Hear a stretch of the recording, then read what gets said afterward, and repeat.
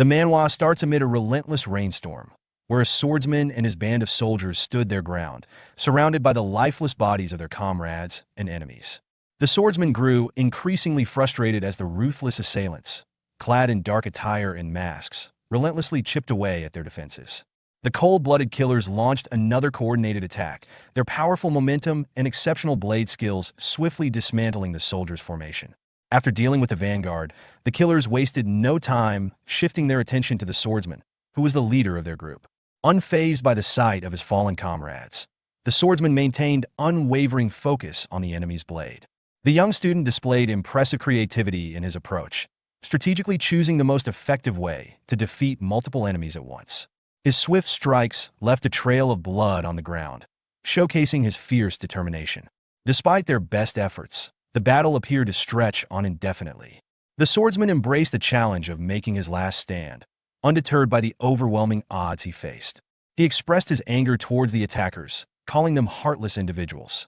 The swordsman had planned to engage in transactions with the area's influential military and economic leaders, but the circumstances had unexpectedly become perilous. They had made an agreement, only for him to be deceived, both literally and metaphorically. Regardless, the swordsman was determined to defend his master in the carriage, no matter what, even if it meant giving up his own life. The young leader inspired his remaining comrades, encouraging them to persevere with all their might, promising them that assistance was imminent. The culprit, on the other hand, had foreseen this turn of events and had arranged a malevolent surprise. The supposed reinforcement unit, intended to assist them in battle, had already been ruthlessly annihilated. The severed heads were collected as a somber reminder of the challenging situation faced by the main forces. The swordsman was left questioning the state of the world after witnessing the brutal annihilation of the cavalry by an incredibly powerful man. As an approaching banner came into view, the true gravity of their predicament became increasingly evident and incredibly frightening. The Myram Alliance leader, the legendary first heaven-piercing sword, Dam Chunha, had joined the battle. Upon observing the desolate battlefield, he couldn't help but recognize the impressive might of the Ice Pavilion, astonished by their resilience in withstanding the Miram Alliance. The swordsman, with a bold and rebellious spirit, grinned and fired back at the corrupt leader, confidently stating that his cockiness was only possible because the master of the Ice Pavilion was nowhere to be found. Filled with fury, the master assassins could not bear any form of disrespect towards their leader. Speaking out against their lord was considered a serious offense, resulting in severe consequences. Just as things were about to get worse, a figure emerged from the carriage. It was a woman, her face filled with a mix of fear and concern. She passionately urged everyone to take a momentary break, and the swordsman respectfully referred to her as Miss Wayne. She confidently assured him that she would be perfectly okay. Unexpectedly, the Crooked Lord also ordered his death squad to cease their actions, and they obediently followed his command. Amidst the chaotic battlefield, a young girl and a formidable elderly man faced off against each other. Miss Wayne attempted to initiate a conversation with the Lord, but he went on a rant, accusing her of being misled by monkeys and bringing shame to Dam Chunho's reputation. However, he recognized that errors are a part of life and can be pardoned. Underscoring his position as her father, he offered her a chance to go back to where she truly belonged. Miss Wayne asked if the remaining men of the Ice Pavilion would be spared if she agreed. Her father's stern gaze left no room for negotiation. Confronted with this situation, Miss Wayne found herself compelled to offer yet another apology to her demanding father. The leader of the Miram Alliance paused to absorb his daughter's reply before swiftly drawing his sword, its blade catching the moonlight. The swordsman, filled with a surge of creativity and resourcefulness, attempted to intervene in the face of the impending tragedy. But alas, his efforts were in vain. Without any hesitation, the determined individual sternly reprimanded their daughter for going against their wishes. As the swordsman sought vengeance, the lifeless form of Miss Wayne fell to the wet earth, leaving her father to mourn the loss of his beloved child. He said he lost her because of mindless orcs. With the matter resolved, he made a firm commitment to reclaim the essence of the Central Plains. It was the responsibility of his ruthless soldiers to handle the situation and tidy up the aftermath. The assault acted quickly, eager to spill the blood of the Ice Pavilion. Nevertheless, the swordsman stood confidently, effortlessly dispatching the initial onslaught with his own master technique. With unwavering determination, he rallied his remaining comrades, inspiring them to bravely battle until the very end. After Miss Wayne's passing, Their sole focus shifted towards seeking revenge. The sight of the once lively woman's distressing condition motivated them to confront the culprits with all their might. As Miss Wayan's consciousness faded, her only desire was to return. She had made a commitment to someone, but now it felt like an insurmountable challenge. Maybe in a different existence, she would have the opportunity to fulfill that pledge. In the ice pavilion, the leader of the pavilion, Northern Sea Palace Master Seal Mudak, sat on his throne, deep in thought as he tried to make sense of the reports he had received.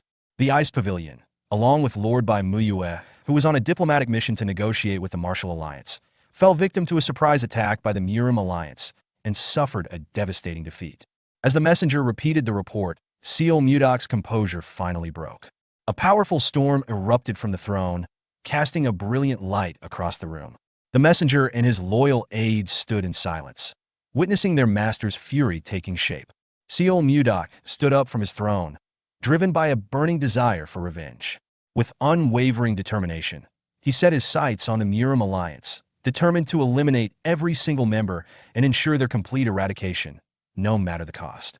Backed by the formidable combat force of the Northern Sea Palace, the Central Plains were on the brink of witnessing an extraordinary demonstration of power. Years later, on a chill winter evening, the epic battle fought by the Northern Sea Palace reached its thrilling climax. With their relentless drive, it was only a matter of time before they pushed the formidable Alliance leader to their limits.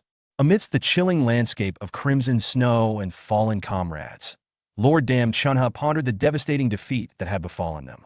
Overwhelmed by numerous severe injuries and completely drained of his strength, he pleaded for a quick end. Master Seal Mudak looked down at the supposed powerhouse with a strong sense of resentment. Before reaching his breaking point, he passionately questioned the motives of a father who could commit such a heinous act against his own daughter. He sought to understand the unfathomable reasons behind a man taking the life of his own flesh and blood. To the astonishment of everyone, Dam Chunha couldn't help but let out a mischievous laugh instead of providing an answer. From his point of view, the leader's daughter's involvement in romantic games with someone like Seal Mudak was quite disappointing. It would have been a bigger mistake to let her keep living and further damaging his reputation. Mudak didn't waste any more words on the person. With a flick of his hand, he conjured the chilling power of ice. In his final moments, Dam Chunha couldn't resist taunting Mudak one last time, boldly stating that although the palace master had conquered Jiangnan, he would never achieve his deepest desires. He suffered a devastating injury, with ice piercing through his chest. Despite his impressive achievements, Dam Chunha's overconfidence proved to be his undoing. As he faced his last moments, a montage of memories played out before him. He remembered the joy of carrying his young daughter on his shoulders, the times when his ambition consumed him and he neglected his role as a father, and the instances when he exerted too much control over Wayan's life. He recalled the evening she reached her breaking point and escaped from her ordinary life. The final recollection that plagued him was the instance when he tragically took his daughter's life. Even in his last breath, the creature felt a burning anger and bitter resentment. That night was a turning point of great significance. With the passing of Dam Chunha, the leader of the Murim Alliance, the epic battle that had raged on for 6 years finally reached its conclusion. The legendary figure of the Northern Sea Palace Master Seal Mudak, emerged as the triumphant victor. That evening marked his rise to power as the undisputed leader of the Central Plains. Nevertheless, Seal Mudak showed no signs of happiness or excitement. He peacefully observed the moon, embracing the gentle snowfall. After the war came to an end, a new era of tranquility emerged at a solitary, withering flower rested upon the Lord's desk in his private chambers. When all was said and done, Seal Mudak was left with nothing but a wilting flower. He distinctly recalled Wayan enthusiastically summoning him to witness something remarkable. With a burst of energy, she burst into his room, proudly presenting a beautifully blossomed flower, the lotus of love. Legend has it that this flower would only reveal its vibrant petals when it sensed a deep connection between two people. Wayan couldn't help but feel emotional. Although she had always been confident in Seal Mudak's affection for her, she started to feel anxious about the lotus not blooming. However, it had flourished magnificently, providing evidence that their affection was mutual and that Mudak genuinely cared for her. He held her close, showing that she was the center of his attention. Ever since, he had felt immense gratitude towards the flower for bringing Wayan so much joy. With an unwavering devotion, Mudok planned to transform an entire garden into a breathtaking display of lotus of love flowers, a heartfelt tribute to the person who captured his heart. Despite his best efforts, she remained ingrained in his memory. Indeed, he had fought against the entire Miram alliance on her behalf. The dying lotus of love unexpectedly started to shimmer and blossom, much to Mudok's amazement. Baffled by this seemingly impossible occurrence, he called upon his loyal shadow, Myong, who promptly materialized. Mudok was desperate for someone who could unravel the mysterious events that unfolded right before his eyes. He was willing to go to great lengths, even scouring the vast central plains in search of knowledgeable experts. Myong quickly carried out the master's commands. After a few days, all the necessary preparations were finished, and a group of individuals was escorted to the Grand Palace. The Manbaksha, known for their extensive knowledge, had assembled at the Northern Sea Ice Palace, yet they were unaware of the purpose behind the new superpower's invitation. Their moment of uncertainty quickly dissipated when a powerful voice from above beckoned them to approach. A door swung open, casting a brilliant beam of light upon them. Despite their hesitations, they had no alternative but to move forward. As they stepped outside, the Manbaksha were amazed by the incredible sight that unfolded before their eyes. A vibrant garden bursting with an array of beautiful lotus of love flowers. Even the most seasoned experts among them had never seen a garden so full of these mythical flowers. Encountering one in a lifetime is a rare occurrence for most individuals. The stems were adorned with an exquisite symbol of love, as if delicately crafted by divine hands, leaving no room for doubt that they were truly the lotus of love. The Manbaksha were in awe of the impressive cultivation of an uncommon flower in such large quantities. One of the Manbaksha asked the others if they liked the flowers, and in their excitement, they almost forgot to inquire about the man's identity. Seol Mudok presented himself as the garden's proprietor, but among the ordinary people, he held the title of the supreme leader of the Central Plains, the most influential figure in the kingdom. He described how their love had brought forth these blossoms, but when she passed away, the first flower withered away as well. Surprisingly, that lone flower had somehow been brought back to life and blossomed once again. Although the Manbaksha were highly knowledgeable scholars in the Central Plains, this phenomenon may have been outside their area of expertise. Luckily, the oldest Manbaksha was able to come up with a potential explanation. Mudok's excitement peaked as he eagerly requested the old man to reveal his theory. The older individual theorized that this occurrence could be ascribed to an individual undergoing rebirth in a different physical form, commonly known as reincarnation. There was a possibility that the palace master's departed love had found a new life somewhere in the world. Mudok's curiosity and obsession were piqued. The old man insisted that if his theory didn't hold, there could be no other explanation for the second bloom. At last, the palace master had regained a semblance of hope. He had succeeded in entering the Central Plains and unifying the entire region, fulfilling the long-cherished wish of the Northern Sea. But all that had remained was emptiness. Now was the time to remedy that. As the Northern Sea prospered, Mudok's longing for Wayan only grew. The day he lost her, he couldn't find a purpose to continue living aside from the burning hatred against the Miram alliance. Mudok demanded details and plans at once. It was said that the lotus of love glowed when two lovers were in the same place, a concept they would use as their basis. Mudok knew this to be true. As the night Wayan showed him the lotus, it had glowed for the first time. However, carrying a live flower might prove difficult, so the old man suggested crafting the lotus of love into a piece of jewelry for easy transport. Mudok entrusted everything to the old man and the Manbaksha, setting a departure date in 10 days. If all went well, he promised to reward each Manbaksha with 100 nong of gold, a sum that sounded like generational wealth. The palace master departed from the garden, leaving the scholars to work on the plan. This single meeting had lifted Mudok's spirits from the depths of despair. He had truly believed he would never see the love of his life again, but now Mudok had hope once more. He had a purpose. This time, he swore never to let go of this hope, no matter where Wayan might be. Even if it was in the deepest depths of hell, he would follow. He could only hope that Wayan could wait for him. It had been a while since the search began. The team, led by the palace master, continued to set sail in search of the possibly reincarnated Wayan. Inside the ship, Mudok had been stressing over the routes they needed to scour. They had nearly covered the entire Central Plains, and the only place left to look was Hainan. 3 years and 5 months had passed since he started the search for the love of his life, yet he hadn't found her anywhere in the Central Plains. During this time, he never neglected his cultivation. Mudok had advanced from the transformation realm to the profound realm, experiencing complete metamorphosis twice, and yet the search continued to bear no fruit. His only hope was the region of Hainan. With the lotus of love jewelry around his neck, Mudok couldn't afford to give up now. He remembered the last time they shared a meal. He had been vehemently against her going to the meeting in person, but Wei had insisted that her father had decided to attend the negotiations. She believed that if she was there, maybe the Murim leader would understand Mudok's vision. Mudok had considered the possibility of a trap, but Wei wanted to put her trust in her father just this once. Upon careful consideration, Mudok had sighed and given in, unable to resist Wei's whims. He had agreed on the condition that if anything seemed off, she must not hesitate to get out of there and come back to him immediately. Before departing, Wei had left him something very important, a golden ring fashioned into a necklace. It was a keepsake from her late mother, said to have the power to return to the person who gave it. She believed that the necklace would always lead them back to each other's arms. The last thing Mudok heard her say in her sweet voice was not to worry about her, as she would never leave his side. In hindsight, Mudok regretted letting her go like that. He knew he should have stopped her at all costs back then, but dwelling on what-ifs was futile now, especially when the ship crew was clamoring about an approaching storm down on the deck. The poor shipmates held on for their dear lives as strong winds and heavy rain tested their boat. Mudok came upstairs to see what the chaos was all about. A sudden storm was not on their itinerary at all. Upon seeing the full view of the storm, even the strongest man in the realm was taken aback.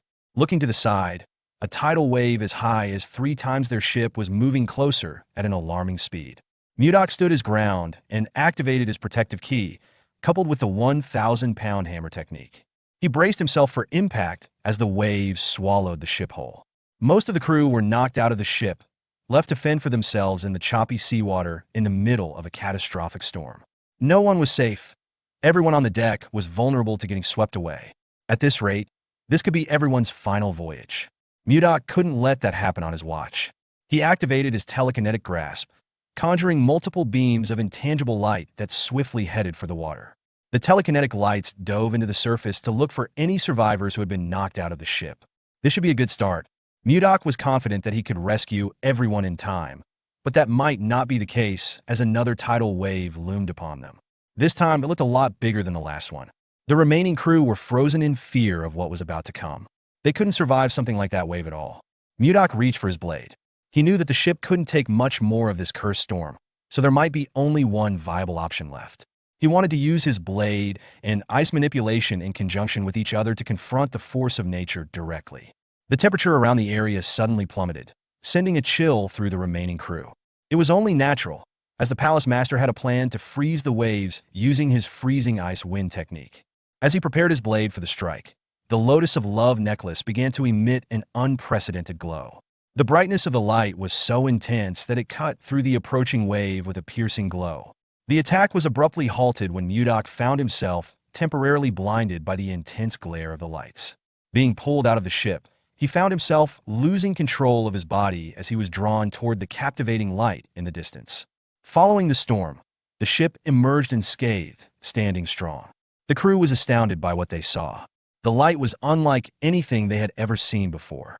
As the gloomy skies dissipated, a breathtaking tropical paradise unfolded before their eyes, with a stretch of land within reach. As for the Palace Master himself, it seemed that he had also managed to survive the peculiar storm, but when he finally opened his eyes, he appeared to be in a state of utter exhaustion and disarray. As he surveyed his surroundings, he noticed an assortment of luggage and boxes filled with supplies scattered about. He found himself confined within a cramped carriage. How did they even end up in this situation? He recalled battling a tempest out on the open ocean, and in an instant, he found himself in this unfamiliar place. Mudok barely had time to acclimate and orient himself before a piercing scream echoed from outside in the vicinity of the carriage. A group of individuals transporting provisions found themselves pursued by enormous houseflies across a picturesque meadow. A woman and a young girl crouched behind a cluster of leaves, observing as a few houseflies were swiftly eliminated. A scholarly individual and a young person were attempting to ward off the flies using only a meat cleaver. A surprising turn of events saved them from a potential sneak attack by one of the flies. A mysterious force suddenly appeared, obliterating the oversized bug and cleanly severing its body in two. A mysterious force emerged from the luxurious carriage in their traveling group. After everything had calmed down, Seol Mudok's finger remained pointing up in the air.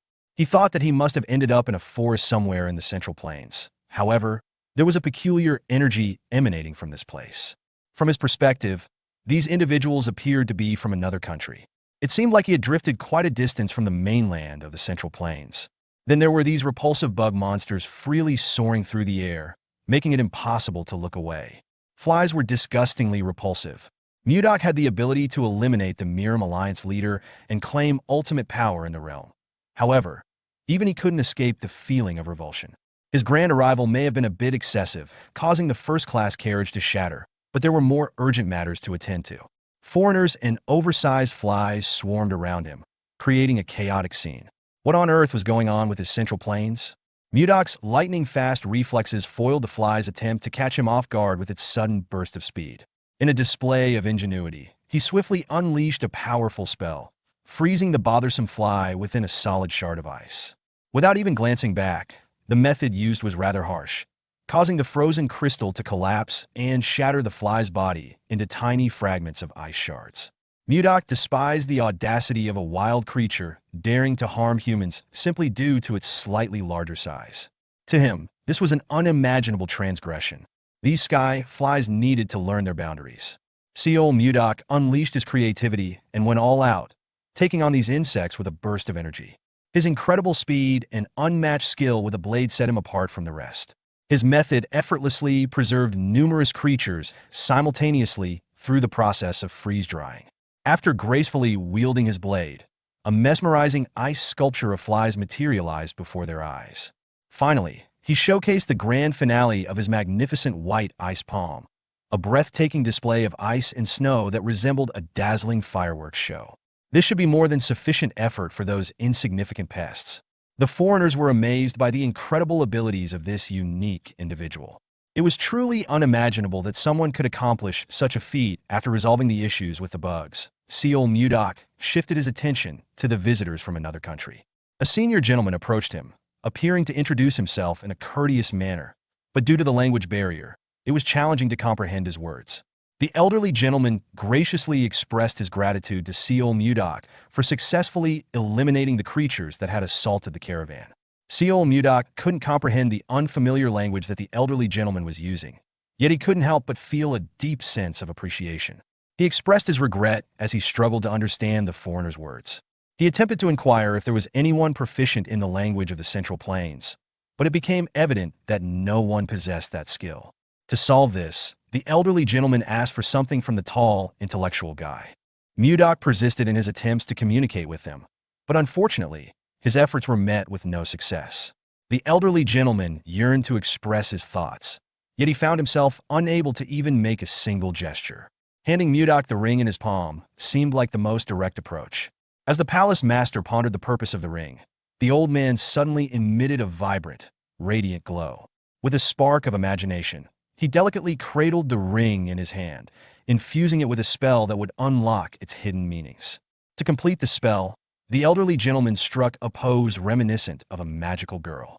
It was quite an unsettling experience. To say the least, even Mudok would definitely agree with me on this one. Now, he considered the old man to be quite eccentric. The wise elder cleared his throat, and suddenly he spoke a language that Mudok could fully comprehend. I was captivated. The old man had become fluent in the language of the Central Plains thanks to the ring he possessed. Now that they were able to communicate, the elderly gentleman introduced himself again, this time as Edmund Roll, the esteemed leader of the Roll Merchant Association. He wanted to express his appreciation to Mudok for rescuing their modest merchant association. He was curious about the name of their savior and wanted to ask this incredible mystical warrior. Curious and imaginative, Mudok was intrigued by the concept of a magic swordsman and willingly shared his name. Edmund was completely taken aback by the surprising news. Can you believe this person doesn't even know what a magic swordsman is? Mudok is a true master of combining swordsmanship and magic, embodying the essence of a magic swordsman. It's pretty clear my friend Mudok was completely clueless about the concept of magic. Now, Edmund was feeling extremely overwhelmed. This mysterious individual with silver hair had just demonstrated a mesmerizing display of ice manipulation in front of a captivated audience. However, to everyone's surprise, he professed to have no knowledge of the mystical arts. It's quite intriguing, the palace master thought. He despised being left with unanswered questions. Seol Mudak was growing increasingly frustrated as Edmund struggled to articulate these fundamental ideas. If it weren't for Mudak approaching him with ice magic in hand, demanding answers, he might have stood there pondering indefinitely. Edmund was certain that the person they were dealing with was completely insane. The elderly gentleman entered the room since this Mudak individual was unaware. They would simply explain in straightforward language before becoming extremely upset and going on an intense rampage. Ultimately, Edmund had no choice but to provide an explanation for this unfamiliar notion of magic. They chatted until the sun set. Only then did Mudak feel a sense of fulfillment from the new knowledge he acquired. The palace master could never have fathomed the existence of magic in this region of the Central Plains. The world was incredibly expansive. Edmund couldn't help but notice the constant chatter about the Central Plains, even though he had no clue about its location or significance. When he inquired, Mudak felt a slight sense of offense. Why would this elderly gentleman inquire about the location of the Central Plains when we are already standing right on top of it? Mudak inquired.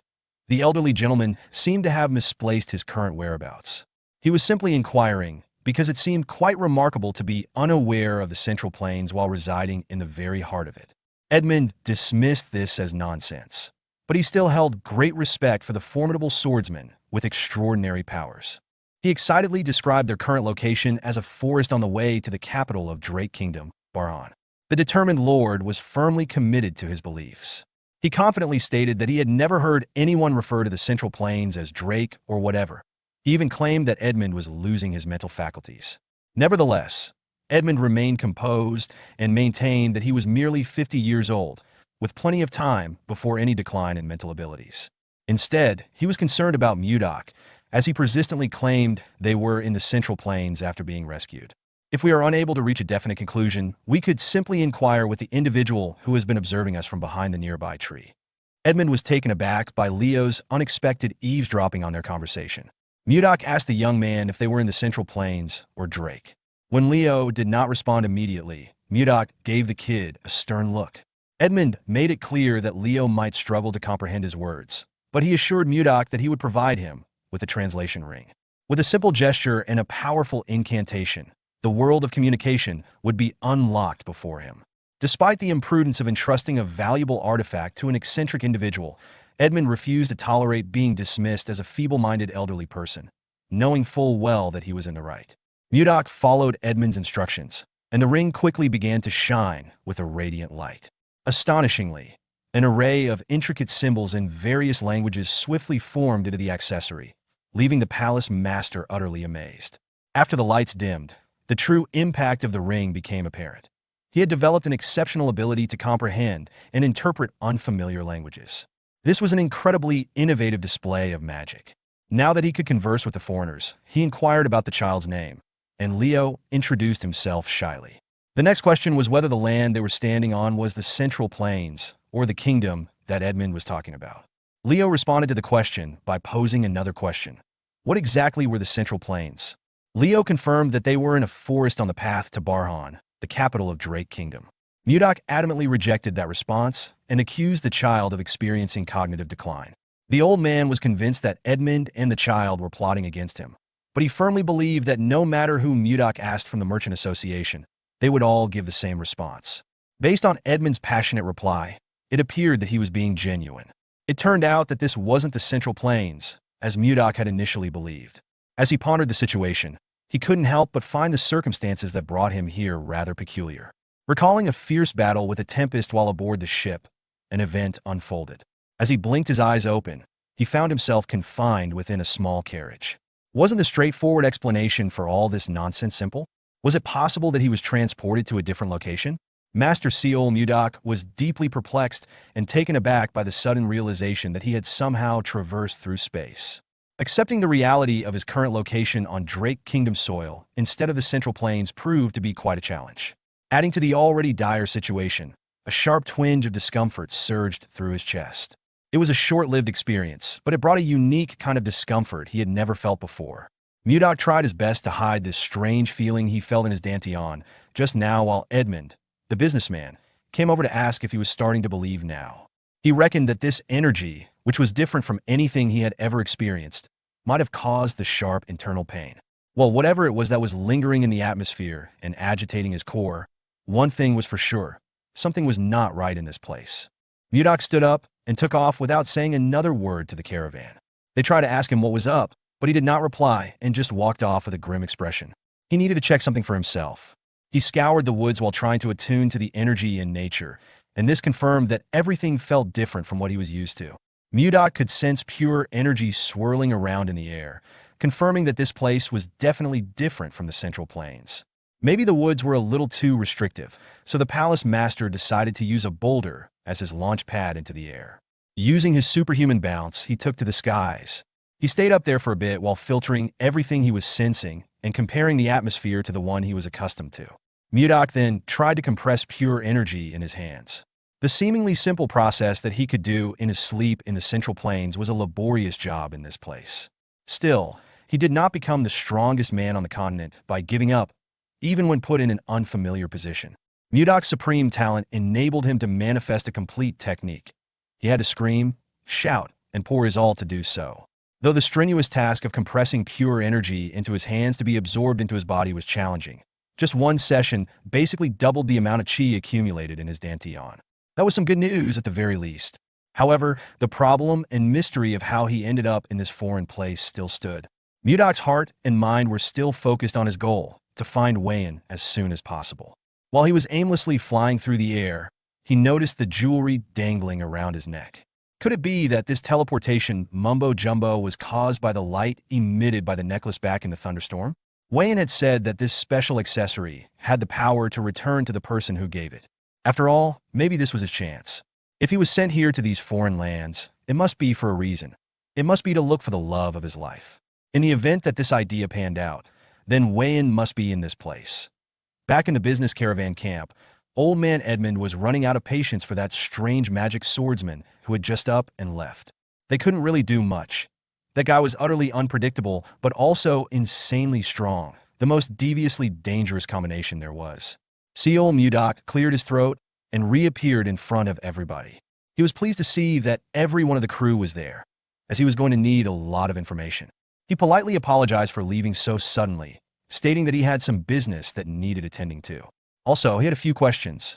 Edmund awkwardly smiled and entertained the magic swordsman's questions, but inside, he was feeling creeped out by Mudok's smile.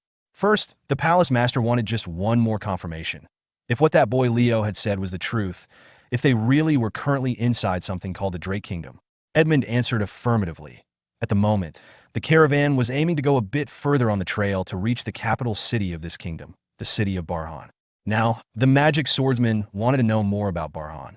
A kid laughed and butted into the conversation, commenting that Mudok seemed to be absolutely clueless about their current location, almost as if he was one of those people who spent all their time training in the mountains.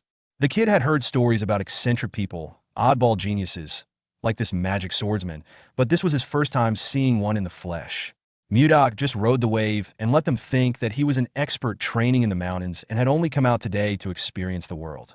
This was certainly a convenient excuse as to why he did not know anything about what was happening or where he was. Barhan Drake, he had never heard of these places before.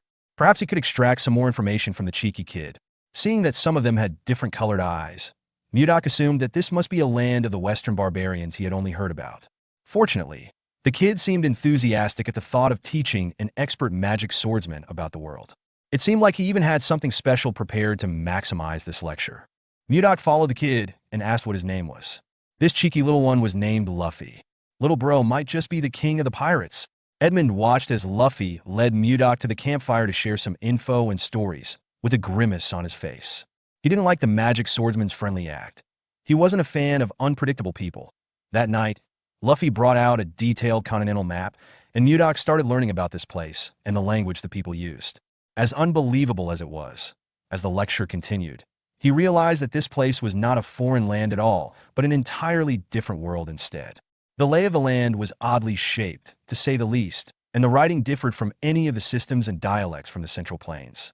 Furthermore, in this world, not only were there other species like the graceful elves and hard-working dwarves, but there were also similar races with their own sets of customs and culture, like the beastmen. Mudok learned that of all the diverse species in this realm, there was one that was considered to be the undisputed strongest creature, known as a dragon. Luffy described them as lizards with wings, or something along those lines. Then there was something called warp magic and magic circles. These ones might be related to the reason why he was transported to a different realm in the first place. According to the kid, warp magic could only be used by fifth circle mages and above. They would draw a round magic circle on the ground and chant their spells. Then one could instantaneously travel to wherever one wished. The better the mage's ability was, the further one could warp. The inexplicable sorceries in this place might be the toughest pill for the palace master to swallow. If there were untapped powers in this world that he had never encountered before, then what other amazing things could this new world hold? In a contemplative state of mind, Mudok looked up to the skies and noticed something he had not seen before. Up in the starry night sky were not one, not two, but 3 whole moons lighting up the evening among the clouds. Now, Mudok was a full-on believer who had somehow warped into a different world. This realm was just way too different from any place in the Central Plains. Maybe he was right in thinking that Wei-In had something to do with these events. Perhaps she really did summon him into this world. While our boy was lost in thought, the people of the caravan were in chaos. The scholarly man was yelling at someone named Savina to stop what she was trying to do. Mudok turned his gaze towards the commotion, maintaining a high sense of vigilance. He couldn't see what was happening, but from the emotionally charged noise alone, he could tell that something serious was happening at the campfire. The blonde young lady looked like she was enraged by something. She was yelling at everyone while thick and unnatural discolored veins popped up along her neck. Blondie was holding a little girl hostage with a knife in her right hand. She warned everyone to maintain their distance and not get any closer, swearing that she would kill everyone in sight. The scholarly man tried to plead with Savina to calm down and promised that when they reached the capital, they would be able to heal her sickness, as there were many capable magicians in the capital. Emma would even call in a few favors too. Savina just needed to let go of the scared little girl Annie. Savina didn't buy a word that the scholarly Charles was saying. She wasn't a fool. Even if they reached the capital on time, healers were rare. If they managed to find one, the astronomical cost of their services would be impossible to afford. There was an assassin bug's egg lodged deep in her heart, and it could hatch into a larvae at any moment, killing her. No one could deal with this problem. Charles wanted to refute what she was saying, but Savina was right. It was highly likely that she would helplessly die soon when the egg hatched into a larvae. It wouldn't just tear her apart. The same would also happen to Annie, who was exposed to the eggs at the same time. She was in the fight earlier. Savina thought that the only humane way to go was to die before the disgusting hatching began, while they were still in one piece and lucid. But the mysterious magic swordsman might have a few words to say to the young lady. Now that Mudok had a rough idea of the overarching situation, he reached his hand out while it emanated the essence of frost. No one saw him move. They just heard his voice, and suddenly Savina's dagger aimed at the child's neck was now in his hand. Mudok offered to treat her. In exchange, Savina was scared, confused, and paralyzed. Mudok just instructed her to come and sit down for a minute, as the treatment must be done soon. Edmund interjected, asking if Sir Magic Swordsman was also well-versed in the art of healing magic. Mudok admitted that he was wholly unfamiliar with the concept of magic, as he only knew a few healing techniques passed down from where he was originally from. When Mudok told Edmund and Charles to calm down for now, they felt a huge weight lifted from their shoulders. The old man came up to him and started begging for the children to be saved. He didn't have much to give as payment, but he would gladly repay the magic swordsman with all his heart. That just creeped Mudok out. He was already going to heal the kids without all the weird offerings old man Edmund proposed. He announced that he would begin the treatment, so everyone should step back a little bit. Edmund led his people to follow the magic swordsman's instructions to back off while Mudok walked closer to his patients. He assured Savina and Annie that there was no need to be so tense, as the treatment wouldn't take long to finish. All the girls had to do was close their eyes, relax, and believe in the expert's technique. Mudok started manipulating their internal energy, which seemed to cause minimal discomfort. The bug's eggs should be near their hearts, so the focus of this operation was quite sensitive. Using just his palm and his ability to sense inner energy, Mudok tried to locate the bug eggs diligently. Upon sensing some suspicious foreign material inside the girls' hearts, he stopped and his eyes widened. He had finally found it, the root cause of what made Savina act all crazy. Their hearts were under a lot of stress while the bug eggs rapidly maturing. In a tense atmosphere, everyone watches as Mudok prepares to treat Savina and Annie, who are suffering from the effects of bug eggs lodged in their hearts. Fortunately, the eggs have not yet hatched. Mudok contemplates whether he can control his energy to burn the eggs without harming the girls' hearts. As he concentrates, his hand begins to shine, and he channels his powers into their bodies. When his energy reaches inside their hearts, both girls start to glow and pant heavily from the strain of the treatment. After a moment, Mudok stands up and confidently declares that the procedure is complete. The girls are astonished, questioning if he is serious. Mudok explains that he has destroyed all the bug eggs, allowing them to rest easy now. Edmund and the others express their amazement at Mudok's abilities. Edmund approaches Mudok to confirm that both Annie and Savina are indeed fine. Leo, curious about the outcome, asks if it is all over now. Mudok reassures them, stating that there will be no side effects from the procedure. Savina expresses her gratitude, calling him a savior, and everyone bows in appreciation. As admiration for Mudok grows, especially from Luffy, he steps onto a nearby cliff and sits down under a tree. Feeling the weight of the day, he touches his necklace, feeling a deeper longing for Wayne. He gazes up at the 3 moons in the sky, wishing for a reunion. The next morning, carriages make their way toward the kingdom, with Edmund leading the exhausted group. He complains about the scorching weather. Luffy offers him some water, to which Mudok gratefully responds. Observing the water's warm temperature, Mudok decides to cool it down by releasing a bit of cold energy. After some effort, he manages to make the water colder and drinks it eagerly. Luffy comments on the intense heat of the day and checks in on Mudok, asking if he's doing all right. Mudok replies that he's managing, saying it's better than before. Luffy then notices a strange sound coming from his water bottle. Mudok, with a playful gesture, touches Luffy's face with the bottle, surprising him by revealing that it's cold. Astonished, Luffy asks why the bottle is so cold. Mudok advises him to drink it, and Luffy begins to gulp down the chilled water. As the cold liquid runs down his throat, Luffy wonders if it's like drinking ice, feeling a refreshing splash of cold throughout his body. Mudok, smiling, asks if the water is refreshing. Luffy, delighted by the experience, asks if Mudok could also freeze his own water bottle, his eyes sparkling with excitement. Mudok, having appreciated Luffy's help earlier, agrees to his request. He uses his powers to chill Luffy's bottle and, after a short while, announces that it's done. Luffy becomes overjoyed, while Mudok, still smiling, gazes at his reaction. However, Mudok's expression changes abruptly as he notices everyone else around them holding out their water bottles. Realizing that they too want their water bottles frozen, they begin pleading with him to do the same. Mudok, though slightly amused by the situation, decides to grant their wish. After using his powers again, everyone is seen joyfully sipping cold water from their bottles, all with sparkles in their eyes. Mudok smirks, thinking to himself that while it wasn't difficult to grant their requests, this might open the door to further demands. At this point, Edmund taps Charles on the shoulder, asking what's going on. Charles turns around to find Edmund behind him, who is also confused and asks someone to explain the situation. Luffy informs Edmund that the magic swordsman Mudok made him some ice water, and the others saw it too. Surprised, Edmund asks what ice water Luffy is referring to. Sweating profusely from the heat, Edmund hurries over to Mudok, who notices his condition and asks what's wrong. Without hesitation, Edmund sits in front of him, takes out his own water bottle, and requests some ice water as well. Mudok, a bit puzzled, agrees and tells Edmund to pass him the bottle. As Mudok cools the water, he reflects that staying with the caravan to learn more about this place could be beneficial, especially now that he has solved the language barrier. Offering ice water seems like a simple enough task. After a moment, Edmund starts gulping the chilled water, thanking Mudok. But soon, Edmund begins to feel something strange and questions Mudok on how he created the ice. Mudok, confused by the inquiry, asks if something is wrong. Edmund, with a serious face and sparkles in his eyes, responds with enthusiasm, stating that the ice is absolutely perfect. He explains that he has tried all the ice available on the continent, but none compare to the quality of this ice, which he finds truly extraordinary. Mudok is perplexed, asking how the ice could taste different, as he simply froze the water. Edmund clarifies that when mages create ice using the cold attribute of mana, impurities from the mana often get mixed into the ice, affecting its taste.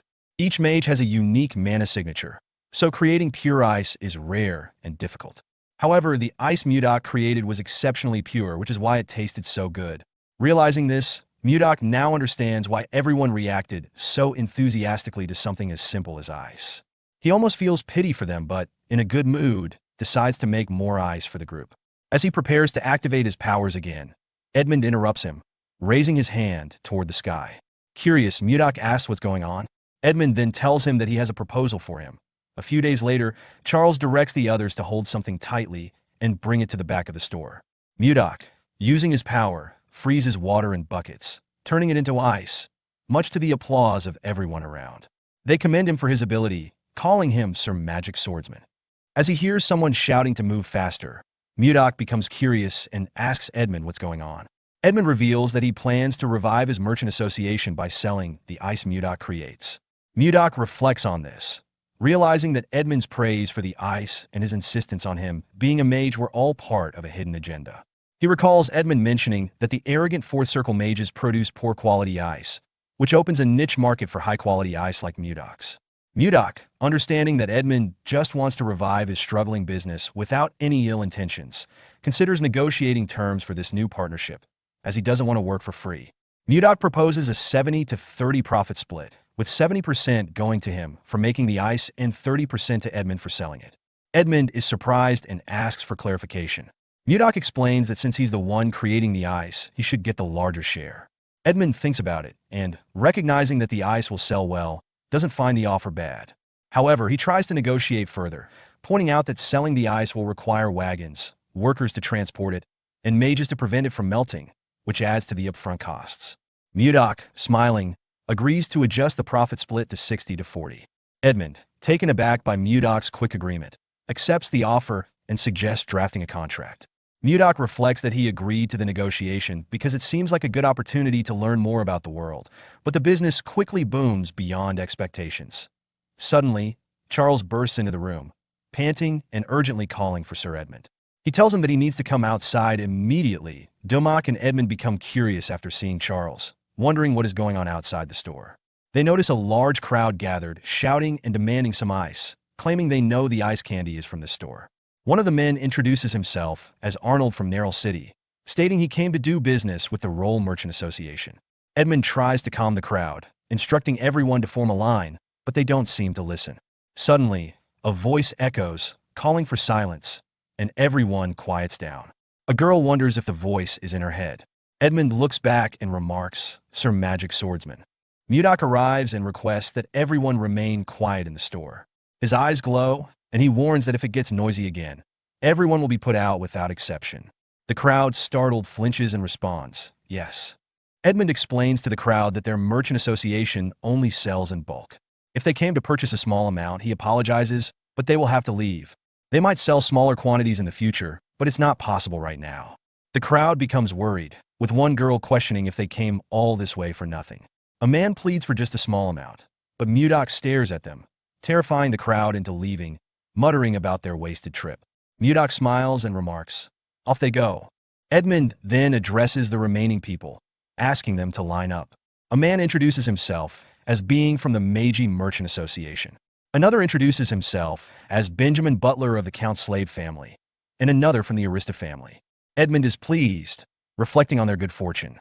The Meiji Merchant Association is one of the top 10 on the continent, and they now have the kingdom's prestigious Count Slave family and other noble families involved. Edmund knew they could make a lot of money, but he hadn't expected to be this lucky. He realizes that all this success is thanks to Sir Magic Swordsman. Without him, the Merchant Association wouldn't have had this opportunity to revive itself. Edmund notices Mudok yawning and suggests that he take a break now that the busiest part of the day is over. Mudok asks if everything is under control, and Edmund confirms that he can handle the rest. Waving his hand, Mudok acknowledges this and wishes Edmund good luck as he leaves. Edmund watches him leave and reflects. Although he feels sorry for Sir Magic Swordsman, he has his reasons for reviving this merchant association, to avenge his parents and siblings who died unjustly, to fully revive the Merchant Association and use the role of the Merchant Association to take revenge on Duke Icarus, who ruined them using the Akasa Merchant Association. He will never give up. So please cooperate with him until then, Sir Magic Swordsman. When he succeeds, he will definitely repay him. Once alone, Mudok prepares for bed, feeling grateful for the hard work he has put in and the financial success he's experienced, which has been steady. He considers gathering information about Wayan and is interrupted by a knock at the door. When he opens it, he finds Savina, a girl he recently met, who has come to bring him snacks.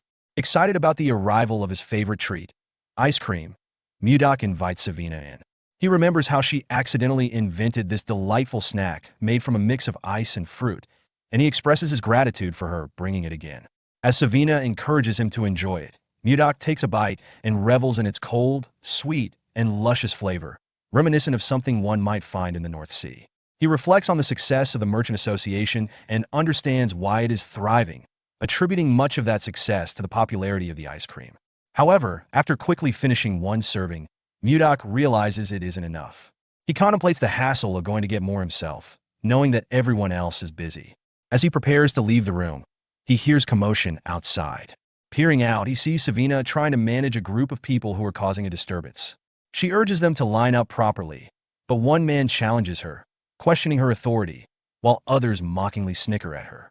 Mudok watches the scene unfold, puzzled about the identity of these individuals causing the ruckus. In the evening, a group of men approaches Savina, with one of them rudely addressing her, demanding she bring out the ice cream. Another man claims they heard rumors about the treat and decided to drop by, threatening her that she better be ready if it doesn't taste good. Savina, frightened, tries to inform them that the Roll Merchant Association doesn't sell ice cream to individuals who skip the queue. She pleads for their understanding. The lead man becomes furious at her response, angrily questioning why she expects nobles to line up like commoners. He expresses his disdain for being in the same vicinity as the mere peasants and accuses her of having a death wish. Meanwhile, Mudok arrives on the scene, silently listening to the escalating confrontation. Savina, despite her fear, stands her ground and asserts that she won't serve the ice cream to nobles just because of their status. The angry man interprets her response as defiance and threatens her, suggesting she might regret her stance. Savina remains confident, thinking that even if things go awry, Mudok will come to her aid. As the tension heightens, the man draws his sword, threatening Savina. She stands firm, but the man warns her that she's provoking danger. Just as the situation seems dire, another man intervenes, calling the lead man by name and advising him against acting rashly, questioning if he really wants to lower his dignity. The lead man, named Samuel, seems surprised and apologizes, while Savina is startled by the sudden shift in the confrontation. The intervening man approaches Savina and expresses his eagerness to try the ice cream, but his piercing golden gaze sends a chill through her, causing her to tremble. As he presses her to hurry and bring out the ice cream, she feels increasingly scared and requests that he wait, hoping for a resolution to the conflict. As the tension escalates, Edmund steps into the scene, asserting that the Roll Merchant Association does not sell ice cream to those who cut in line. He questions Savina, reminding her of the rules, to which she apologizes. Mudok observes the situation and believes it seems like there is something between them for him to have such a strong reaction. Edmund then firmly instructs the nobles to leave, expressing that he cannot tolerate any further disregard for the merchant rules. Samuel, one of the nobles, becomes enraged at this perceived insult, declaring it outrageous for Edmund to challenge a noble's authority. Edmund clarifies that the refusal to sell ice cream isn't solely due to their cutting in line. He implies there's a deeper issue at play. When a noble in the crowd asks for clarification, Edmund suggests they inquire about Duke Icarus directly. This mention confuses the crowd, who are uncertain about the Duke's involvement. Suddenly, a noble steps forward, demanding to know how Edmund knows his father, Duke Icarus. Edmund is momentarily speechless, and the noble recognizes him, exclaiming that he must be one of the survivors from the Roll Merchant Association. As the noble smirks, the other nobles visibly flinch, recalling the dangerous demeanor that mirrors Justin. Justin then draws his sword, declaring that for the crime of insulting a noble, Edmund will pay with his life. He raises the sword, preparing to attack. In this moment of impending doom, Edmund, frustrated by his inability to avenge his family, closes his eyes, mentally preparing himself for death, feeling helpless in the face of such hostility. Suddenly, Mudok intervenes just as Justin is about to strike Edmund, shocking everyone present. He blocks Justin's attack effortlessly with his hand, prompting Justin to step back in disbelief. Enraged, Justin accuses Mudok of having a death wish for daring to interrupt him. Meanwhile, Mudok sighs, reflecting on the absurdity of the situation. He had simply come to get more ice cream when he encountered the nobles, who had become hostile over a line-cutting incident. Mudok addresses Justin, pointing out that the young nobles lack manners and takes this as an opportunity to teach him a lesson. Confused, Justin questions Mudok's comment, to which Mudok responds that he will correct Justin's behavior today. In response, Justin, furious and insulted, activates his magical sword and charges at Mudok, vowing to kill him. As he swings his sword with destructive force, Mudok remains calm and effortlessly dodges all of Justin's attacks. He remarks on Justin's talent, suggesting it is impressive for someone so young. However, Mudok emphasizes that no matter how many times Justin strikes, he will not land a hit. Mudok explains that righteousness should be accompanied by reason and harmony, asserting that Justin's actions reflect poorly on nobles as a whole. Despite Justin's aggression, Mudok decides to be magnanimous, choosing to adjust Justin's manners rather than retaliate with violence. Justin's anger escalates as he calls Mudok a bastard, questioning how he dares to speak to a noble in such a manner. Mudok appears behind him and explains that discipline is what Justin truly needs to learn respect. This statement takes Justin aback, and Mudok reflects on his actions and remind himself of the teachings from the Central Plains. His attachment to Wayan has made him forget the realities of the world, and he realizes that all truths ultimately come down to him. Determined to assert his dominance, Justin decides to use his skill called Survival of the Fittest, Formless Chi. He launches an attack, but Mudok easily counters it. In his attempt to dodge Mudok's blow, Justin fails and finds a hole in his wrist, causing him to scream in pain as he collapses to the ground, frightened and vulnerable. As Mudok looks at Justin, Edmund appears behind him, astonished and asking what had just transpired. The other nobles watch in terror as Mudok approaches, warning him to stop, claiming they will cut him down if he comes any closer. Undeterred, Mudok continues toward them and asks Justin why he insists on getting up when he could have remained down. The sight of Justin standing up surprises everyone, and Mudok finds it amusing that Justin is putting on such a show of bravery. Mudok activates his powers, stating that if this is how Justin wants to play, he will demonstrate how long Justin can endure. The fight turns brutal, and Justin suffers severe beatings, leaving the other nobles in terror as they witness his deteriorating state. One of the nobles rushes to Justin's side, asking if he is okay and urging him to snap out of it. As he looks around at the rest of the Justin body, he becomes shocked and confused, believes this is impossible. Charles watches the confrontation with a look of confusion, sensing the escalating tension between Mudok and Justin.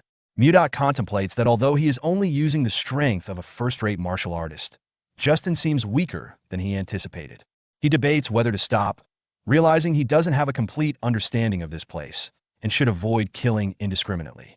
He begins to walk toward Justin, who, filled with anger, demands to know who Mudok thinks he is, insisting he knows his identity as Justin Von Icarus, and how dare Mudok treat him with such disrespect. As Justin screams in fury, Mudok recognizing Justin's tenacity, but questioning whether he should simply kill Justin. He reflects that doing so would make him no better than those he despises. Meanwhile, other nobles rally around Justin, angrily shouting at Mudok, warning him that he cannot get away with disrespecting nobility. They demand answers, their voices laced with outrage.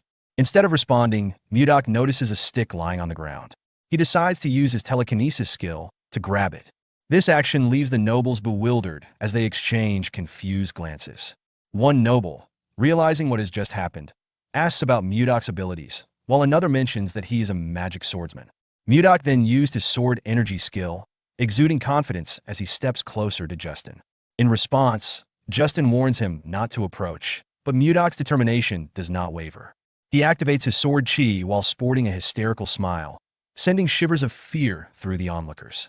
Mudok raises the stick triumphantly, taunting the nobles and declaring that they should come at him. He likens the stick to a club, saying it's the best remedy for their behavior. With a maniacal laugh, he begins to swing the stick, attacking the nobles, who scream in terror as they attempt to escape his wrath. The scene transitions to night, where the nobles are left in a state of disarray and injury, a testament to Mudok's overwhelming strength. Amidst the chaos, Justin, bruised and battered, admits that he was wrong and pleads for Mudok to stop. Another noble echoes his sentiments, acknowledging their mistakes. Samuel, visibly shaken, requests Mudok's forgiveness, assuring him that they won't repeat their offenses. However, Mudok places stick to the ground, teasingly claiming he cannot hear what they are saying as the nobles shiver in fear. Frustrated, Justin's anger simmers beneath the surface, and he vows to take revenge, imagining taking Mudok's head and trampling on it. In a louder voice, he again asserts that he was wrong and promises never to make the same mistake again. Mudok smirks, knowing that a good beating is often the best lesson, regardless of where one is. He warns them to be careful moving forward, solidifying his authority. Edmund and Charles, witnessing the entire ordeal, are filled with gratitude and relief, their eyes brimming with tears as they thank Mudok for his intervention. The next morning at the castle, a meeting is convened, with Count Slave leading the discussion. He informs the assembly that they recently received a report from an informant positioned within the Serbia kingdom. King Tomalova III prompts him to elaborate, and Count Slave details the situation in the northern region of Blackstone, which all kingdoms have successfully reclaimed. He adds that the Heathen kingdom is making efforts to develop land beyond the Sahara Desert.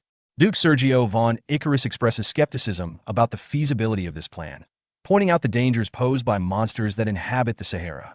Count Slave acknowledges the risks, but suspects that a figure named Anios may have mitigated those dangers. This revelation surprises the king, prompting Count Crash to sweat nervously as he questions the reliability of this information. Count Slave confirms its validity. Baron Arista interjects, asking for clarification about who Anios is. The king recalls hearing that Anios, one of the 10 swordsmen of the continent, has rejected numerous monetary offers and instead roams the continent without allegiance to any faction. Count Crash speculates whether Anios might have fallen in love, which leaves Count Slave momentarily speechless before admitting that this seems to be the case. This revelation piques interest, leading Count Crash to ask for more details. The king, intrigued, inquires who the object of Anios' affections is. Count Slave reveals that it is a familiar figure to them, the younger sister of the current king of Hazen, Princess Daphrin.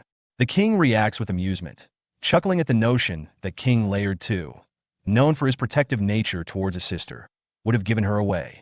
He comments on how the sly king of Hazen is finally revealing his true colors. The king concludes that if this is true, then the Hazen kingdom now boasts 2 swordmasters, enhancing its power and influence in the region.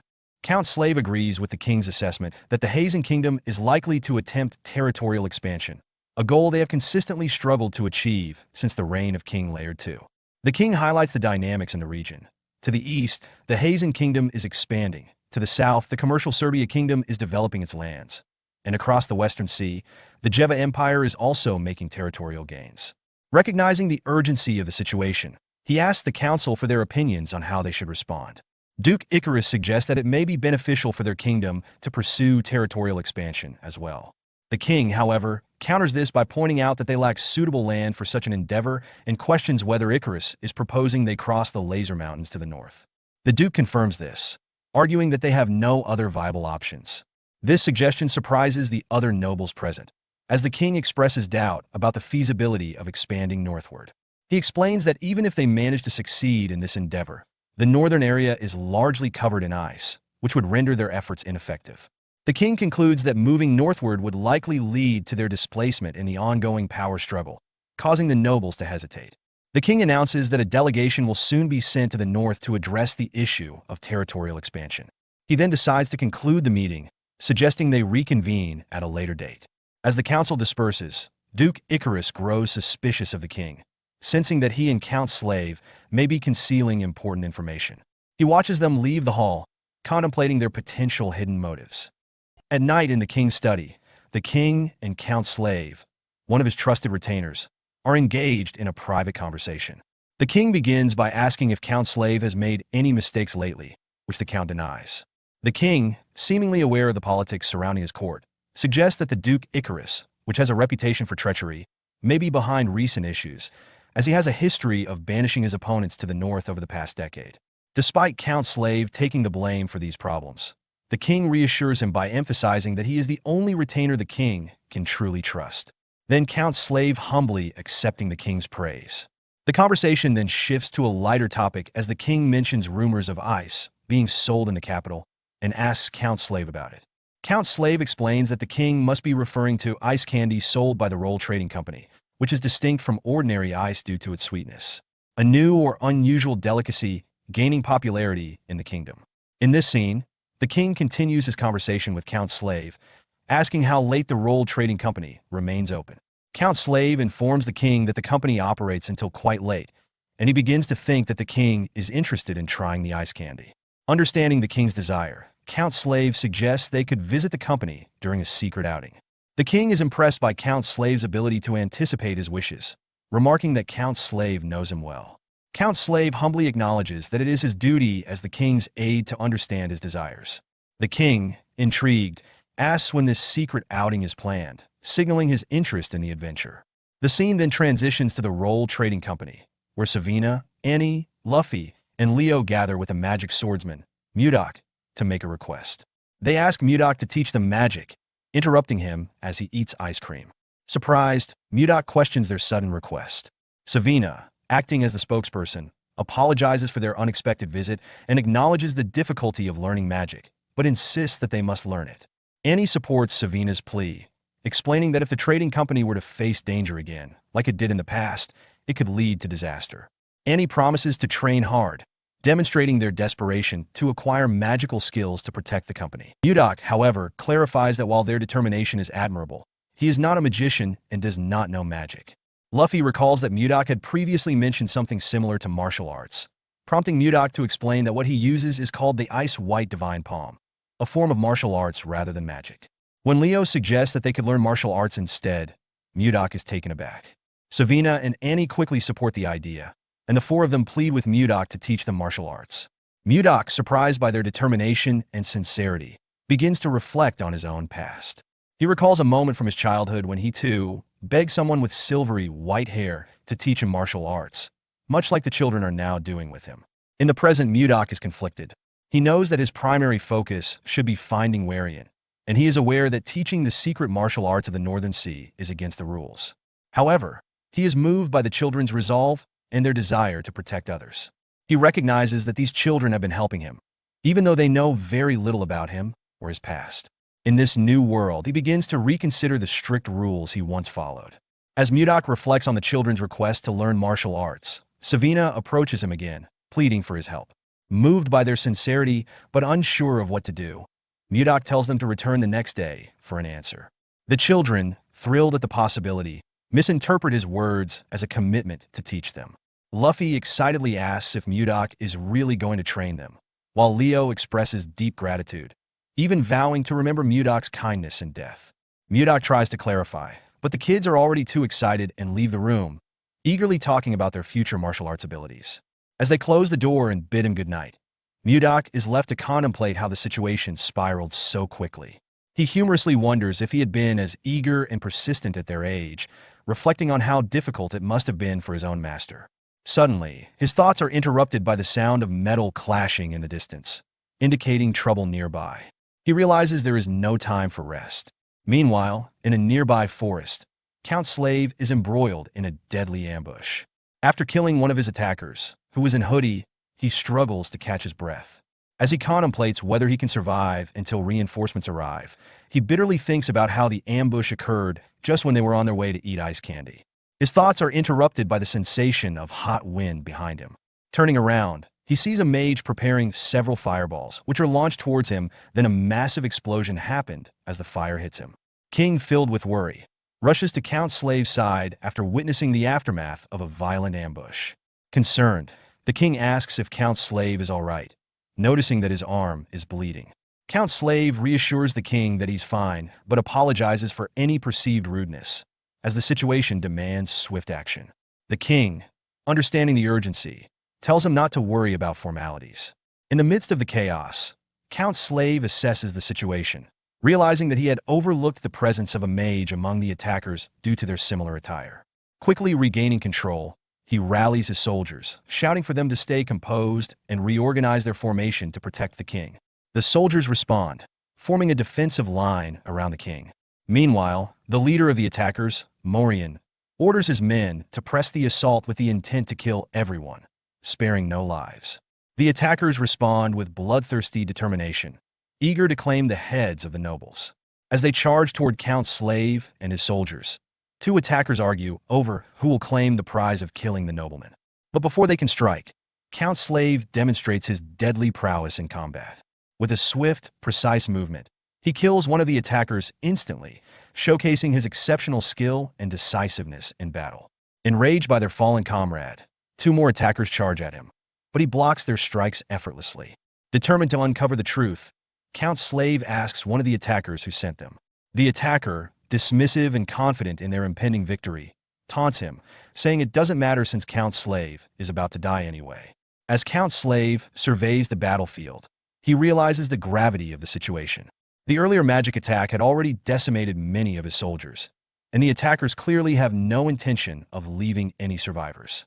In that moment, he reflects that if they lose this battle, the consequences for the kingdom will be dire. His foremost concern is protecting the king, and he steels himself for what's to come.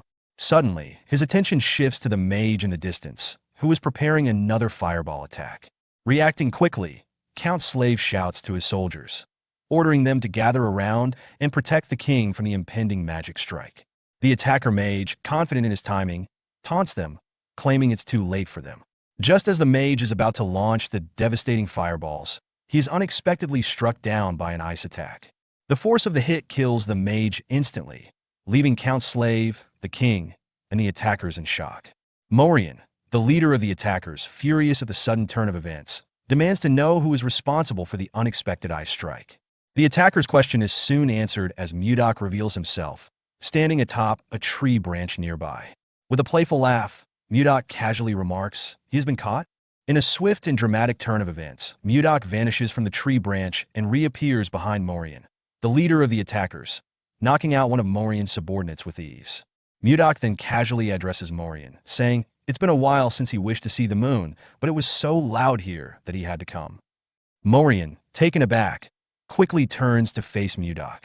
As he processes the situation, he realizes that Mudok's ability to appear behind him without detection indicates he is no ordinary opponent. Morian's thoughts reveal his urgency. Despite their numerical superiority, they were caught off guard by Mudok's skill. He understands the stakes. They must assassinate the king and retreat swiftly to avoid any further complications. Mudok, meanwhile, observes the weapons of his enemies and smiles. Morian, undeterred, swings his blade at Mudok while instructing his subordinates to focus on killing the king, asserting that he will handle Mudok himself. With remarkable ease, Mudok blocks Morian's attack with his own sword, demonstrating his superior skill. He then remarks on the variety of swords he has encountered. Mudok alludes to the Sullen, a weapon associated with the Northern Sea Ice Palace. He invites Morian to engage him with more power. Hearing that, Morian, filled with rage, snarls, "This bastard," and lunges at Mudok with the intent to kill, vowing that Mudok won't escape alive. Mudok, unfazed and seemingly enjoying the confrontation, smiles and encourages Morian to unleash all his fury, saying how exhilarating. "Yes, let everything out." Despite Morian's aggression, Mudok easily blocks his attacks, demonstrating his superior skill and composure. However, Morian quickly adapts by retracting his left-hand weapon and attempting a series of stabbing attacks. Yet, Mudok dodges each one with ease, further frustrating Morian. Morian becomes increasingly agitated and tries a wide, furious swing with both weapons, but Mudok effortlessly sidesteps this as well. Seeing an opening, Mudok retaliates with a swift punch to his stomach, catching Morian off guard and sending him to his knees, gasping for breath. With Morian momentarily vulnerable, Mudok assumes a fighting stance and launches into a series of attacks with his sword. The first two strikes are barely deflected by Morian, leaving him exposed for Mudok's next move. Seizing the opportunity, Mudok grabs Morian's face and forcefully smashes it into the ground, laughing in a mix of triumph and mockery. As the fight reaches this fever pitch, rain begins to pour from the sky, adding a dramatic effect to the already intense atmosphere. The scene shifts to the king, who watches the confrontation with concern and confusion. He turns to Count Slave, asking, "Just what is this?" Count Slave, recognizing the need for caution in the midst of the chaos, urges the king to step back for his safety. In a tense confrontation, King expresses his belief in a Mudok potential to save the kingdom. Count Slave, seemingly bewildered, seeks clarification on the king's cryptic statement. Meanwhile, attackers, who had previously ambushed, begin to worry about Captain Morian and the skill of Mudok, speculating whether he might be a master swordsman. As the atmosphere grows more charged, Mudok approaches the attackers, visibly angry and filled with indignation. His rage stems from a trivial yet personal grievance. His ice cream melted due to the rain, which he attributes to the attackers' interference. His outburst confuses the attackers, who struggle to understand how his melted ice cream relates to their confrontation.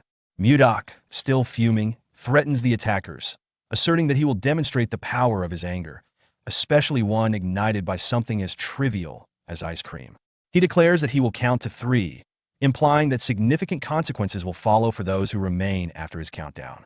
Unfazed, the attackers respond dismissively, convinced they can easily overwhelm Mudok. They prepare to strike, eager to silence him and assert their dominance.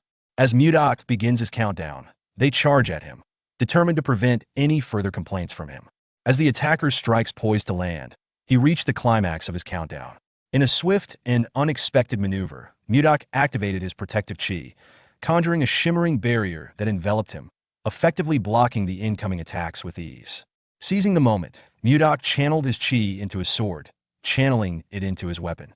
With a fierce determination, he took a fighting stance and unleashed a brutal counterattack, proclaiming, "Don't say that his sword is a merciless one." In an instant, a multitude of sharp ice structures erupted from the blade, piercing through the attackers with overwhelming force.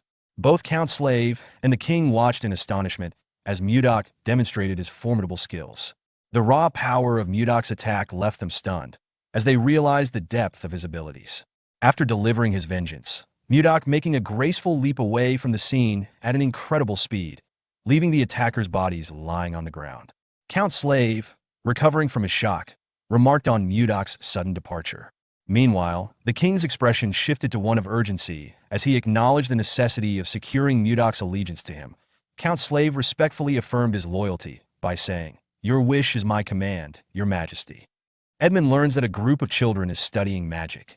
Initially surprised, he questions whether they are truly studying magic and whether the enigmatic swordsman, known for his magical prowess, is the one teaching them. The person he is speaking with confirms that it is indeed the swordsman instructing a select group of 4 children. Edmund finds this situation amusing, reflecting on the nature of magic and the challenges associated with learning it. He considers the rarity of those who successfully learn magic and contemplates the children's good fortune in being chosen by the swordsman. This leads him to speculate that perhaps the swordsman is overwhelmed with work, which is why he is only teaching a few students despite many others expressing a desire to learn. Feeling a sense of curiosity and excitement about the potential of these children, Edmund stands up and asks to be led to where the children are studying magic. He is optimistic that their collective progress could lead to greater achievements, suggesting that the day when they all rise to prominence may be closer than he had anticipated. Edmund approaches Mudok and initiates a conversation, thanking him for teaching magic to the children.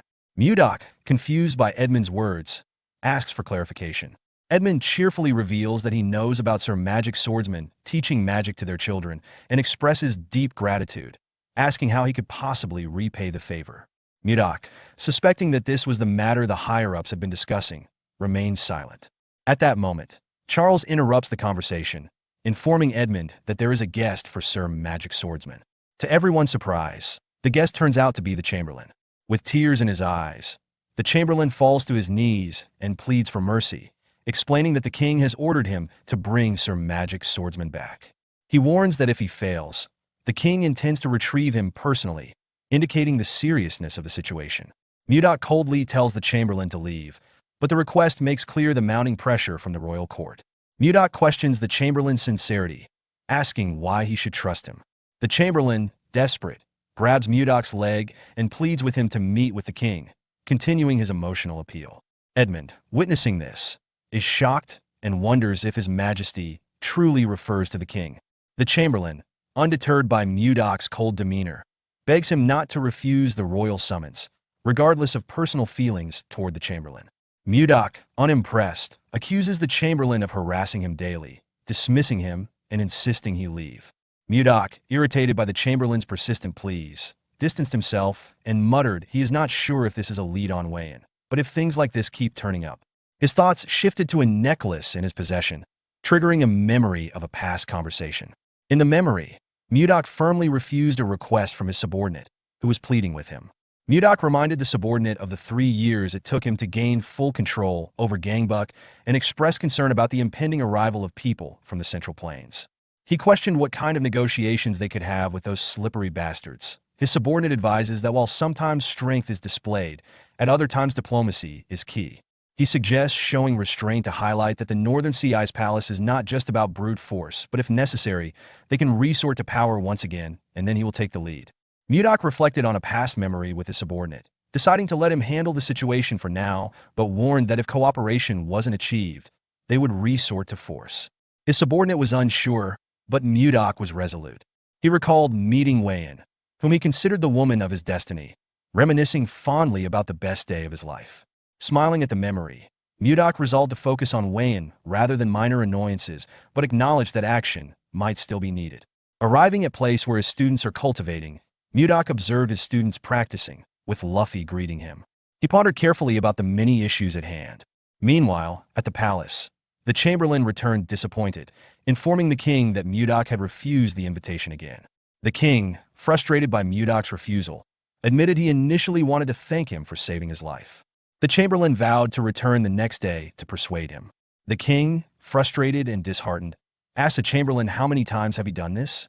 Before any further explanation, a guard announces the arrival of Princess Ishilda. The king dismisses the Chamberlain and allows Ishilda to enter, noticing his sadness. Ishilda, sensing that something is wrong, inquires about the Chamberlain's troubled expression. Rather than immediately answering, the king instructs her to sit and recounts the situation involving Mudok. Mudok, a skilled magic swordsman, has repeatedly refused the king's invitations to serve in his court, leaving the king confused and disappointed. Ishilda rises in concern, checking if her father is unharmed, to which the king reassures her that he is fine. She then asks why Mudok would reject the king's offer, but the king admits that he doesn't understand the reason for Mudok's refusal, even though he values the young man's talents and wants him by his side. Ishilda acknowledges her father's admiration for the mage, saying he must be a remarkable person. The king responds that Mudok is more than just great. He was the one responsible for creating ice and ice cream, which had become a huge sensation in the kingdom. Ishilda recalls having tried the ice cream herself and expresses her amazement. The king then reveals that the same mage who created the ice had also saved his life, and he admits to feeling greedy after receiving such valuable knowledge. Ishilda understands this, saying that anyone would feel the same way. In her thoughts, she reflects on her unforgettable first experience with ice cream and ponders the coincidence that the person who made it is the very mage her father seeks. She becomes curious about this mage's identity. As she looks out the window and sees two children enjoying ice cream, Ishilda contemplates taking the opportunity to meet Mudok herself. The scene shifts to Mudok, who is teaching a group of students in a cultivation session. As he watches them, Mudok is impressed with their rapid progress, noting that although he's only been instructing them for half a month, they've already reached the point where they can emit chi. He attributes this progress to the denser concentration of chi in this world compared to the Central Plains. Mudok interrupts the session by clapping and instructing his students to stop, acknowledging their ability to control chi. He quickly corrects himself, calling it mana instead, and announces that they will now move on to the next stage of their training. His students obediently reply, "Understood, Master," demonstrating their respect and readiness to continue learning under his guidance. At that moment, the Chamberlain arrives, addressing Mudok as Sir Magic Swordsman. Mudok, exasperated by what seems like a recurring event, wonders to himself if time is repeating itself. With a heavy sigh, he braces for yet another disturbance. However, this time, the Chamberlain is accompanied by another figure, a person in a hooded cloak. Mudok is surprised to see the Chamberlain again, having expected that he would not return since he didn't show up that morning. He questions the Chamberlain about his return. Suddenly, he notices that his necklace is glowing brightly, prompting him to turn around, thinking that perhaps Wayan is nearby. At that moment, the cloaked figure accompanying the Chamberlain reveals herself by removing her hood. To Mudok's astonishment, it is Princess Ishilda, who greets him warmly and introduces herself as the Princess of the Drake Kingdom. Mudok instantly recognizes her, thinking he found her, that's her. The scene then transitions to the Roll Trading Company house, where Ishilda expresses her knowledge of Mudok's heroic deeds, specifically that he saved her father's life. Mudok humbly replies that it kind of just happened, which Ishilda interprets as somewhat rude and ungracious. Despite this, she finds the situation amusing and laughs, revealing her light-hearted demeanor. She continues by mentioning that her father has invited Mudok to the palace to express his gratitude for his actions and questions why he declined the invitation. Before Mudok can respond, he is confronted by Ishilda, who expresses her frustration about his consistent refusals to accept an invitation. Mudak recognizes her not just by her words, but also by her angry demeanor, confirming her identity as Wayan. Ishilda interrupted Mudak's thoughts, prompting him to ask when he should go. Ishilda informed Mudak that she had come to invite him. When Mudak inquired about the timing for his visit to the palace, she suggested that tomorrow at around 11 in the morning would be suitable. As she spoke, she felt that there was more to the situation than met the eye, reflecting internally that this couldn't be everything. Mudak accepted the invitation, confirming he would see her then. Ishilda concluded the conversation by saying she would leave now. Mudak reflects on the implications of visiting the palace. He is excited about the opportunity to see Ishilda again, but is also acutely aware of the social gap between them. As the king's daughter, Ishilda occupies a position of the highest status in the kingdom, leading Mudak to ponder the challenges of bridging that divide. He fantasizes about the possibility of getting closer to her and even considers the idea of marrying her. Reflecting on a past incident, Mudak realizes the importance of careful planning to avoid repeating mistakes. He decides that he will need Edmund's assistance in executing his plans. When he shares his intentions with Edmund, the news leaves Edmund in shock. Trembling, Edmund can hardly believe what he has just heard. Mudak's declaration, his intention to marry Princess Ishilda, elicits an immediate, incredulous reaction from Edmund, who questions Mudak's sanity. In response, Mudak adopts a serious demeanor, asking for Edmund's reasoning behind his negative opinion. Sighing, he expresses a willingness to listen. Edmund explains the gravity of the situation, emphasizing that Princess Ishilda is the only child of the late Queen Swan, making her the sole legitimate heir to the throne. He stresses the social and political implications of Mudak's aspirations, pointing out that Mudak, as a foreigner with no noble status, knightly title, or recognized rank, has no realistic chance of marrying her. According to Edmund, a suitor for the princess would typically need to be a prince from another realm or a noble from a distinguished family, and they would also need to possess good looks. In light of this, Mudak responds with determination. He suggests that if he can elevate his own status or gain significant prestige, it would bolster his chances of successfully marrying Ishilda. Edmund acknowledges that if Mudak can achieve something significant, it might improve his chances of marrying Princess Ishilda. Energized by the prospect, Mudak stands up and enthusiastically declares his intent to give it a try. However, Edmund interrupts, reminding Mudak of the essential rules of etiquette that he must adhere to while in the palace. Realizing Mudak is unaware of these protocols, Edmund begins gathering books from his bookshelf, intending to educate him on proper palace etiquette. He reflects on the potential consequences of Mudak's ignorance, recognizing that any incident caused by a lack of understanding could negatively impact their own business dealings. To prevent this, Edmund commits to thoroughly teaching Mudak. However, Mudak, observing Edmund's fervor, wonders why he seems so excited about the task at hand, but ultimately accepts the need for guidance, responding that he understands and will rely on Edmund's expertise.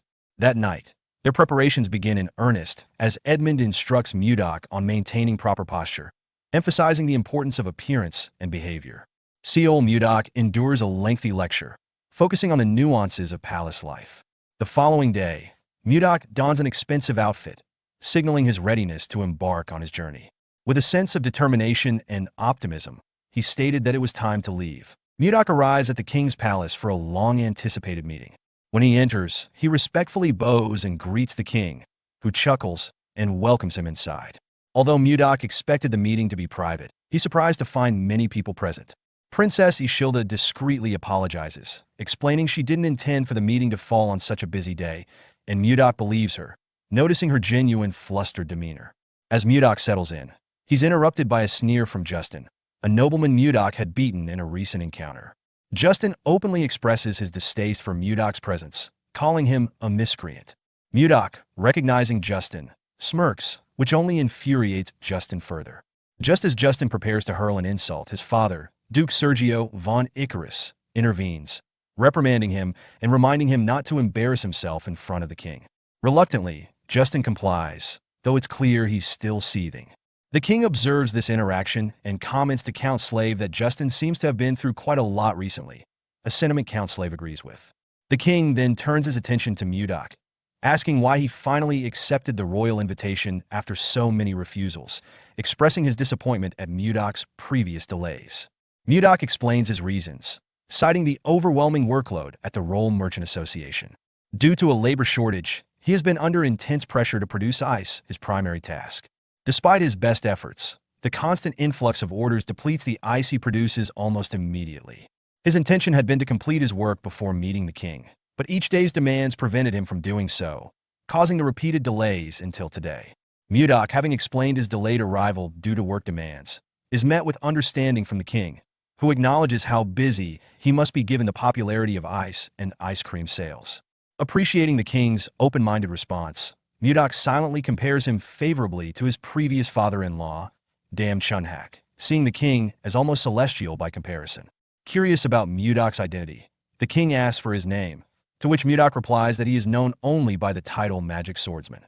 The king, finding the title insufficient for ongoing use, expresses mild frustration over not having a more proper address for Mudok.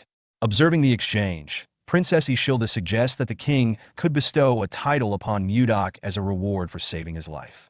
Duke Icarus supports her idea, reminding the court that Mudok's bravery is worthy of recognition. Moved by their support, the king agrees, stating that he cannot ignore such an important act of heroism. Rising from his throne, he requests that Mudok step forward to receive the honor. Internally, Mudok sees this as a necessary step if he's to achieve his goals, including the possibility of marrying Ishilda, and feels his practice of palace etiquette with Edmund is paying off. The king solemnly declares that he, King Tomalova III, grants Mudok the title of Baronet and the name Blizzard, inspired by the memory of his brave actions on the night he was saved. Mudok reflects on the significance of the title, noting that Blizzard translates to snowstorm in the kingdom's language. The king finalizes the honor by affirming that Mudok's title and name will be passed down through future generations, solidifying Mudok's new status in the kingdom as Baronet Blizzard. After receiving the title of Baronet Blizzard, Mudok rises, and the king expresses heartfelt gratitude, acknowledging that he owes his life to Mudok. Mudok, smiling, assures the king he'd make the same choice again if needed. Duke Icarus seizes this moment to propose an additional reward, suggesting that Mudok be granted lands fitting his new title. The king hesitates, pointing out that it's unprecedented to give land to a baronet, as this might provoke opposition. But Duke Icarus insists no one would challenge the king's authority and implies he'd personally address any resistance. The king looks to his other advisors, Baron Arista and Count Crash, who, intimidated by Duke Icarus's stern gaze, reluctantly agree. Reassured, the king asks if there are any lands suitable for Mudok, to which Duke Icarus proposes the northern icy region previously discussed in council meetings. The king grows uneasy at this suggestion, sensing the challenging conditions of the remote northern territories. Duke Icarus continues, remarking on the alignment of Mudok's title Blizzard with the frigid northern lands, painting it as a good omen. Mudok begins to understand the duke's intentions, to send him away to a harsh region as retribution for an earlier conflict with Duke Icarus's son. Yet Mudok sees an opportunity in this. Despite the difficult location, he realizes that if he can govern the northern lands well and build his reputation, it may elevate his status enough to narrow the social gap between himself and Princess Ishilda. After returning to the Roll Trading Company, Mudok shares the events of his meeting at the king's palace with Edmund, including his unexpected appointment to lead the northern lands. Edmund is shocked and expresses concern, citing the dangerous conditions of the northern lands, including constant snowstorms, avalanches, and extremely unstable mana. He wonders if Mudok is truly prepared for such a harsh environment. Mudok, however, remains unfazed, casually sipping his tea and assuring Edmund that the cold doesn't affect him, and he finds the unstable mana intriguing. Edmund, jokingly but with some fear, asks if Mudok is like a yeti, referencing a legendary creature from the northern lands. He explains that yetis are large, strong, and impervious to cold, though they are violent. Mudok finds the legend interesting but isn't too concerned about it. Edmund then mentions the northern people's reputation as fierce warriors who are said to be able to fight 100 men and who strongly resist any form of leadership. Mudok sees this as an opportunity to prove himself and increase his fame. But Edmund, thinking practically, recognizes the difficulty of such a task. As Mudok about leave, he is interrupted by Savina and a group of children who are standing at the door with teary eyes. A little later, when they express their desire to accompany him to the northern lands, Mudok becomes flustered and refuses, explaining that it's far too dangerous for them, especially since they've only just begun their martial arts training. Mudok is confronted by Savina and other kids, who are upset that he's leaving, as they still have much to learn from him. They beg him to stay, but Mudok laughs off their concerns. Just as the kids are pleading with him, Ishilda arrives and greets Mudok with some hesitation. Mudok notices her discomfort and asks if something is wrong. Ishilda suggested that they speak after the children leave. Mudok dismisses the kids, urging them to go so the adults can talk. Savina and Leo are puzzled by his abruptness, but excitedly leave after Mudok agrees to grant their request. As they leave, Savina bows in gratitude, and Mudok urges them to go quickly so the adults can converse. Once alone with Mudok, Ishilda humorously comments on how lively his disciples are, but Mudok points out their rebellious spirit, which Ishilda agrees with. She then apologizes to Mudok, explaining that her request for the king to grant him a title inadvertently led to Mudok being sent to the northern lands. Mudok, noting her resemblance to Wayan in this way, remarks that if he hadn't received the title, he wouldn't have been sent to such a dangerous location. Ishilda accepts responsibility for the situation, apologizing once more. Mudok pretended to cough, thinking, how adorable, before saying, apologies won't change anything. In the end, he still has to leave. Ishilda, wanting to ease his mind, offers to help, asking what she could do. Mudok humorously suggests that a lucky charm might help, implying that it's a kiss filled with genuine concern. Ishilda, initially confused and embarrassed by the idea of a kiss, blushes and pulls away, clearly flustered. Mudok, sensing her discomfort, quickly reassures her that he was just joking and attempts to brush the moment off. He then begins to leave, but Ishilda, still troubled, recalls a memory from her past life that makes her hesitate. She shouts for him to wait and approaches him, unsure of her own feelings, but feeling an odd sense of familiarity in his actions. After a brief moment of silent contemplation, Ishilda surprises both herself and Mudok by agreeing to the suggestion, saying, all right, fine, I'll do it. Mudok, somewhat caught off guard, tries to backtrack, saying he doesn't want to pressure her, but Ishilda disregards this and pulls him into a kiss. The kiss is quick, and once it's over, Ishilda, blushing and covering her face with her cloak, asks if it's done before walking away. Mudok, stunned by the turn of events, is left in shock, and we see him, resembling a Cinderella 2.0, who lost his shoe along the way. As he processes what just happened, he realizes that he now has a greater motivation to succeed and return. Rumors began circulating in the northern lands about a new lord arriving, rumored to be the one who saved the king's life and was rewarded with land and a title. In a tavern, a conversation broke out about his feats, with one person claiming he single-handedly defeated 100 enemies. The second person was impressed, asking if it was true. The first person went on to say that the new lord was a sixth circle mage, with swordsmanship so formidable that even a swordmaster couldn't defeat him. The second person questioned why such a powerful individual would come to their area, expressing doubt. At this point, another person overhearing the conversation interrupted, suggesting that the new lord must have fallen out of favor with Duke Icarus, dismissing the rumors as mere gossip. He confidently added that, if they intimidated him enough, the new lord would likely run away just like the others before him. The scene shifted to a treacherous, icy mountain, where the roar of a wyvern echoed ominously.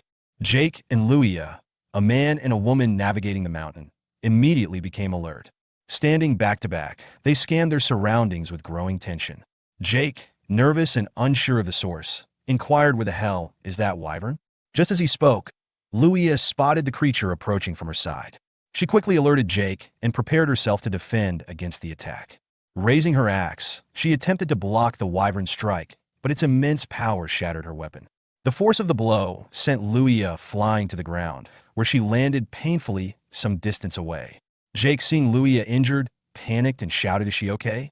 As he rushed toward her, Luia, struggling to push herself up, cursed under her breath, bitterly thinking, we were just trying to grab a few eggs. Why is this happening? Her thoughts were interrupted when she noticed the wyvern looming behind Jake, preparing to strike. Her eyes widened in horror as she immediately shouted, Jake, behind you. Jake turned just in time to see the wyvern's massive jaws bearing down on him. Frozen in fear, he thought helplessly, this is it. It's over. At the critical moment, Seol Mudok appeared, swiftly striking with his sword and severing the wyvern's head in a single, clean blow. The massive head crashed to the ground, landing between Luia and Jake. Both stared in shock at the twitching remains of the wyvern, with Luia screaming in terror. Standing confidently, Mudok reassured them.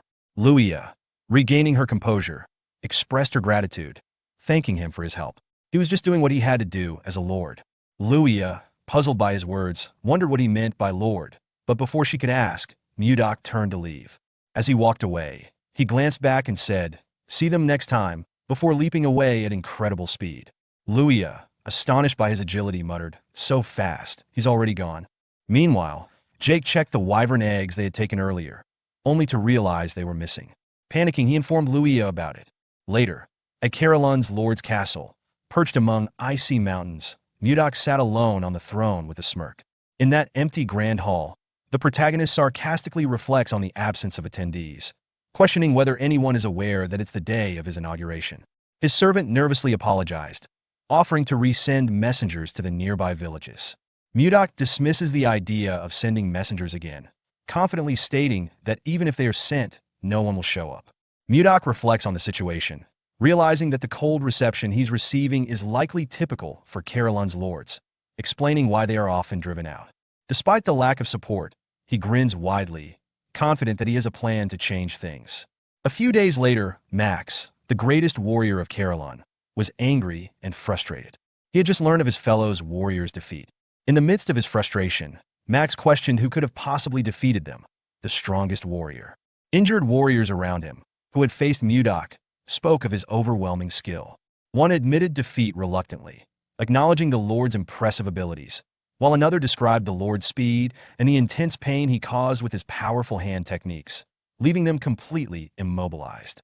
Max, deep in thought and trying to process what he had just heard, considered the magnitude of the situation. His contemplation was interrupted when a warrior burst into the room, shouting that Mudok was in the village square. Max, realizing that the Lord had already made his move, decided to confront him. His fellow warriors, eager for Max to step up, encouraged him, urging him to take charge and defeat the new Lord. They called out to him, expressing their trust and reliance on him, saying they were counting on him. Meanwhile, in the village square, Mudok stood calmly amidst the crowd, observing his surroundings and noting the large number of people gathered. Just then, Luia spotted him and waved enthusiastically. Mudok was about to respond when Luia's father, Max, appeared behind her. Max tapped Luia on the shoulder, and she turned to face him. Max, seeing his daughter Luia talking to Mudok, grew concerned and asked, "What is she doing here?" Luia, unfazed, casually explained that the village square was crowded with people, and she had simply been curious about what was happening. Max explained to Luia that the reason for the crowd was the arrival of the Lord. This reminded Luia of a past incident when Mudok had saved her from the ice wyvern. She realized that Mudok's was the new pointed Lord. When she mentioned this, Max grew concerned and wondered if Mudok had indeed been the one to save her. He also considered the gravity of the situation. Mudok had taken down an ice wyvern with a single blow, something even the greatest warrior of Carolyn would struggle to do. Max, processing this, acknowledged the strength and skill of Mudok, but felt conflicted, knowing he couldn't back out now. Determined to confront the situation, he approached Mudok and introduced himself as Max, the greatest warrior of Carolyn. Mudok, however, did not shake his hand and introduced himself as Blizzard, the newly appointed baronet of Carolyn. Max then brought up the rumors he had heard about Mudok, specifically about him mercilessly tying people up in villages, questioning if it was true. Mudok calmly explained that he had only been teaching a lesson to those who tried to rebel, not acting out of malice. When Max asked if he was planning to rebel, Mudok's expression grew serious. Max, frustrated, clarified that he wasn't planning to rebel, but instead had an offer to make. Max explained the harsh conditions of Carolyn, where people have historically relied on strong alcohol to survive the cold. He proposed a drinking match with Mudok as a way of testing him. Mudok, intrigued, smirked and agreed. Max warned him about the potency of the drink, which could burn one's body, but Mudok confidently accepted the challenge, stating that if he won, Max would have to recognize him as Lord and follow him unconditionally. The crowd murmured in disbelief, knowing the strength of Max and the severity of the drink, with many believing Max would win. Max accepted the terms and told Mudok not to regret his decision. Later, in the tavern, the two sat at a table surrounded by a crowd, the glasses filled with alcohol. Max asked Mudok if he was sure about the bet, offering him one last chance to back down. Mudok, smirking, declared that he could never back down as a lord, and the match was set to begin. Max, smiling, warned Mudok not to regret it. As the drinking match progressed, Max began to feel the effects of the alcohol, his vision blurring after several rounds. He paused and set his glass down, prompting a fellow warrior to ask if he was okay. noticing that Max had briefly passed out. Luia, concerned, pleaded with her father to stop the match. Max, stunned by the thought of himself passing out, couldn't believe it. As the greatest drinker in Carolyn, he was determined not to lose. He refused to accept his condition, extended his glass, and insisted on another round, declaring that he wasn't drunk yet. Mudok, observing Max's state, calmly poured him another glass and gently advised, "It might be better if you didn't push yourself too far." Max, still trying to maintain control, attempted to pour for Mudok, but fumbled due to his blurred vision, spilling alcohol on the table. He glanced at Mudok, who appeared completely unaffected by the alcohol, and thought in frustration, "Damn it. He's drinking like there's no tomorrow." Noticing Max's clumsiness, Mudok smirked and teased, "Hey, how about you pour it into the glass?" Max, frustrated and feeling the weight of the challenge, held his head and thought, "How is he still fine?" Mudok, leaning forward with a smirk, asked, "How is he holding up? Is he ready to give up yet?" Max gritted his teeth and replied, "He is fine. Let's keep going." Mudok stated, "All right."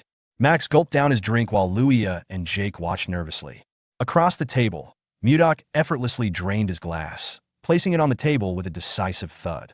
The sound startled Luia and Jake, who stared at him wide-eyed. Mudok thought to himself, maybe it's been a while since he drank, but this is going down surprisingly smoothly. Suddenly, a loud thud echoed in the room as Max collapsed to the floor, unconscious from overdrinking. Seeing that, a smile spread across Mudok's face. He thinks no matter how they look at it, he has won. Max's fellow warriors looked on, stunned by his defeat. Mudok rose from his seat and addressed the crowd. "All right, listen up. Everyone here must gather at his castle in 5 days. They will see if they're the kind of people who keep their promises." The scene takes place 5 days after a previous event, inside Mudok's castle, where the group has gathered as instructed. Mudok surveys the group and remarks with mild surprise that they've kept their promise to show up. Max, one of the group members, steps forward to acknowledge their commitment, but before he can elaborate, Mudok cuts him off, signaling a more direct approach. Mudok tells them that they have 10 days to prepare for a significant change. The group is caught off guard by his words, and a tense silence fills the room. Luia, one of the group members, breaks the silence by asking if Mudok intends for all of them to move into the castle, to which Mudok humorously dismisses, pointing out the impracticality of such an idea given the castle's size. He further confuses the group by mentioning they should pack their belongings, but not explicitly explaining where they would be going. After some back and forth with Luia, Mudok reveals his true intention. The group will be migrating north. This revelation shocks everyone in the room, leaving them to process the gravity of the situation. Mudok, having spent the past 5 days surveying the region, reveals to the group that he has found an ideal location in the north capable of supporting a large population, at least 10,000 people. He envisions a unified community where they would no longer live scattered across the icy land. He emphasizes the need to come together and build something larger than what they currently have. Max, however, steps forward to express his concern about the location. He points out that the area is already inhabited by ice ogres, which poses a significant threat. Mudok, seemingly unfazed, raises an eyebrow in mock surprise and asks for clarification. Max explains that ice ogres are similar to regular ogres but are stronger, implying a dangerous challenge for the group. Mudok responds dismissively, revealing that he has already encountered the ice ogres and, in fact, wiped them all out. His nonchalant admission of having defeated such formidable creatures leaves the room in stunned silence. His confident demeanor contrasts sharply with the group's anxiety. Mudok reassures them that the area is now safe and urges them to begin preparations for the migration without hesitation. He describes the location as a perfect spot for their future community, and with that, he dismisses the group, signaling the end of the meeting. As the rest of the group begins to leave, Mudok rises from his throne and stretches, reflecting on his thoughts and preparing for the final task at hand. However, his contemplation is interrupted by the voice of Luia, who greets him with a respectful, "Good morning, Lord." Mudok turns to see Luia and Jake, who have stayed behind after the meeting. Luia steps forward to properly introduce herself, noting that she hadn't had the chance to do so earlier. Jake follows suit, introducing himself as well. Mudok acknowledges their presence with a nod and remarks that he understands why they are there, adding that he was actually planning to summon them both for something. Jake, clearly puzzled, asks what he's being summoned for. Mudok, maintaining an air of calm, reassures them with a faint smile, telling them it's nothing too serious and urging them not to be nervous. He then invites them to follow him. Mudok leads Luia and Jake to a room within the castle, where they are confronted by a surprising sight, a group of ice wyvern hatchlings. Both Luia and Jake are visibly stunned, frozen in shock at the sight. Luia, her expression now filled with anger, turns to Mudok and accuses him of stealing the ice wyvern egg they had worked so hard to obtain in the past. She confronts him, demanding an explanation for his actions. Mudok responds with a chuckle, dismissing her anger by asking her to remember who saved them during that earlier incident. Luia's frustration grows, and Jake nervously avoids Mudok's gaze, clearly uncomfortable with the situation. Before either can offer a retort, Mudok waves his hand dismissively and moves on from the topic. Mudok then casually mentions that, although he initially thought of raising the wyverns, they are too troublesome for him. He complains about their excessive eating habits and unbearable noise, explaining that he can't focus properly because of them. Luia, trying to reason with him, explains the deep bond between wyverns and their caretakers, how they imprint on the first being they see after hatching and perceive that being as their mother. She tells Mudok that it would be pointless for them to take the wyverns now because of this bond. Mudok, not fully understanding the significance of the wyvern's behavior, frowns at the thought of having to care for them. His frustration grows as he mentally rejects the idea of dealing with such troublesome creatures. Jake, incredulous at Mudok's dismissive attitude toward the ice wyverns, steps forward and argues passionately that the wyverns are incredibly rare and valuable. He points out that Mudok's perspective is misguided, emphasizing that ice wyverns are far superior to regular wyverns in size, strength, and overall power. Luia, agreeing with Jake, urges Mudok not to squander the opportunity to raise such a formidable creature. Jake further fuels the argument by enthusiastically suggesting that, if he were in Mudok's position, he would properly train the wyverns and use them for practical purposes, such as flying comfortably to Texten, the second capital of the Gaia Kingdom. Mudok, curious, asks what Texten is, prompting Jake to explain that it is located about 1,000 kilometers west of Carolyn and is a place where anything can be found. Mudok raises an eyebrow, surprised by the claim that the wyverns could fly such a distance. Jake eagerly confirms that the wyverns could indeed make the journey to Texten and back in just an hour or two, which leaves Mudok momentarily stunned by the possibilities this opens up. After a pause, Mudok, now intrigued by the potential of the wyverns, asks how he can go about taming them. Luia smirks, sensing that Mudok has changed his stance, while Mudok grins in response, admitting that he has come up with a brilliant idea. A few days after Mudok's command to begin the migration, the people of Carolyn continue their arduous journey. Despite Mudok's leadership, the people are clearly struggling with exhaustion after days of trekking. Savina, noticing their weariness, approaches Mudok to inform him that the people are fatigued. Mudok frowns as he surveys the tired crowd, understanding the difficulty of the journey after 3 days and nights of travel. He recognizes that some of the people still don't fully trust him, but he holds on to the belief that once they reach their destination, they will understand his intentions. Turning back to address the crowd, Mudok encourages them to keep going, assuring them that they are almost there. He urges them to trust him and push through their exhaustion, though the warriors among the group are clearly skeptical. Their murmurs reveal their doubts. Some question Mudok's leadership and direction, while others worry about the ice ogres still potentially inhabiting the area they are heading to. In response, Mudok's patience runs thin. He drives his sword into the icy ground with a loud thud and fiercely asserts that he has already defeated all of the ice ogres, chastising the warriors for doubting him. His angry outburst calls into question their bravery, challenging their commitment to Carolyn's cause. Without waiting for any response, Mudok resumes walking, leaving the crowd to reflect on his words. Savina, sensing the tension, hesitates and calls out to him, but Mudok dismissively waves her off, confident that the people will come to understand his leadership soon enough. Later that day, Mudok and his group arrive at a massive cave, which they stare at in awe. The cave is a sight to behold, and the group can hardly believe they've finally reached it. Leo, one of his students and also one of the group members, turns to Mudok, expressing that this must be the location Mudok had mentioned before. Mudok confirms with a nod, acknowledging that it took considerable effort to find this spot, but that he is pleased with it. As he surveys the group, he notices expressions of relief and satisfaction among the people.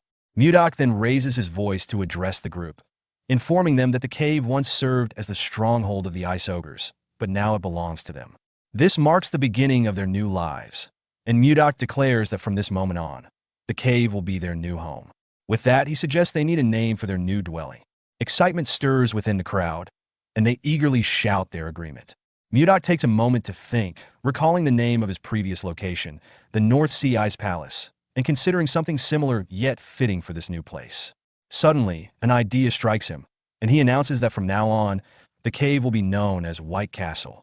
The group erupts in cheers, embracing the new name enthusiastically. Mudok, smirking to himself, watches the celebration with satisfaction. He reflects on the final task ahead, the return of the baby wyverns. His eyes scan the cave, mentally planning where their nest will be, settling on an empty space to accommodate them.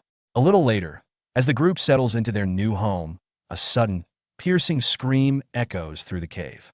Mudok immediately spins around. Just then a spell was cast.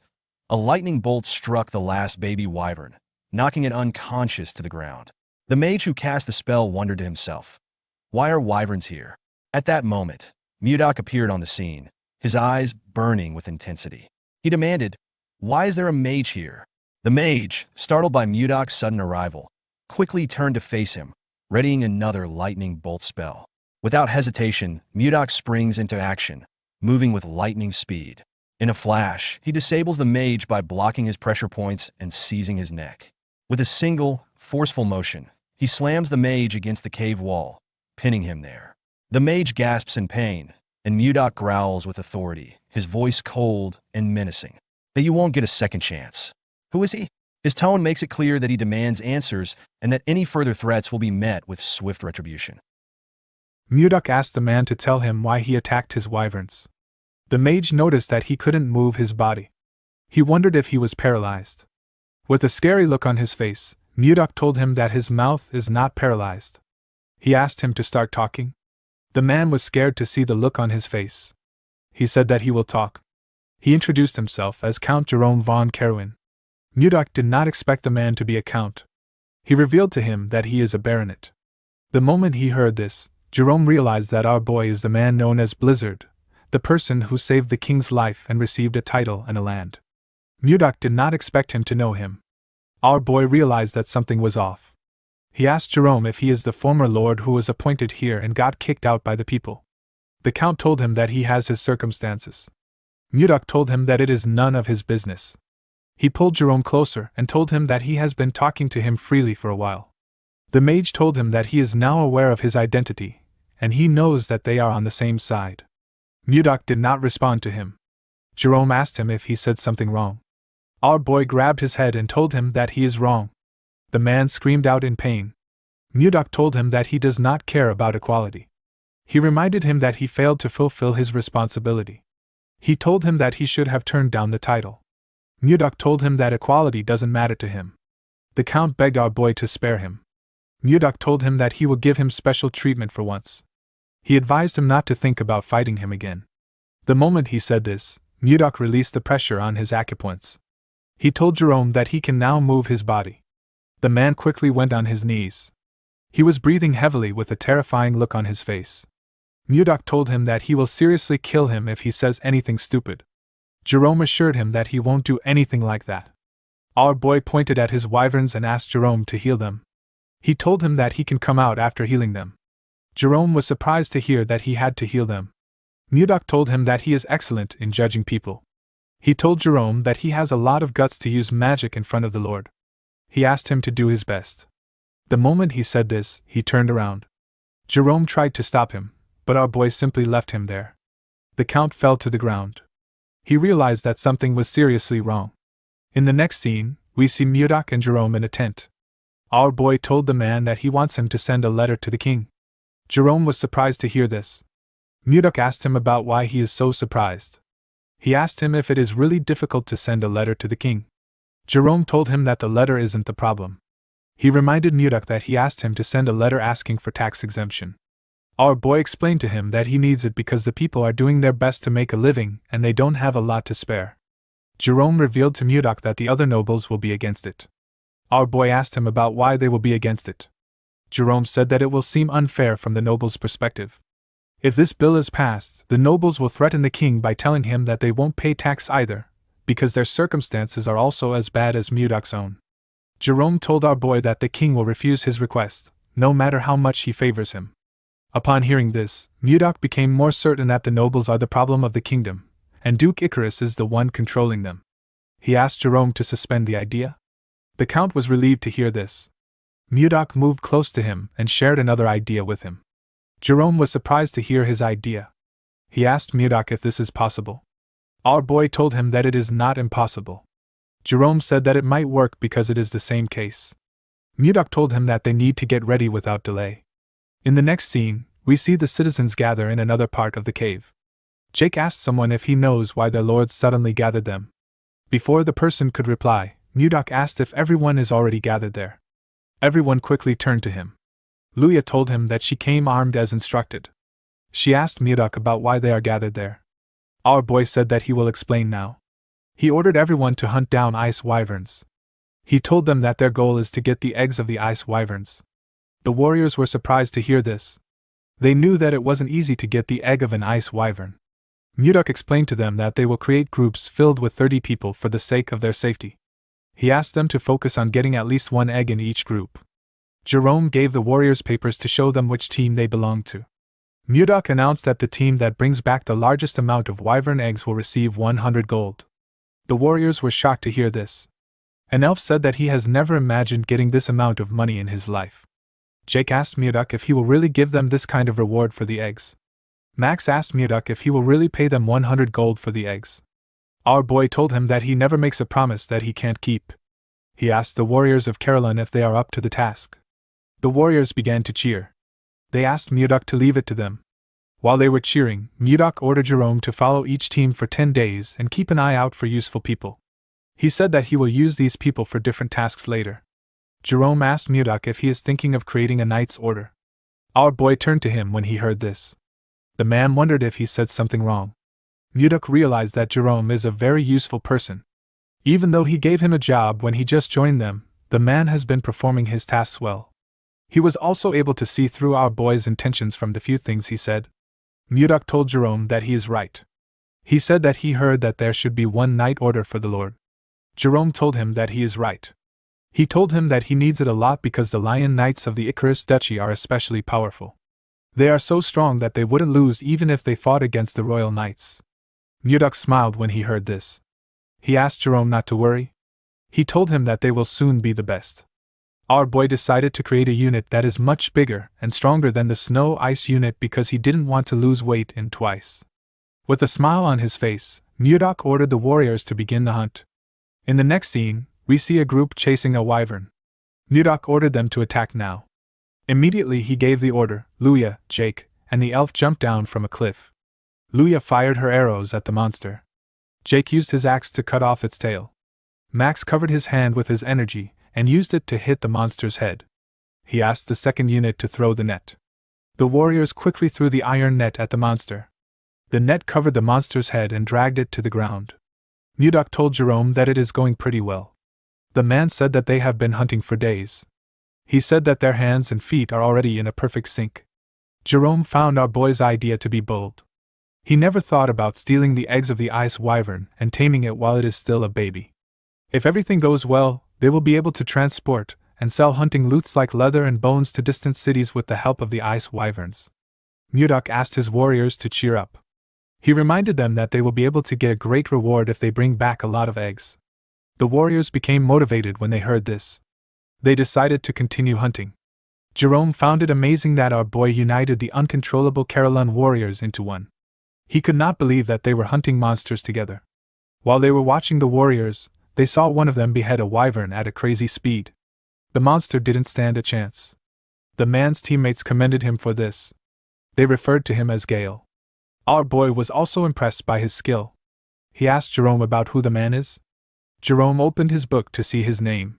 He told Mudok that the man is known as Stuart Gale. Mudok believed that the man is famous since he has a nickname. Jerome told him that he is correct.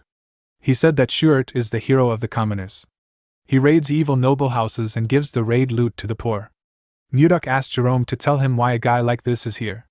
Jerome revealed to him that Stuart was once caught in a trap. He was imprisoned, but he escaped from the prison and wandered all the way here. Mudok could tell that the man was a decent person from the way he interacted with the locals. He asked Jerome to report back to him if he finds anyone else who escaped from prison besides Gale. He told him that they might find another useful person. The man could not believe that his work had increased again. In the next scene, we see Mudok addressing the warriors in the cave. He commended them on their efforts in hunting the ice wyverns. He said that they have collected enough wyvern eggs. He assured them that he will give them the rewards he promised. The warriors began to cheer when they heard this. Max raised his hand to ask Mudok a question. Our boy asked him if something is wrong. The man said that he would like to know why he ordered them to get the wyvern eggs. Mudok realized that everyone was probably wondering why he asked them to gather wyvern eggs. He reminded them that ice wyverns recognize the first thing they see when they hatch as their mother. He said that he wants to tame the monsters using this method. He revealed to the warriors that he plans to use the tamed ice wyverns as transportation. The loaded wyverns will transport their goods to each country. Someone asked Mudok about which goods they will be selling. Our boy said that the first thing he can think of is leather. With a smile on his face, Mudok told them that their main product will be the Ice Ogre tribe. Max and the other warriors were shocked to hear this. Max asked his lord if he is planning to kill them. Luya said that she is not yet ready to die. Mudok ordered his warriors to calm themselves. They quickly closed their mouths. Our boy asked them to tell him the person who wiped out the ice ogre that had been lurking around this white castle not too long ago. The men told him that it was him. Mudok told them that they are correct. He asked them if they really believe that he is going to allow them to become an ogre's food. The warriors realized that things are different from before. They believe that things will work out with their current lord. Mudok asked them if they are interested. The warriors shouted that they are. Our boy told them that he will give them the rewards like he promised. Before he could say anything else, one of his disciples ran to him. The boy called out to him. Mudok told Leo that he is still talking. He asked him about what is happening. Leo apologized to his master. He told him that it is something urgent. While breathing heavily, the boy revealed to Mudok that Savina is dying. Our boy was shocked to hear this. The scene shifts, and we see the other two disciples with Savina. The girl was shivering on the ground. Luffy covered her with a jacket. Savina thanked him for the jacket. Annie was sad to see that Savina was still shaking. Luffy asked her to hang on. He told her that their master will soon arrive. The moment he said this, Mudok asked them about what is going on. The children quickly turned around when they heard their master's voice. Mudok quickly checked the girl's body. He was shocked to see that her body was in such a terrible condition. Savina told her master that everywhere is so cold. Mudok asked his students to tell him how she became sick. He asked them to tell him in detail. The students explained to him that they were helping Mr. Osborne find a place to build a nest for the ice wyvern eggs.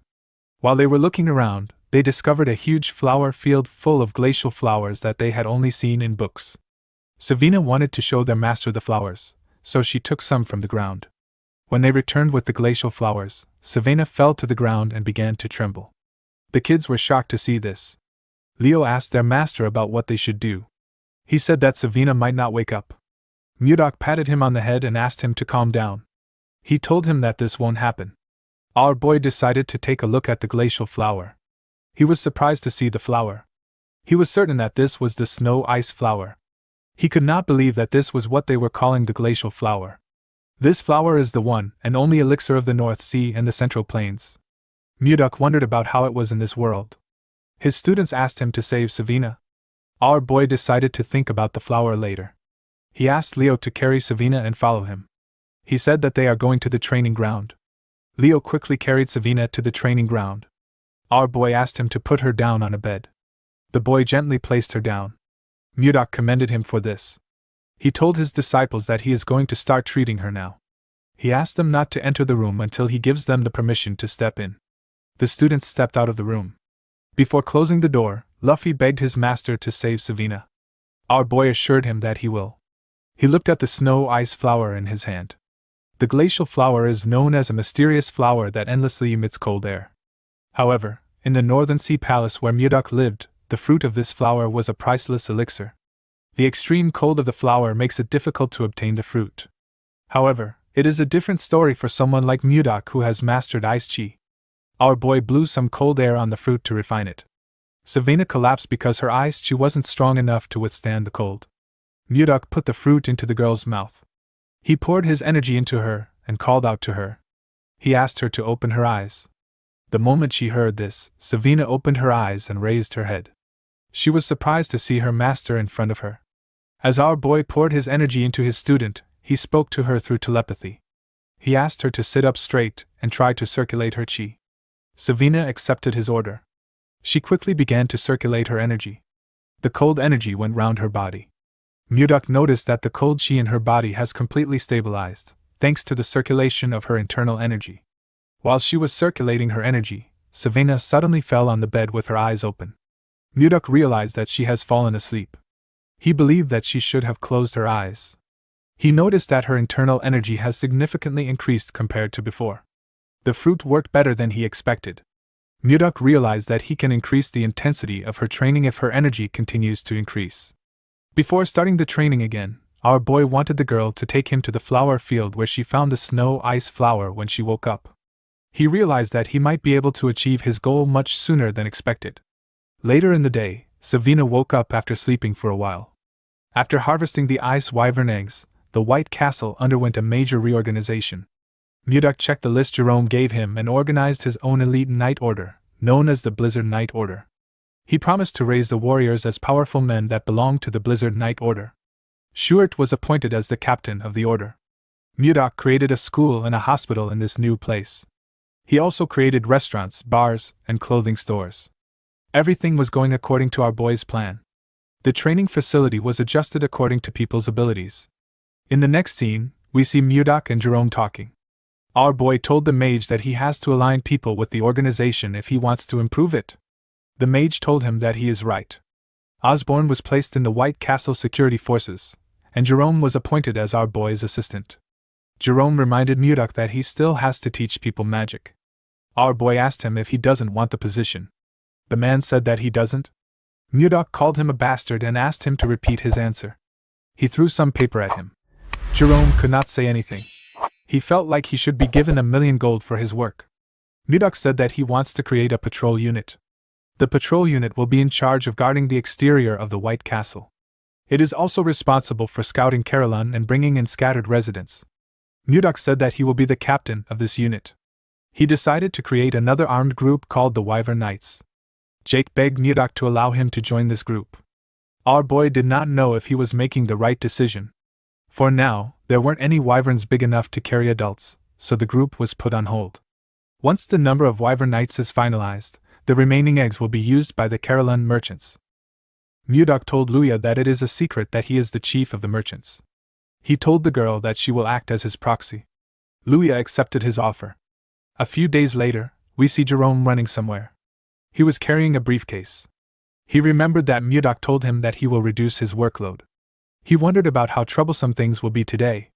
While thinking, he stepped into a room. He apologized for being late.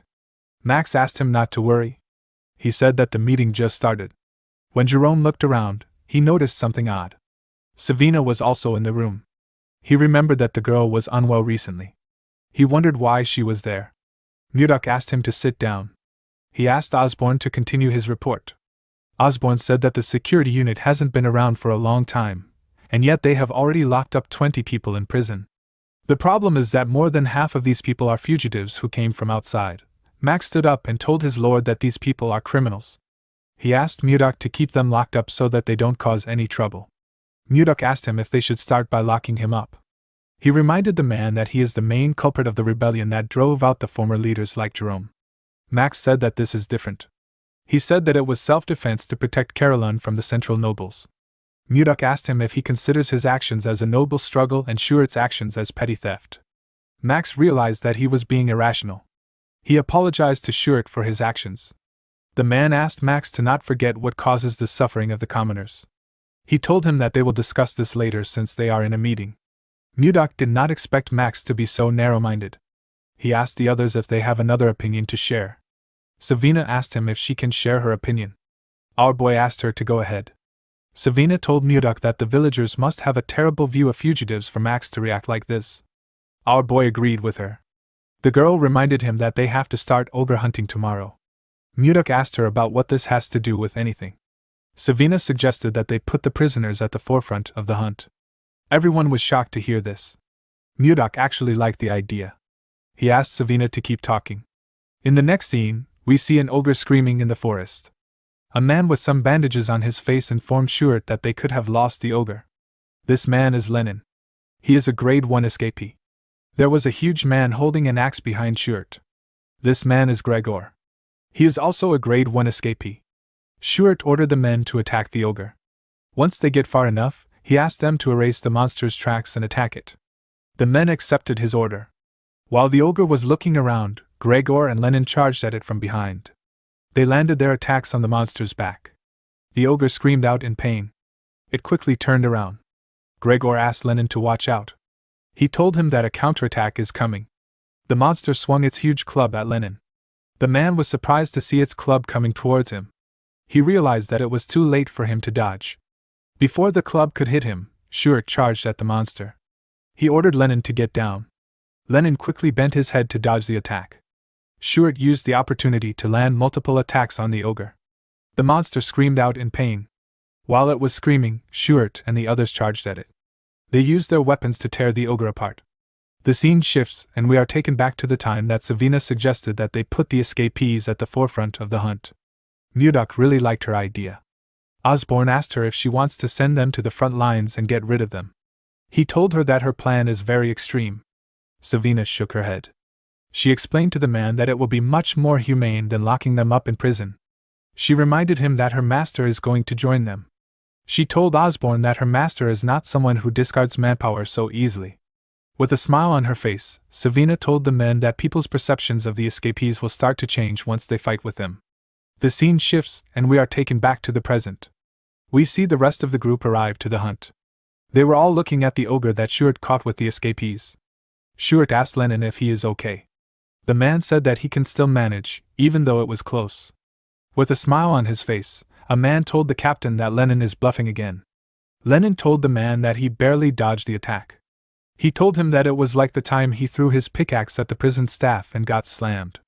The man asked him to stop joking around.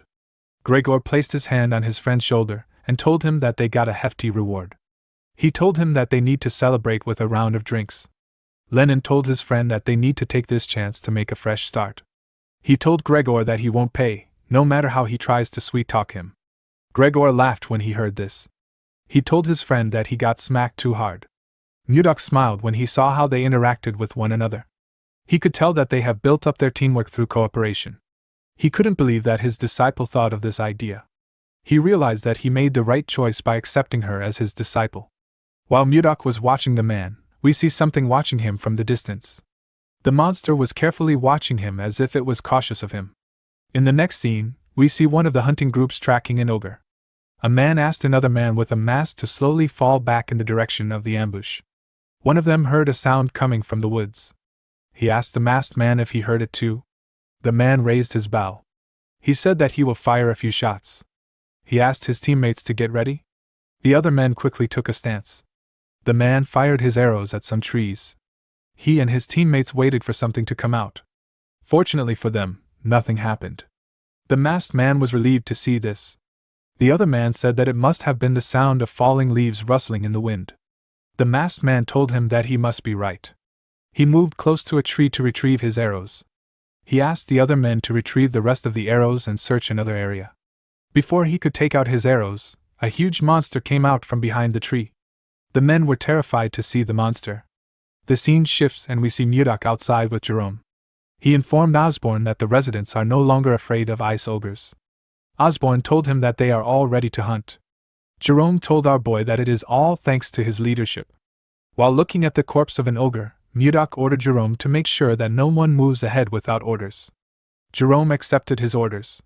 Mudok asked him if the conditions of the other monsters is still being investigated. Jerome told him that there is still more data that needs to be organized. While they were talking, we see one of the men that encountered the monster talking to Osborne. The man was using a stick to support himself. He informed Osborne about what happened. Osborne asked him if the men are unharmed. The man informed him that the men are not dead. They were simply injured. They are currently being treated at the infirmary. Mudok asked Osborne if something is wrong. The man revealed to him that something serious has happened. He explained to our boy that a new monster has appeared and it is different from the ice ogres. Our boy was surprised to hear this. The wounded man explained to Mudok that two of their members who went to investigate monster activities were attacked by the monster. Mudok asked the man if he is certain that it wasn't an ogre. The man assured him that it was a different species. Our boy asked him to describe it. The man told him that the monster's body was covered in white fur, and it was incredibly huge. It was over 3 meters tall. He told Mudok that ogres are stupid. This monster was way more intelligent than them. While the man was talking, something screamed in the forest. Mudok immediately told Jerome that the hunt is over. Jerome asked his master if he plans on going by himself. Our boy told him that he has to do it himself.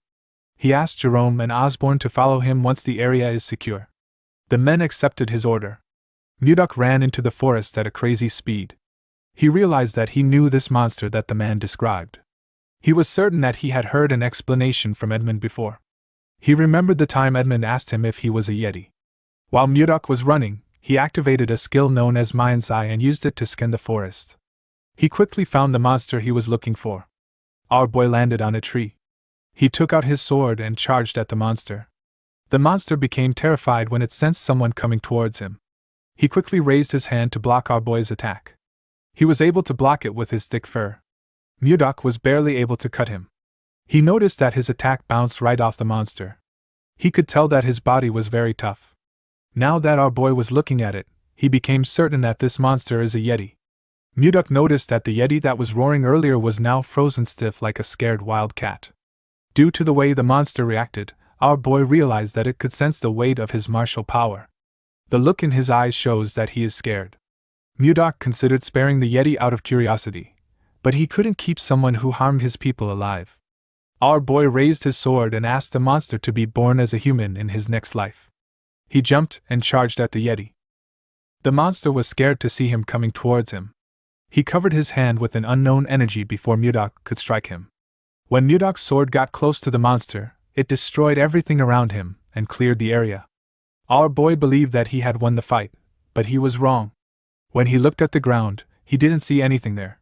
He recalled that the Yeti suddenly emitted a light and vanished along with his energy just before it was struck down.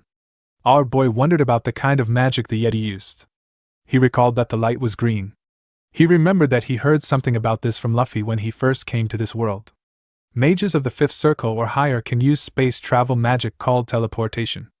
Most mages stay at the 1st or the 2nd circle. Mudok understood that the 5th circle must be something between the transformation realm and the profound realm in the cultivation world. He could not believe that a monster covered in white fur used such an extraordinary magic. Of course, this didn't really matter to Mudok.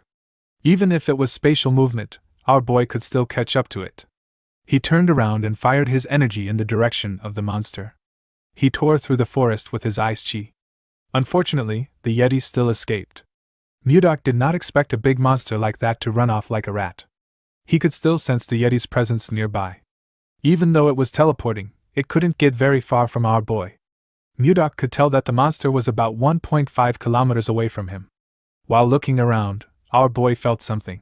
He carefully placed his leg on a tree. He sensed the cave below. When he arrived at the entrance of the cave, he saw something shocking. He saw a huge library. He could not believe that there is a library in the middle of this snowy field. While he was looking around, he found the Yeti behind a shelf. He told the monster that he should make some efforts if he is going to hide. The Yeti begged him not to come closer. Mudok assured him that he is not going to eat him. He asked him to calm down. He asked the Yeti if he is a human. The Yeti told him that he isn't. He said that he is a great warrior of horrors. He told him that his name is Condal. Our boy wondered if he had heard about a warrior of horrors. Jerome appeared behind him and told his master that it is a term that means Yeti. Mudok commended Jerome on finding this location. The mage informed his master that there were signs of destruction nearby. He told him that something like that would be impossible for anyone except his master. Jerome thought that a natural disaster occurred when he saw what his master did. Jerome wondered why a legendary race like the Yeti, that has been in existence since ancient times, was in a library like this. Mudok said that he was about to ask Condal about it. He hit his hand on the wall and asked Condal to tell him where he came from. Condal didn't say anything. With a look of anger on his face, our boy asked him if he is trying to run away again. He released his ice chi and asked Condal to speak quickly. He told him that he is not a very patient person. Condal became scared. He revealed to Mudok that he is from Gulag. Our boy asked him if Gulag is his village. Condal nodded his head. Mudok asked him if a lot of Yetis live there. Condal told him that he is right. While they were talking, Jerome was looking at the books in the library. Something in the library caught his attention. Murdoch asked Condell to tell him why he killed his people. With a scary look on his face, he asked him to choose his answer carefully. Condell told him that he didn't kill anyone. He used his hand to beat his chest and told our boy that he is a great warrior of horrors. He said that people don't die after getting hit by his bat. With a serious look on his face, Murdoch asked him if he is telling the truth. Condell looked into his eyes and told him that he is. While looking through the books, Jerome told his master that Condell is telling them the truth. He said that the two men only sustained injuries. There were no deaths. Murdoch recalled that the man said that the men were in the infirmary. He realized that no one actually said that someone died. Condell told him that he drove the humans out because they entered the sanctuary first. He said that he would never attack first. Murdoch told Jerome that the men must have trespassed into the Yeti territory while they were hunting the ice ogres. The man told him that he is right. Our boy realized that Edmund gave him the wrong information about Yetis. He called Condell by Kong Dao and asked Jerome to heal his injuries. Jerome corrected his master on his pronunciation of the Yeti's name. While Jerome was healing him, Murdoch called out to Condell with a smile on his face. He asked Condell to tell him where his sanctuary is. He told him that he will firmly warn his people so that they don't trespass again. Condell was very happy to hear this. With a scary look on his face, Murdoch told Condell that he has been speaking informally to him the whole time. He asked him if he doesn't know how to use honorifics. The Yeti did not know what honorifics meant. Murdoch asked him to forget about it. He didn't see the point in taking it seriously with someone who couldn't speak properly.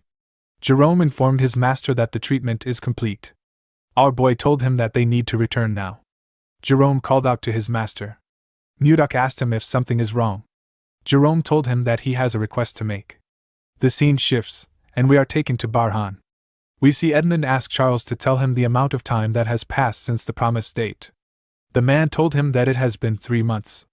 Edmund called out to his assistant again. The man turned to him. Edmund fell to his knees and said that their merchant association is finished.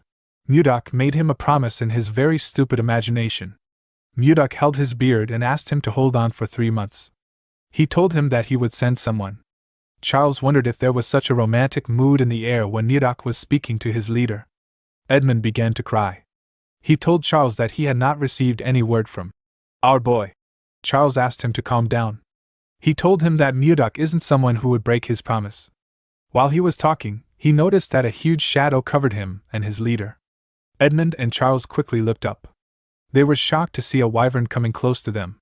The two of them quickly moved back when the wyvern landed. Edmund heard a voice call out to him. Edmund immediately recognized this voice. When he looked at the wyvern's back, he saw Savina with a smile on her face. The girl told the man that the ice had arrived. Edmund was extremely happy to see a huge bag containing ice. He said that he knew Murdoch would come through. Charles was shocked to see Savina getting off the ice wyvern. It is a monster whose strength rivals an entire night squad. He couldn't believe that they were using this powerful monster for ice delivery. He wondered about what our boy was doing in the north to be able to control an ice wyvern. While looking around, Savina remembered something. She stretched out her hand to give Edmund a letter. She told him that her master asked her to give the letter to a certain person. Edmund smiled when he heard this. He knew who Murdoch was talking about. The scene shifts and we are taken to the palace. We see Princess Ishilda drinking tea outside. She was drinking it with someone. The boy thanked her for accepting his invitation. He told her that she grows more beautiful with each passing day. Ishilda thanked Justin for his compliment. He took a sip of his wine. He realized that the princess was still as cold as ever. She wasn't even giving him a fake smile for formalities. Justin believed that it wouldn't be fun if the princess gave in too easily. He was certain that he could change her indifferent behavior. While he was thinking, a maid rushed to meet the princess. She told her about something. Ishilda screamed out when she heard that she received a letter from Murdoch. Justin stood up and spat out his drink when he heard this.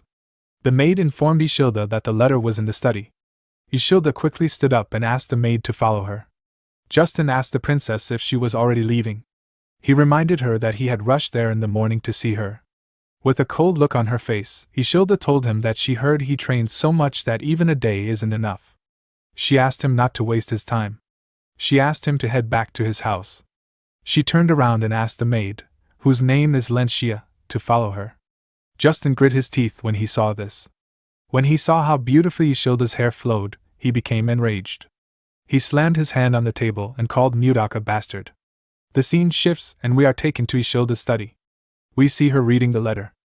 Our boy asked her about how she has been. He told her that he had been doing well thanks to her lucky charm. Ishilda blushed when she remembered the kiss. Mudak told her that the northern lands are a nice place to live in. He said that there are sparkling crystal caves and warm hot springs. He revealed to her that they built a city called the White Castle inside a warm cave. He told Ishilda that it is a very beautiful place, but it has one big flaw. The flaw is that she is not there with him. He said that this makes the place feel really empty. Mudak told her that he wants to give her a small gift to show her how he is feeling. When Ishilda looked down, she saw something shocking.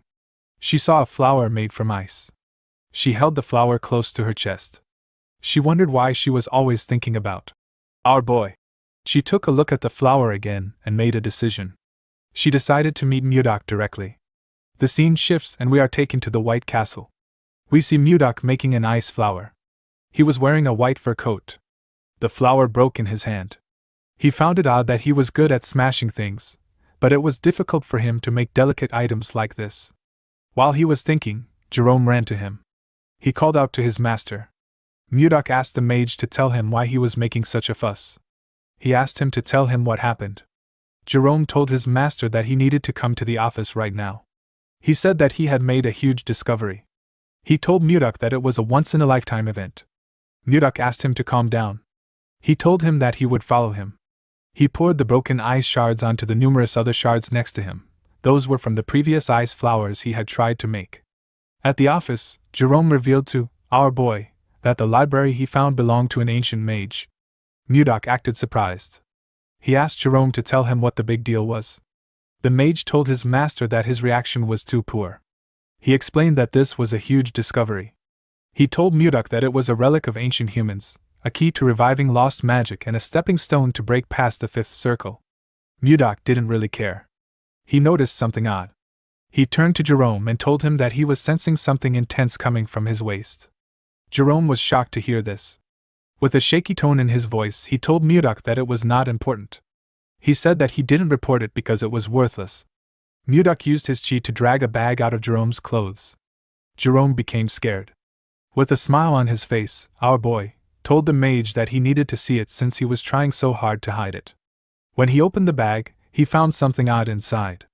He found some shiny rocks. Jerome explained to his master that he wasn't trying to hide the stones. He told him that the stones were filled with condensed mana. They are called mana stones. Mudak asked Jerome to tell him what he wanted to use the mana stones for. Jerome gathered his mana and revealed to Mudak that he is currently a fourth circle mage.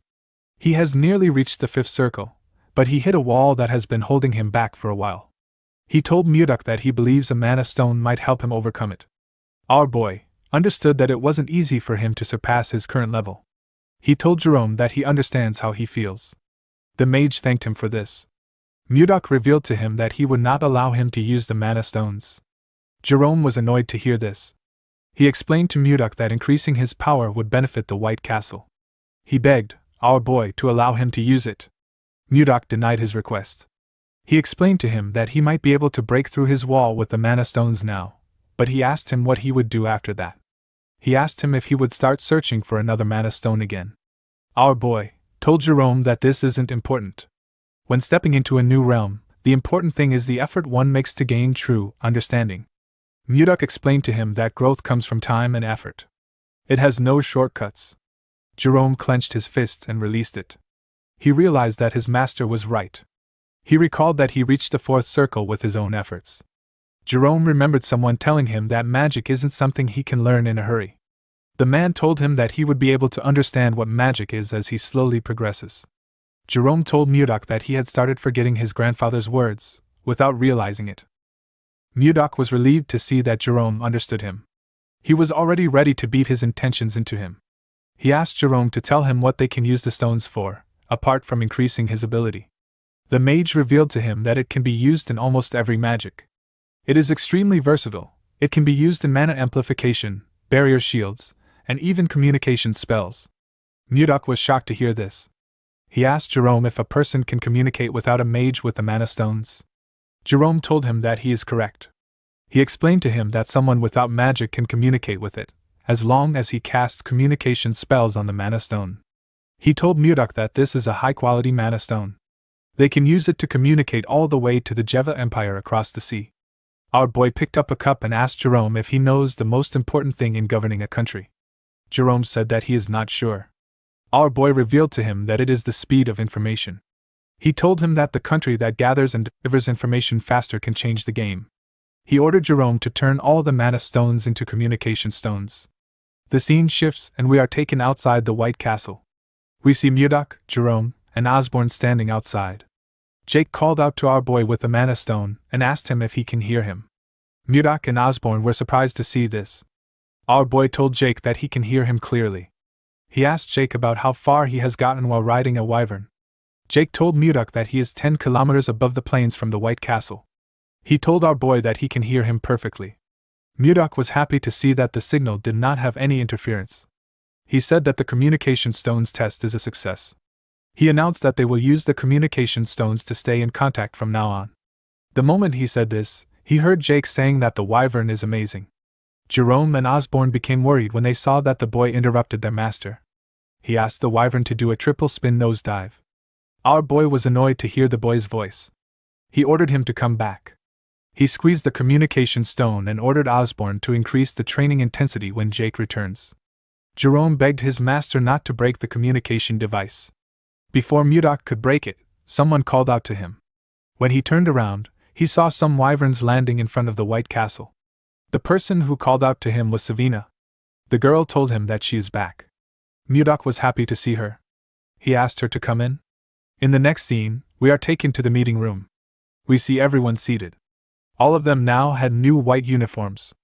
Murdoch was reading a letter in the room. Savina asked her master if there is something wrong with Edmund's letter. Murdoch told her that there isn't. He revealed to her that he asked Edmund to send him information about the political climate of nearby countries. He said that Edmund talked about it in great detail. Murdoch noticed that a particular name was mentioned a lot of times in the letter. The name is Anos. The name felt strange to Murdoch. He asked the people there if they know anything about Anos. Stuart Gale was surprised to hear the name. He told Murdoch that he has never seen Anos himself. He said that people say that he is a grand sword master. Everyone was shocked to hear this. Murdoch didn't know how to react. The members could not believe that there was someone more powerful than a sword master. They thought that there wasn't a single person on the continent that was above a sword master. With a terrifying tone in his voice, Murdoch ordered his men to keep quiet. Everyone quickly shut their mouths. They were all scared. A grand sword master is at the realm of harmonization in the Central Plains. Someone in the realm of harmonization would be able to create a sword manifestation. Murdoch was disappointed when he found out that there were only 10 people who could use sword aura in this world. To a warrior like him, a life without worthy opponents is very dull. He could not believe that a master of the harmonization realm has shown up. Even though the person wouldn't be a match for him, our boy was still excited. He wanted to meet the strongest person in this world. Stuart Gale told Murdoch that he heard something unusual about Anos. He revealed to his master that people say that when he uses his swordsmanship, a plum blossom scent follows. Murdoch was shocked to hear this. He knew about a swordsmanship that releases the scent of plum blossom. He knew that only people of the Manhwa sect are capable of using such techniques. A realization dawned upon Murdoch. He realized that someone else from the Central Plains might have crossed into this world. The scene shifts and we are taken to the time when Murdoch unified the Central Plains. We see him trying to touch a plum blossom with his hand. He told someone that the Manhwa sect uses a sword technique that gives off the scent of plum blossom. Murdoch told the man, who he held up with his eyes, that his swordsmanship is impressive. He told him that he simply chose the wrong opponent. The man's name is Jungpung. He is the head of the Manhwa sect. Jungpung grit his teeth and called our boy a bastard. He told Murdoch that the outcome would have been different if his disciple was here. Murdoch asked him if he is referring to the disciple that ran away a few days ago. Jungpung told Murdoch that his disciple didn't run away. With a look of anger on his face, he said that his disciple suddenly disappeared during his secluded training. It was as if he vanished from the world. At the time, Murdoch thought that this was a ridiculous excuse. But after coming to this world, our boy began to believe what Jungpung said. He wondered if Jungpung's disciple is actually Anos. Jerome asked Murdoch if this is everything the letter said. Our boy told him that there is nothing really important in the letter. He told his cabinet that he was informed the kingdom sent an inspection team. Everyone was shocked to hear this. Jerome asked Mudok to tell him if something is wrong. Mudok did not understand why he was panicking. He asked him if it was a big deal. Jerome told him that it is. He explained to Mudok that there are only two reasons why an inspection team visits. It is either a royal sightseeing trip or the capture and execution of traitors. Jerome believed that they needed to be prepared. He asked Mudok about when the inspection group was coming. Our boy raised his hand and pointed outside. Jerome quickly turned around. Mudok told him that it is currently 1 p.m. He said that the group has already arrived outside the palace. We see a large number of soldiers waiting. Jerome and the others were shocked to see the amount of soldiers that came. They even saw some knights among them. Justin stepped forward in armor. He called upon Mudok and asked him to come down and receive the inspection group with proper manners. Mudok quickly appeared in front of him. He greeted Justin and asked him if his arm is now better. Justin was annoyed to see our boy mocking him. Members of Mudok's group were surprised to see him on the ground. They did not know how he was able to quickly get there. Jerome wondered about what his lord was thinking. He did not know if our boy was going to kill them and commit treason. Mudok smiled and asked the princess to come out. Ishilda asked Justin to refrain from making threats. She stepped out and took off her hood. She asked our boy if he has been well. In the next scene, we see Ishilda smiling as she looked around the White Castle. She was surprised to see how beautiful the crystal cave was. She told him that she wants to see the hot springs. Our boy asked her to follow him. Mudok found out that the inspection group came there for a royal sightseeing trip. After Ishilda read his letter, she begged her father until he let her come with the inspection group. While showing her around, Mudok told the princess that she is still as stubborn as ever. He reminded her about the lucky charm she gave him. Ishilda began to blush when she remembered the kiss. She told Mudok that the topic is off limits for now. Upon seeing how shy she was, Mudok realized that she is still the same way she was in the Central Plains. As he walked past some ice crystals, our boy realized that it has been a long journey for him. He conquered the martial world to avenge Wayan, and after a long detour, he finally met her again. Even though her appearance has changed, Mudok was simply happy that he gets to be reunited with her. Ishilda was quite happy to see the hot springs. She said that it is quite beautiful. Mudok hugged her and told her that she is even more beautiful to him. Ishilda was surprised to hear this. Our boy told her that he really missed her. He then called her Wayan. Ishilda's expression became grim when she heard this. She let go of him. Mudok immediately realized that he messed up. Ishilda asked him about who Wayan is. Mudok told her that the name accidentally slipped out. Ishilda explained to him that she likes the way he looks at her. She could feel affection from the gaze in his eyes. She said that she just realized something today. She asked our boy if his affection is directed toward her or the woman known as Wayan. Mudok was shocked to hear this. Seeing that he could not give her a response, Ishilda turned around. Before she could walk away, Mudok called out to her. Ishilda covered his mouth with her hand before he could say anything. She told him that he does not need to say anything. As tears slowly dropped from her eyes, she turned around. She told Mudok that she has already gotten her answer. Mudok wanted to stop her. He clenched his fist out of anger because he didn't know what to say. At night, we see Mudok walking in the forest. He thought about Wayan and Ishilda. He knew that Ishilda won't understand the emotions he has built up, even if he explains his transmigration to her. While Mudok was thinking, we see someone watching him from a tree. The person took out a blade and charged at Mudok from behind.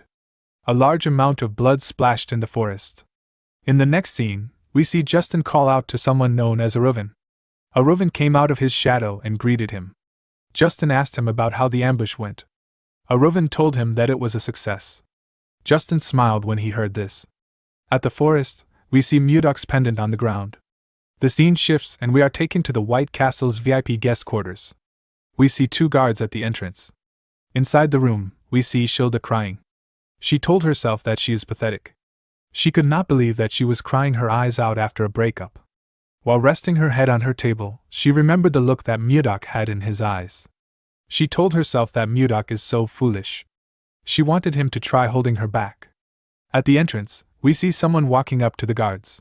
The guards inform Ishilda that she has a visitor. Our girl's mood quickly changed when she heard this. She believed that it was Mudok. She quickly got dressed and opened the door for the person. Ishilda asked him about why he came there so late at night.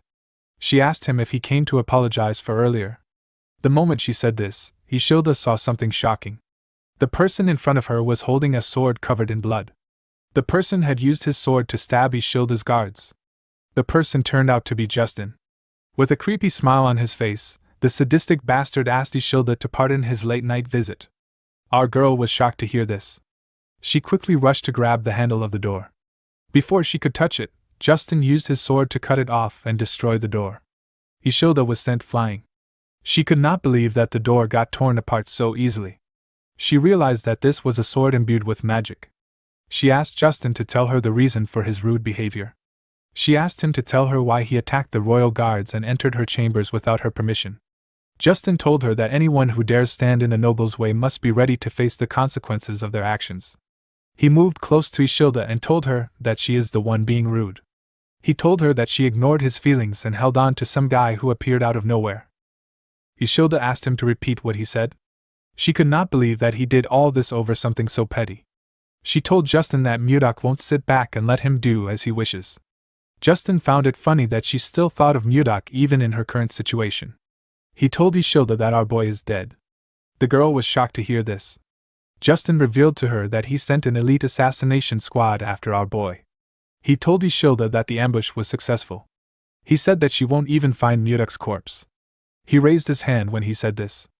As his hand slowly got close to her, Ishilda called out to Mudok. Outside the castle, we see Mudok raise his hand and release his energy. His cold energy got released in the room. Justin was shocked to feel something moving his body. Ishilda was also shocked to see this. Our boy clenched his fist and used his energy to slam Justin's body on the wall. He dragged Justin out of the room. The boy immediately knew that it was Mudok that was doing this. He called him Baron Blizzard. Our boy threw Justin to the ground and ran into the room.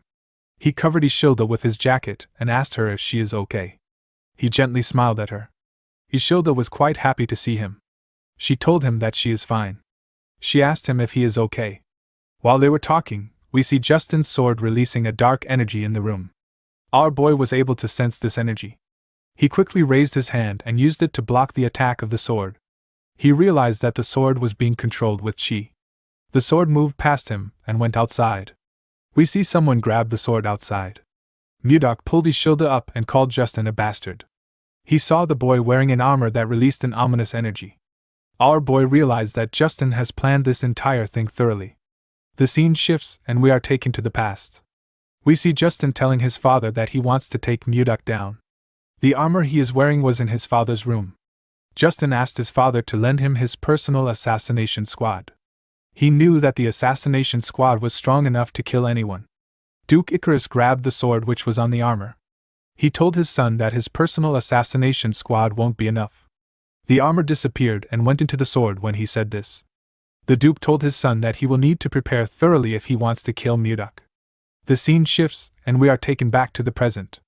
We see Justin holding the magic sword that moved freely with the user's mana and creates a magic armor. Justin swung his sword and released a huge attack at Mudok. Our boy quickly pushed Ishilda away to protect her. The attack destroyed the building.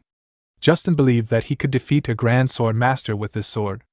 He laughed like a madman when he saw the damage he caused with his attack. He called Mudok a bastard and asked him if things are different from last time. He said that it is good that the assassins failed. When the dust cleared up, we see Mudok's arms covered with bruises. He put his hands down. Justin said that he wants to rip our boy apart with his own hands. Ishilda told Mudok that he is bleeding from his arm. Our boy asked her to stay back. He told her that she needs to stay in a secure place. Ishilda knew that he was right. She asked him if he will come back. Mudok turned around and gently smiled at her. He asked her to hide well and stay put. The moment he said this, he jumped down. He told Justin that he looks different from last time. The boy laughed when he heard this. His helmet slowly covered his face as he laughed. Mudok told him that he doesn't still see any reason in him. Justin raised his sword and asked our boy not to give him more of his useless lectures. Immediately he said this, he threw his sword at our boy. Mudok pushed it aside with a simple swing of his hand. Justin appeared in front of him. The moment he did this, he swung his sword at Mudok. Our boy covered his arm with his energy and used it to block the attack. Due to the clash of their energies, they both got pushed back. Justin appeared in front of Mudok and asked him to stop his nonsense. He smiled when he saw that he was in front of our boy. He believed that he got him on the ropes. He believed that Mudok was already worn out from fighting the assassination squad. He was certain that this was the perfect time to kill Mudok. He raised his sword and told our boy that this is the end. The moment he said this, Mudok fired his energy at him and used it to knock his sword out of his hand. Justin was shocked to see that our boy fired at the same hand which he injured before. He fell on his knees and held his wrist, which had turned red. Mudok moved close to him and told him that they are at a good range. He told him that his attacks won't be able to reach the princess at their current range. Justin was surprised to see that Mudok pretended to be hit just to create some distance between them and Ishilda. Our boy explained to him that a cornered rat will bite a cat if it is desperate. He told him that a rat bastard like him could harm Ishilda.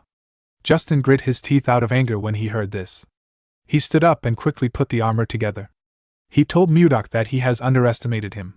Immediately he said this, Mudok placed his hand on his breastplate.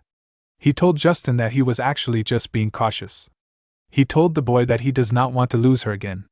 The moment he said this, Mudok released his attack on Justin. His attack froze the entire cold forest. It touched everything around them. Justin fell on his knees. His armor began to fall apart. Justin did not understand what was happening.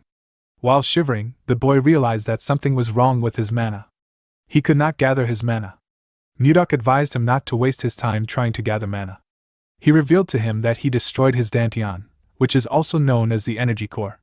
With a cold gaze in his eyes, he revealed to Justin that he will no longer be able to gather and use mana for the rest of his life. Justin was horrified when he heard this. He clenched his fist. He wanted to punch Mudok. Our boy gave him a hard slap on his face. Justin fell to the ground. Mudok asked him to live the rest of his life atoning for his mistakes. He told him that he has finally become one of the weak, even though he tormented other weak people. While he was talking, Mudok noticed that the sun was rising. He used his hand to cover his face. He seemed to be happy to see the sunrise. He said that he has wasted too much time. Mudok locked Justin and his men in prison. The boy was still traumatized by the fact that he couldn't use his mana since he had taken care of Justin. Mudok planned to have a date with Ishilda. Unfortunately, our boy's mood got ruined by what he saw. He saw Ishilda holding someone's hand outside. She was holding Jerome's hand. The girl smiled as she spoke to the mage. Mudok could not comprehend what was happening. 15 minutes earlier, we see Mudok asking his men to look around. He said that something would be around there. He asked them to find it. He announced that the person who finds it will get a big reward. Jerome asked his master if he lost his pendant when he was ambushed by an assassin. Mudok told him that he is correct. Jerome revealed to him that he looked into the assassins. He said that they are actually quite skilled. He asked Mudok about how he was able to come out unharmed after he was attacked by them. Our boy could not believe that Jerome called the weak losers skilled. He said that the assassins only knew how to move silently. They were just a bunch of weaklings to Mudok. Our boy said that he wouldn't have even noticed them if he was in good shape. Jerome told him that he is amazing. While he was talking, someone walked up to them. The person told Mudok that he lost the pendant because of her. Jerome used his hood to cover his head when he heard the person's voice. Our boy turned around when he heard her voice. The person turned out to be Ishilda. The princess had a maid with her. Jerome seemed to be quite nervous to see the princess. With tears in her eyes, Ishilda told Mudok that he could have found the pendant if he searched for it when he lost it. Mudok told the princess that this is not true. He pointed to Jerome and told him that they should blame Justin for this. Ishilda was surprised to see Jerome. She moved close to him and grabbed his hand. She asked him if he is Count Jerome Karyuin. Ishilda did not know why the count was there. She told him that she heard he was missing. Jerome simply smiled nervously when he heard this. Mudok was annoyed to see Ishilda holding Jerome's hand. The mage quickly let go of Ishilda. He told her that this kind of enthusiastic welcome is a bit troubling for him. The moment he said this, Mudok placed his hand on his shoulder. The mage became scared. With a creepy smile on his face, our boy told Jerome that he seems pretty close to the princess. Jerome told him that this is not true. Mudok said that they look quite close. Ishilda's maid told her that she needs to clear up this misunderstanding. Ishilda did not really know why anyone would misunderstand her. While Mudok was choking the count, Isilda revealed to him that Jerome was the person she respected most. She said that the Count is an amazing person. According to the princess, Jerome is a true noble who cares for the people. She said that she felt bad that he got exiled to a barren place. She was quite sad when she found out that he went missing. Mudok asked him about why he never spoke about this. Jerome told him that no one goes around bragging about their own good deeds. Mudok asked the princess about why she spoke about Jerome in the past tense. The princess said that things are different now that she knows him. She blushed when she said this. Our boy also blushed. Before he could say anything, Isilda turned around and ran. She said that she will help him look for the pendant on this side. Her maid quickly ran after her.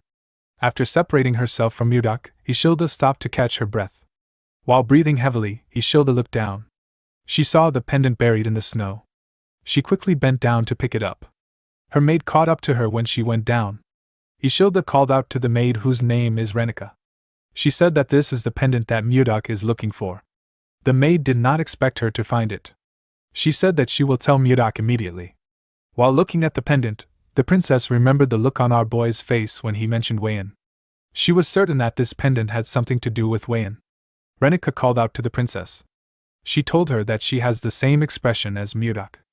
Isilda was quite angry when she remembered how Mudok reacted. She asked her maid if she really looked like him. The woman nodded her head at her. She told Isilda that there is no need for her to rush. She assured her that Mudok is thinking about her the same way she is thinking about him. Isilda stared at the pendant when she heard this. At first, she was jealous, but now she is curious about the situation. She wondered about the woman who could win the heart of someone like Mudok. Isilda gave our boy back his pendant. She was quite curious about who Wayan is. The scene shifts, and we see someone break a glass containing the lotus of love. The person turned out to be Wayan's father. Chunha asked his daughter to move the trash away. He could not believe that she was telling him about a lotus that blooms for true love. He told Wayan that she is spouting nonsense. He reminded her that she already has a fiancé. He advised her to stop getting distracted by such stupid things. He asked Wayan to get ready for the marriage he arranged. Wayan stood up and told her father that he needs to open his eyes. She said that lovers who make the twin lotus flower bloom are blessed by everyone as soulmates. The girl was sad that her father only spoke about a political marriage even after witnessing such a miracle. She told her father that the martial alliance must matter to him more than his daughter. Chunha was hurt by her words. He clenched his fist out of anger. Wayan reminded him that he abandoned her mother for the martial alliance. Before she could say anything, Chunha ordered his guards to lock her up. He ordered them not to allow her to go to the ice palace until the wedding is over. He asked them to keep her under strict surveillance. With tears in her eyes, Wayan called out to her father. She begged him to not do this. The girl told herself that she should have never returned there. In the next scene, we see Isilda open her eyes. She wondered why she had such a weird dream. The scene shifts, and we see Isilda and her maid looking at a hot spring. Isilda was still thinking about the woman she saw in her dreams. She wondered about who she was. While she was thinking, Mudok walked up to her. He asked her if something is wrong. The girl turned around and told him that she is fine. With a sad look on her face, she told Mudok that there is nothing to worry about. Our boy noticed that she was sad. He turned around and asked the princess to join him on a trip to clear her mind. Isilda did not expect to hear about a trip. When they went outside, they saw a screaming wyvern slowly coming close to them. Renica went down and put her hands on her head. She was quite terrified. Isilda was actually fascinated. She did not expect to see ice wyverns. She was quite excited. She said that she has never seen ice wyverns that were tamed. Mudok explained to her that the wyverns have been trained since they were little. He assured her that the wyverns are very friendly. He asked her not to fear them.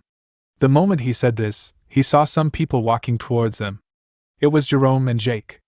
Jerome was carrying a suitcase. He told his master that departure preparations are complete. Mudok asked him if he also prepared something. Jerome said that he did. Immediately after he said this, something jumped out and landed on the ground. Renica screamed when she saw the thing. Jerome apologized to her for scaring her. He introduced her to a smaller version of Condal. He told her that he is a Yeti. Isilda was shocked to hear that she was looking at a Yeti. She recalled that the Yetis are a legendary tribe said to live in the snowy fields. The princess quickly picked the Yeti up. She said that she never imagined Yetis to be a small and cute race. With a nervous look on his face, Jerome told the princess that he is glad she likes him. Our boy gave him a thumbs up. Before seeing Ishilda, Mudok told Jerome that the princess will be startled if she sees Condal. He asked the mage to shrink him with magic. Jerome told his master that magic isn't almighty. He said that he will still do it. Ishilda placed Condal on her head and pressed his fluffy fur. She smiled brightly as she touched the Yeti. Mudok was happy to see her smiling. He told the princess that they need to go now. He called out to a wyvern called Lilith. The wyvern bowed her head to him. Mudok got on her and stretched his hand out to Ishilda. He asked her to take his hand. Ishilda blushed when she heard this. She raised her hand and grabbed Mudok's hand. Our boy helped her sit on the wyvern. After the princess sat down comfortably, Mudok tapped Lilith's rope. The wyvern began to flap its wings when this happened. Everyone and their wyverns went into the air. Jerome and Jake flew behind our boy and Ishilda. The princess was quite scared to be in the sky. She closed her eyes and held on to the saddle. This was her first time coming up in the sky. She told herself that she will be okay since she is with Mudok. With a smile on his face, our boy asked the princess if she would like to look ahead. Ishilda carefully opened her eyes. She was shocked to see what was in front of her. It was a beautiful sunset. Ishilda could not believe her eyes. Mudok asked her if she is feeling a bit better now. Ishilda did not expect to hear this. She smiled when she realized that our boy has been worried about her all along. She told Mudok that she feels better thanks to him. Our boy smiled when he heard this. He asked the princess to hold on tight.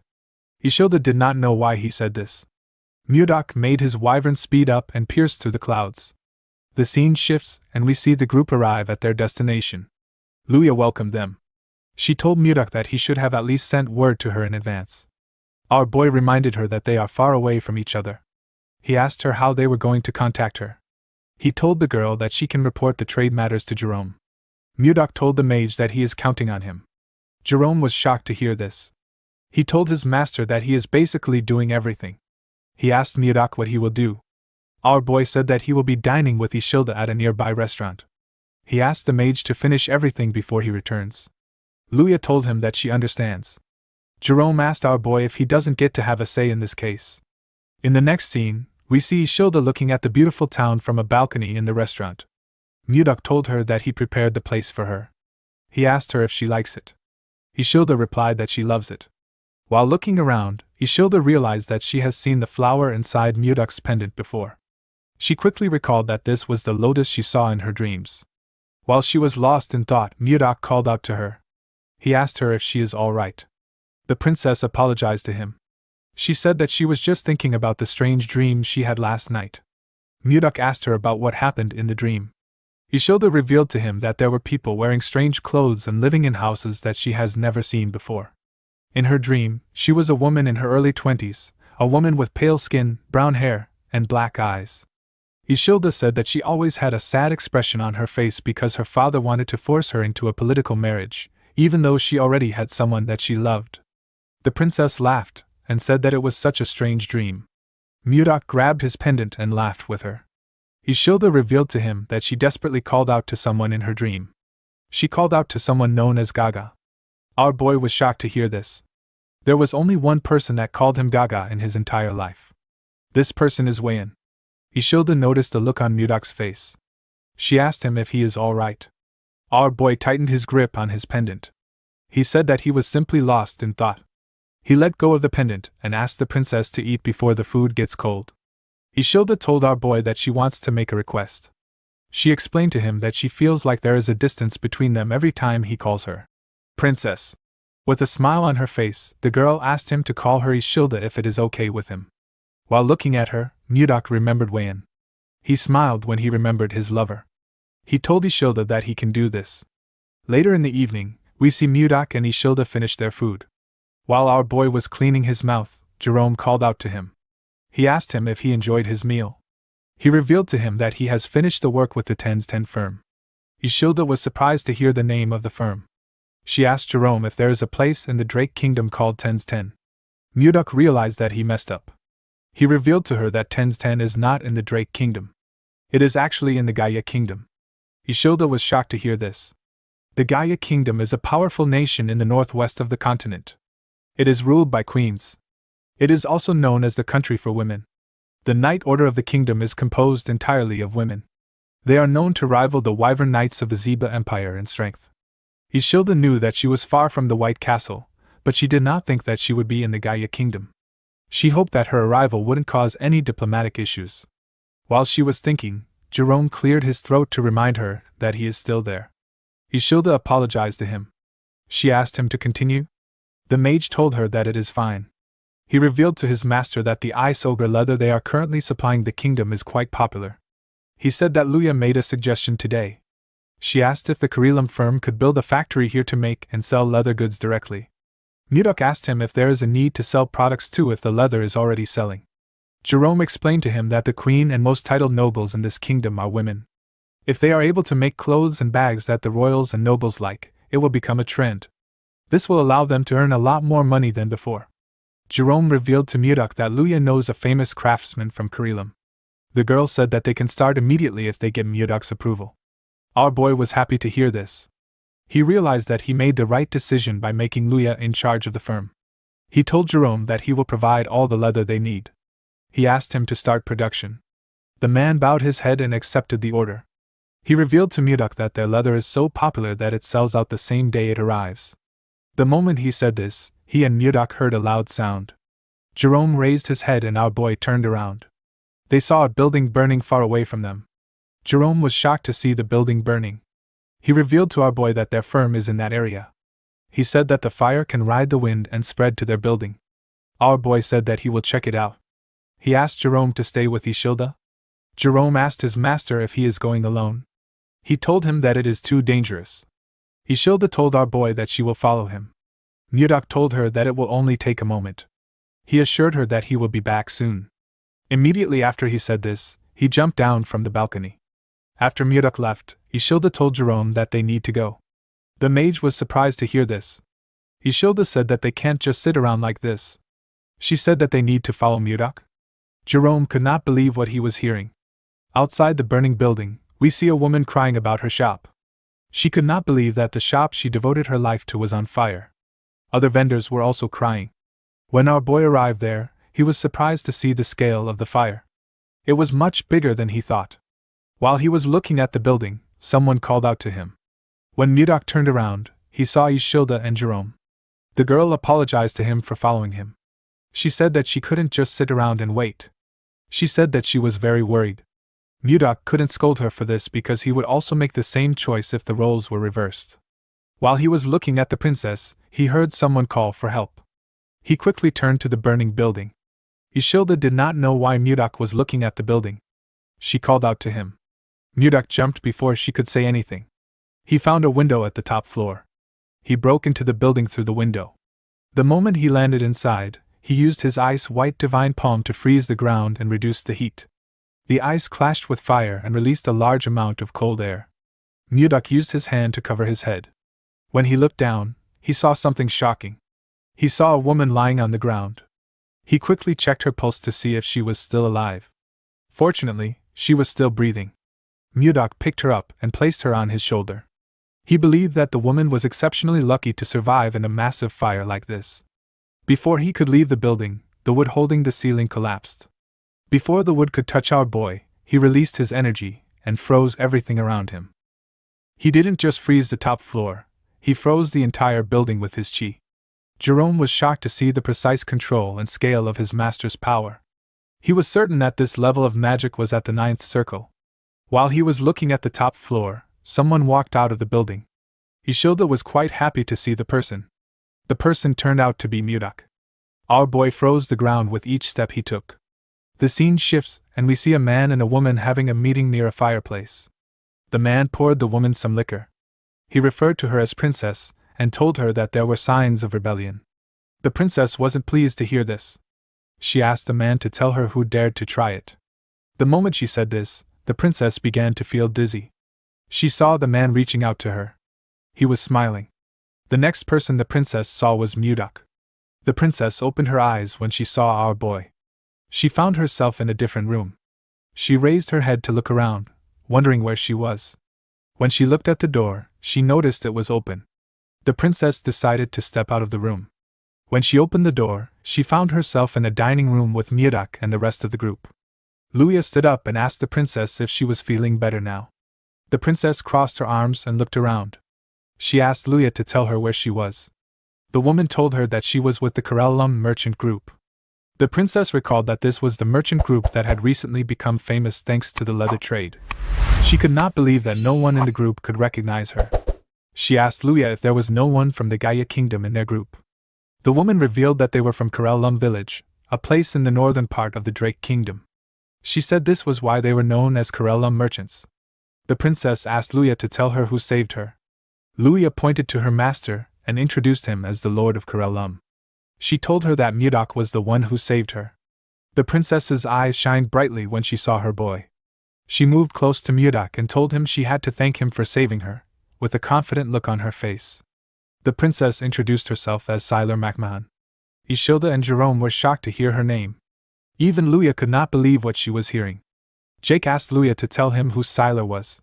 The woman was annoyed to hear this. She clenched her fist and called the man an idiot. She revealed that Princess Sylar was the second princess of the Gaia kingdom.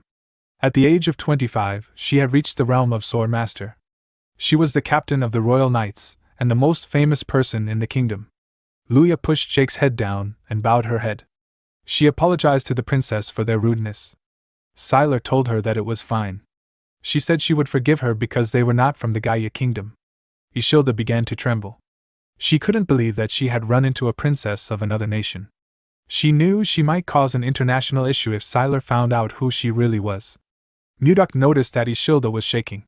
Sylar told our boy that she would personally reward him for saving her life. She asked him to follow her to the castle when they were done eating. Mudok declined her offer. He told her he had to return to his country. Sylar was shocked to hear this. Luya became scared when she heard her master's response. She knew it was extremely rude to reject a reward from the royal family in this kingdom. She decided to change the topic. She moved close to the princess and asked her how she ended up in the burning building. Sylar realized she had been left there by Baron Dayton. She couldn't believe the Baron betrayed her and tried to assassinate her even after she took great care of him. Sylar told Luya that it was nothing serious. She said that a pathetic man with no confidence tried to assassinate her with poison. Luya was shocked to hear that. The princess revealed that the assassins had set the building on fire to ensure no evidence was left behind. She turned to Mudok and told him she must repay him for saving her life. She asked him to tell her what he wanted. Before Mudok could say anything, Sylar's stomach growled loudly. The princess was quite embarrassed. Our boy told her that what she wanted was the food in front of her. Sylar was annoyed to hear this. She called him an insolent bastard and asked if he was mocking her. Our boy explained that she must be hungry since she hadn't eaten since yesterday. He asked her to sit down and eat. The princess ate the steak in front of her in anger. She was annoyed that our boy had rejected her offer. She told herself she would have sent him to prison if he wasn't her benefactor. While eating, she saw a sword in the room. She asked who owned the sword. Mudok revealed that he was the owner. Sylar wondered if our boy was a noble who used to be a knight. As the captain of the Royal Knights, she was curious about Mudok's swordsmanship skills. She referred to our boy as Baron and asked him to spar with her after the meal. Everyone was shocked to hear this. Mudok declined her request. He told her that he does not spar with those weaker than him. Sylar MacMahon was annoyed to hear this. She couldn't believe that Mudok was saying such things to her face. She released her energy and gripped her cutlery tightly. She wondered why Mudok was acting like he didn't know she was a sword master. In the past, there were times when male knights from other countries refused to duel her just because she was a woman. Getting those knights to accept her duel was simple. She laughed and asked Mudok if he was afraid of losing. Everyone was shocked to hear this. They couldn't believe that she was provoking our boy. Mudok stood up and grabbed his sword. He asked the princess to come outside with a look of anger on his face. He told her that he wanted to show her a technique. The scene shifts and we see the group outside. Sylar and Mudok were standing in a grass field. Sylar told our boy that they would be following Knight's rules, no mana usage, and the first to subdue the other would win. Mudok accepted her condition. Jerome reminded his master that Sylar was a princess of the Gaia kingdom, and warned that even a scratch could create diplomatic issues. Our boy told him he understood and asked him to stop talking. Sylar asked Mudok if he was ready. The woman believed she had met plenty of men like him before. She told herself that every single one of them ended up kneeling before her. She smiled like a lunatic, imagining our boy kneeling. She turned her blade and made the sun reflect off it, directing the glare into Mudok's eyes. Our boy seemed annoyed by the cheap trick. Sylar charged at him, believing she had found an opening. Mudok easily blocked her attack by raising his sword. Sylar didn't expect him to block her surprise strike. She realized he was skilled. She dashed around and attacked from behind, thrusting her rapier at an insane speed. Mudok dodged it by moving his head, and even smiled. Sylar wasn't done. She increased the speed and power of her strikes. She rained down attacks on him. Mudok blocked them but was slowly being pushed back. Sylar didn't relent. She aimed each swing at his head.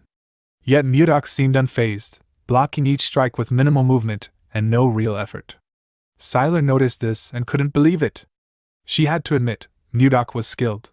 She closed in and swung her sword with immense force, shattering the ground beneath them.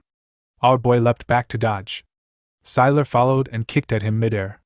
Mudok blocked the kick with his sword, but it still sent him flying. He jammed his sword into the ground to stop himself, then glared at Sylar. He realized that Sylar was like a wild master of the piercing spear style at the harmonization stage. She used an endless barrage of thrusts. Mudok knew he couldn't keep blocking forever. If this continued, they'd destroy the entire area. He decided to end it in one strike. The two charged at each other. Sylar swung. Mudok blocked. She tried to kick him again, but he blocked her leg. Moving to her side, he delivered a heavy blow to her stomach. The punch broke her balance. Mudok then grabbed her by the neck and slammed her into the ground. Sylar quickly tried to get up, but our boy pointed his sword at her neck. He asked her to admit defeat. Sylar refused. She asked him to fight again. Jerome clapped, saying both showed impressive swordsmanship and suggested returning inside to finish their meal. With a serious face, Sylar told Mudok that if he didn't accept her rematch, she would officially challenge the Drake Kingdom. Everyone was stunned. This was their worst fear. Mudok stepped away and told her that admitting defeat was also a warrior's virtue.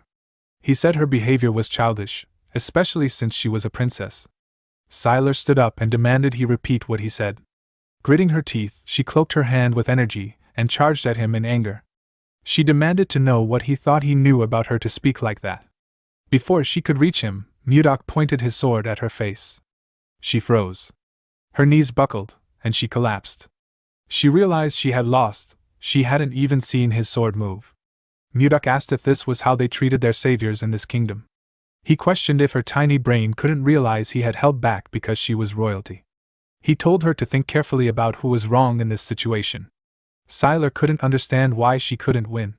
She remembered showing her mother a medal she'd earned for winning first place in the swordsmanship tournament when she was young.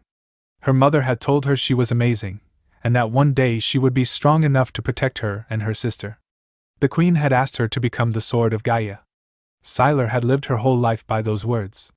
She trained endlessly to be someone who could protect the kingdom, someone no one could ignore.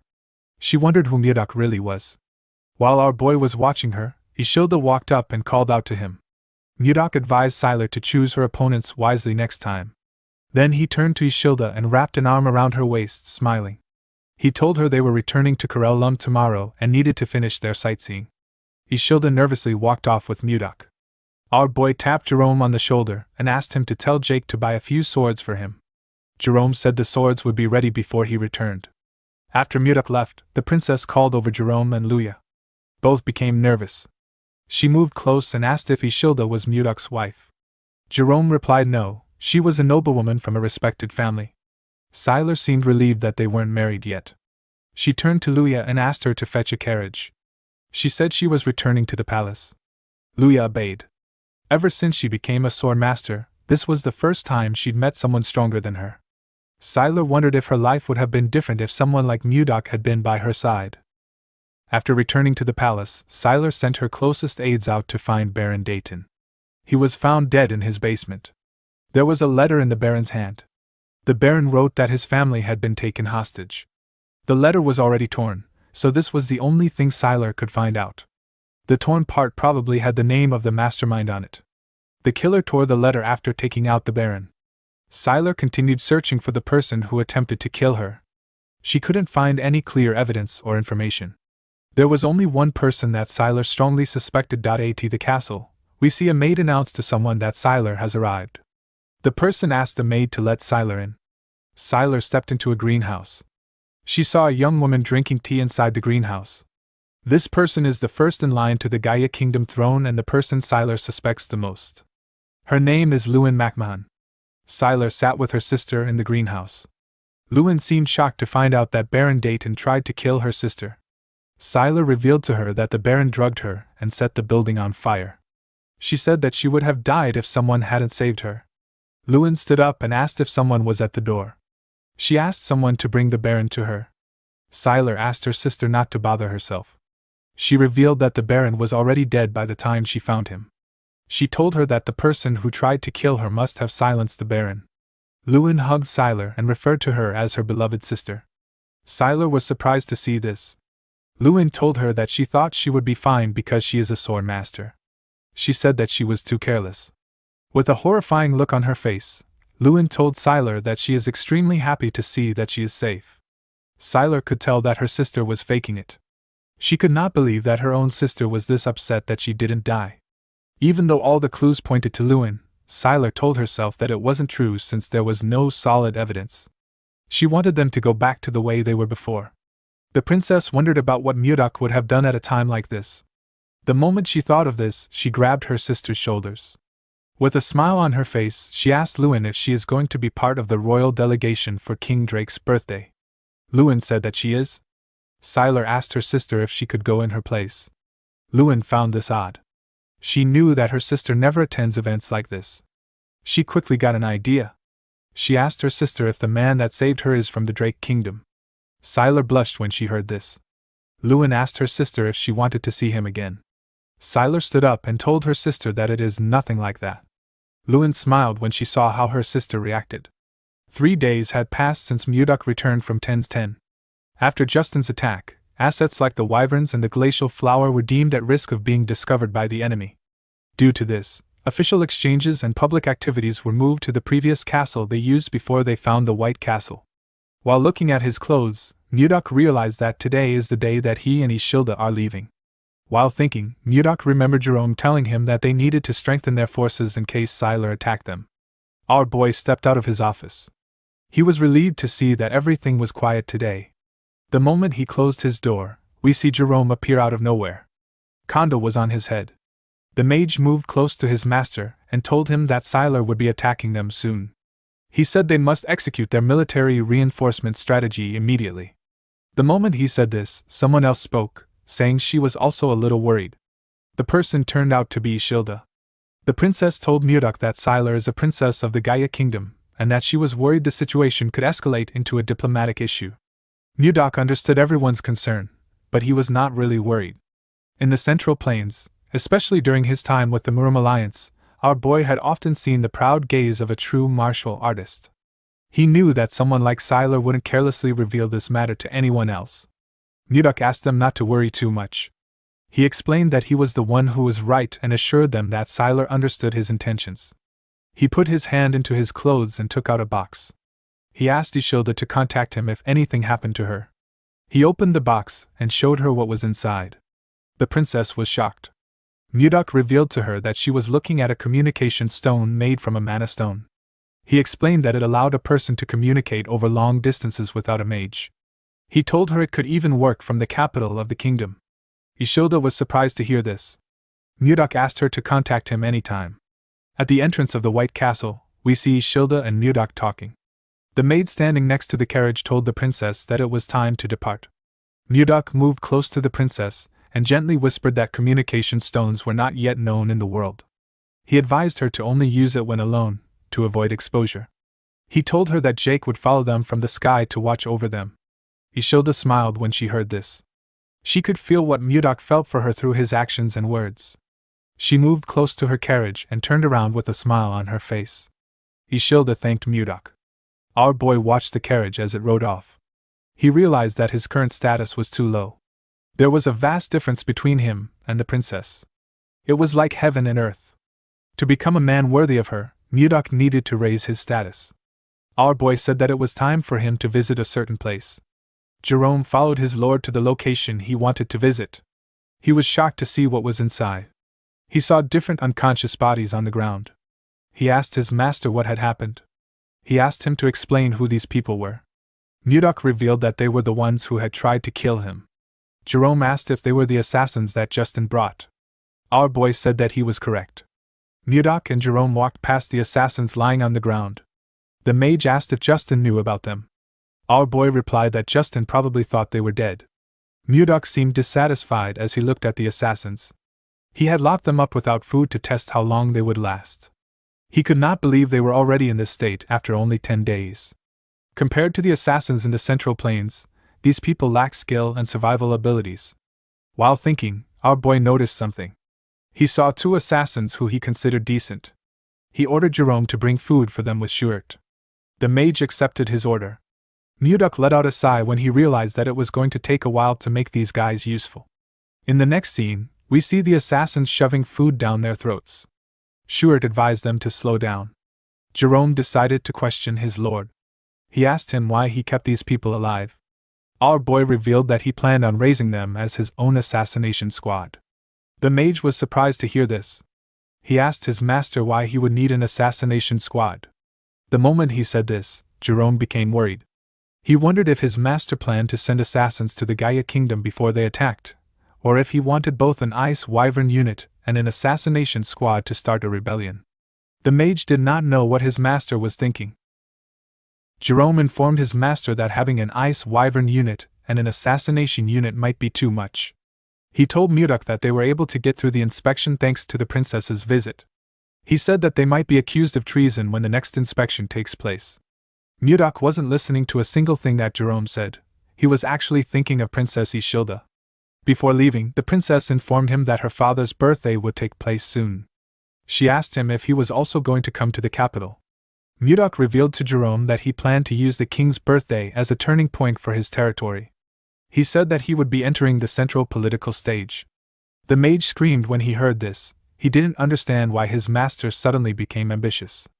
Mudok explained to him that he had to be a duke to even stand a chance with a princess like Ishilda. In order to become a duke, he needed to face countless enemies. Our boy told Jerome that an assassination unit was necessary for their growth. He called out to Shuert and asked him if the entire Blizzard Order had assembled. The captain of the Blizzard Order told him that they had. He said that the men had gathered at the entrance just like he instructed. Our boy called out to the assassins and asked them to listen. He revealed to them that they had only 2 choices. The first choice was to become his subordinate, and the second choice was to die at his hand.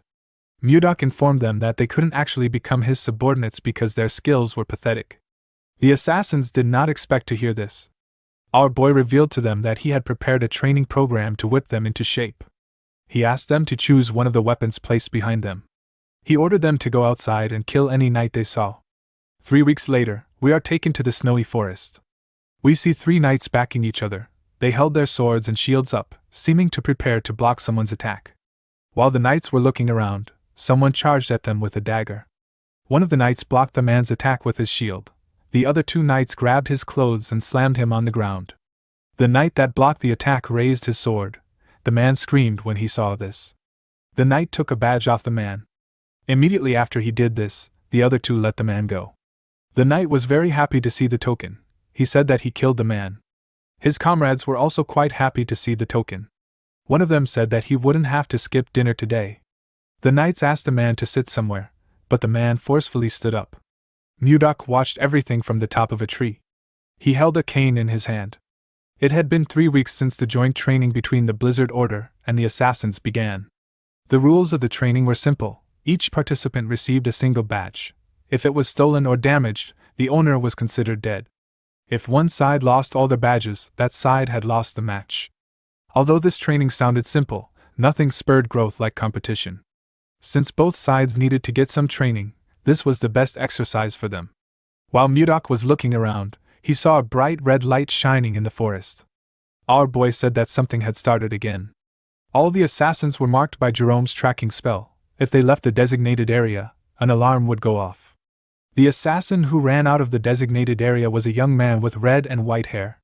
The man looked behind him to see if anyone had caught up to him.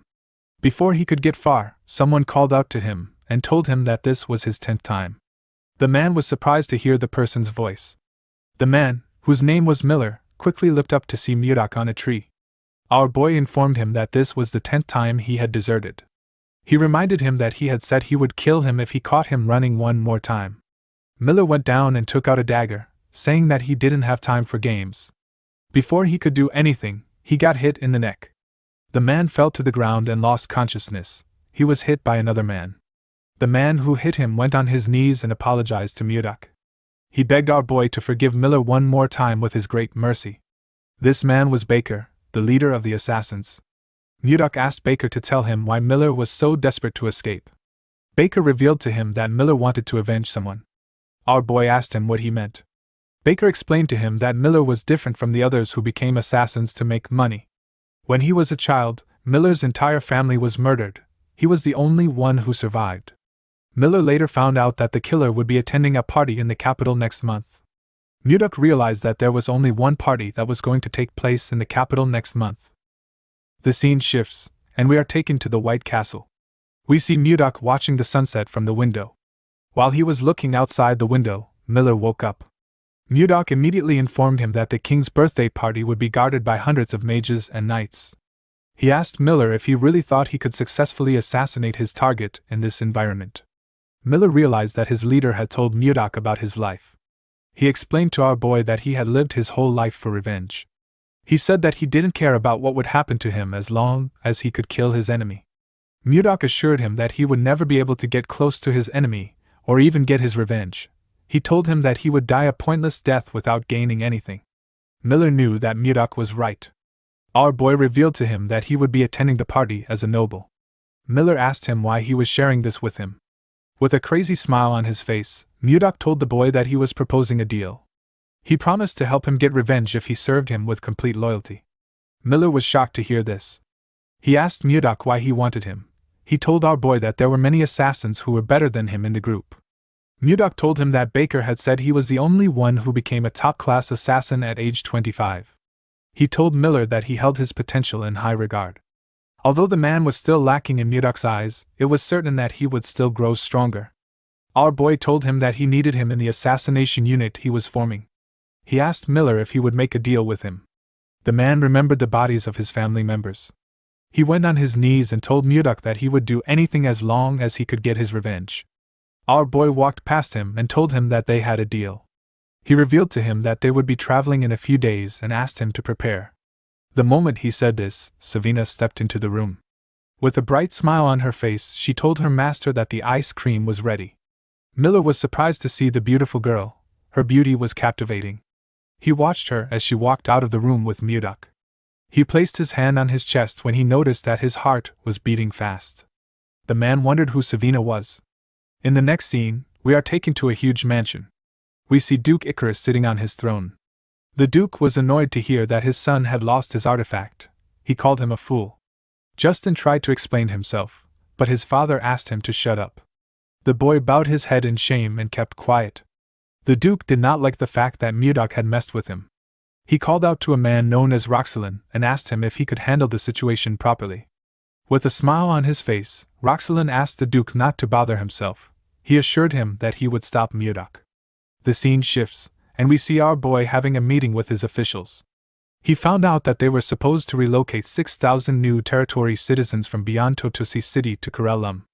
He also found out that they had harvested 6 ice wyvern eggs. The captain of the White Castle Guards told him that this was all they had to report. The captain turned out to be Max. Max asked his lord if he knew when the citizens would be relocated. Our boy told him that he would handle it later with Jerome. With a serious look on his face, he said that they had a more important issue to discuss. The officials were shocked to hear this. Murdoch revealed to them that he didn't know what to give Tomalova III for his birthday. The men were shocked to hear this. Our boy asked them why they were reacting like this. He said that he needed to get a gift that was better than that of Duke Icarus. He asked the men to provide some suggestions. Max suggested that they give the king an ice ogre leather. He said that it was popular among merchants, and that the king would appreciate it since winter was coming. Our boy said that the leather was too common. He asked the others if they had any other ideas. Osborne suggested that he gift the king flowers. Murdoch was annoyed to hear this. He asked the man if he looked like he was joking around. Osborne became scared. He explained to his lord that he was talking about the glacial flowers. They only bloomed in Corellum, so they were quite rare. Jerome reminded the man that glacial flowers could only grow under extreme cold. They couldn't be cultivated in the capital. Shuert told his master that they had no choice but to go with something. Murdoch and Jerome asked him what he meant. Before Shuert could speak, Jake barged into the room. With a look of anger on his face, he told his master that he could no longer take this anymore. He said that the damned bastard had blocked all the roads. Murdoch didn't know what he was talking about. He asked Jake to explain himself properly. Jake informed Murdoch that he was talking about Roxelin, the Viscount of Totosi City. He explained to him that they had been paying unfair tolls and usage fees for a while now. However, the Viscount had completely blocked the road. Our boy asked Jerome if they couldn't just go around the city or fly over it with the ice wyverns. The mage explained to him that ice wyverns had cargo limits, so land routes were essential for transportation. He used his magic to create a map of the cities. He explained to Murdoch that they had to pass through Totosi City to reach the capital from Corellum. Since Totosi City didn't know that they had ice wyverns, they blocked the land routes in hopes of stopping their transportation of goods. Due to the fact that the Viscount blocked the road right before the nobles-only party, Jerome was able to deduce that the Viscount was trying to stop his master from attending the party. Murdoch believed that the Viscount must be hiding something. He asked Jerome to tell him why the Viscount was trying to block his path. The mage revealed to him that the Viscount had built his power under Duke Icarus. He said that the Duke must be the one who put the Viscount up to this. Our boy smiled when he heard this. He said that they had to respond if their enemies provoked them. Jerome was surprised to hear this. He asked his master not to start a territorial war. Murdoch didn't know what a territorial war was. He asked the mage to tell him what it meant. Jerome explained to him that it was a war between the land-owning lords. As long as they didn't break the royal law, even the king couldn't interfere. However, to start a territorial war, one must inform the king, and he must officially declare war on the opponent. The only exception to this rule was when the noble finished the war before the news reached the king's ears. The noble could report it after making his opponent surrender. Murdoch smiled when he heard about this. He believed that the war had arrived at the perfect time. It was the perfect time for them to test what they had been preparing. Our boy turned to Shuert and ordered him to prepare for deployment, telling him to leave a small force in the territory. Shuert accepted the order. Murdoch asked Max to put the assassination unit on standby for now. He ordered him to send Miller to scout Totosi City. The man accepted the order. Murdoch turned to Jake and asked him to prepare his wyvern unit for deployment. The man was shocked to hear this. He reminded his lord that his unit only had 20 people. He asked if they were not too small for a territorial war. Our boy did not expect to hear this. He asked Jake if he was really the captain of the Wyvern Knights. He told the man that he didn't trust the power of the wyverns even though he was so close to them. Jake was surprised to hear this. He realized that his lord was right. He knew that his wyverns weren't weak. He walked out of the room with the others, determined to show everyone the power of the wyverns. Murdoch wore his black robe. He ordered Jerome to declare war on Totosi City for the tyranny against the citizens of Corellum and for blocking their passage. Jerome refused his master's order. Murdoch thought that the man wanted him to repeat himself. He quickly realized that Jerome had denied his request. He turned to him and asked him to repeat what he said. Jerome explained to his lord that this was a gamble that did not guarantee their win. He said that it was too reckless to risk the lives of their people on this war. He reminded Murdoch that Viscount Roxelin still held 6,000 citizens as hostages. If Corellum attacked first, the people might be in danger. Apart from this, Totosi City's forces outnumbered their forces tenfold. If the city were to receive support from Duke Icarus, Corellum would be at an even greater disadvantage. Murdoch said that he needed 2 days. He assured Jerome that he would end everything in 2 days. The mage was shocked to hear this. He told his master that this was impossible. Our boy walked past him and reminded him that he was a strategist. He asked Jerome not to show uncertainty in front of the troops. Jerome realized that things could actually go differently. He knew that our boy was someone who could defy his expectations and create a miracle. When Murdoch got outside, he ordered his knights to prepare Lilith for him. He raised his hand and looked around. He saw his soldiers and wyvern knights awaiting his orders. With a smile on his face, Murdoch announced that Corellum was declaring war. The streets of Totosi were in turmoil. Knights marched through the city, dragging bound prisoners from Carolun toward the prison. Chains clinked with every step, the air thick with fear. One prisoner, his face grim but defiant, turned to the knight beside him. "Hey," he demanded. "What crime do you say we committed?" The knight's eyes flashed with anger. In one swift motion, he pressed the edge of his blade against the man's neck. Anyone from Caroline is to be captured. That's the order from the Viscount. He spat. The scene shifted to a grand white and blue mansion loomed over the city, the residence of Totusi's Lord, Viscount Roxelin. Inside, Roxelin sat lazily in a chair by the window, his legs propped up on the table, gazing out at the streets below. A curly-haired subordinate entered and bowed. As ordered, we've arrested all residents from Caroline. Anything unusual? Roxelin asked, not bothering to turn his head. The merchants who used to trade at the castle gates, they've stopped coming. Roxelin chuckled. Those fools! Looks like they've finally realized we won't open the gates. His eyes gleamed with calculation as he leaned back in his chair. The frozen land of Caroline, he mused, had no choice but to rely on imported food supplies. With the mountainous terrain blocking any path to the capital except through Totusi, the people of Caroline must already be starving.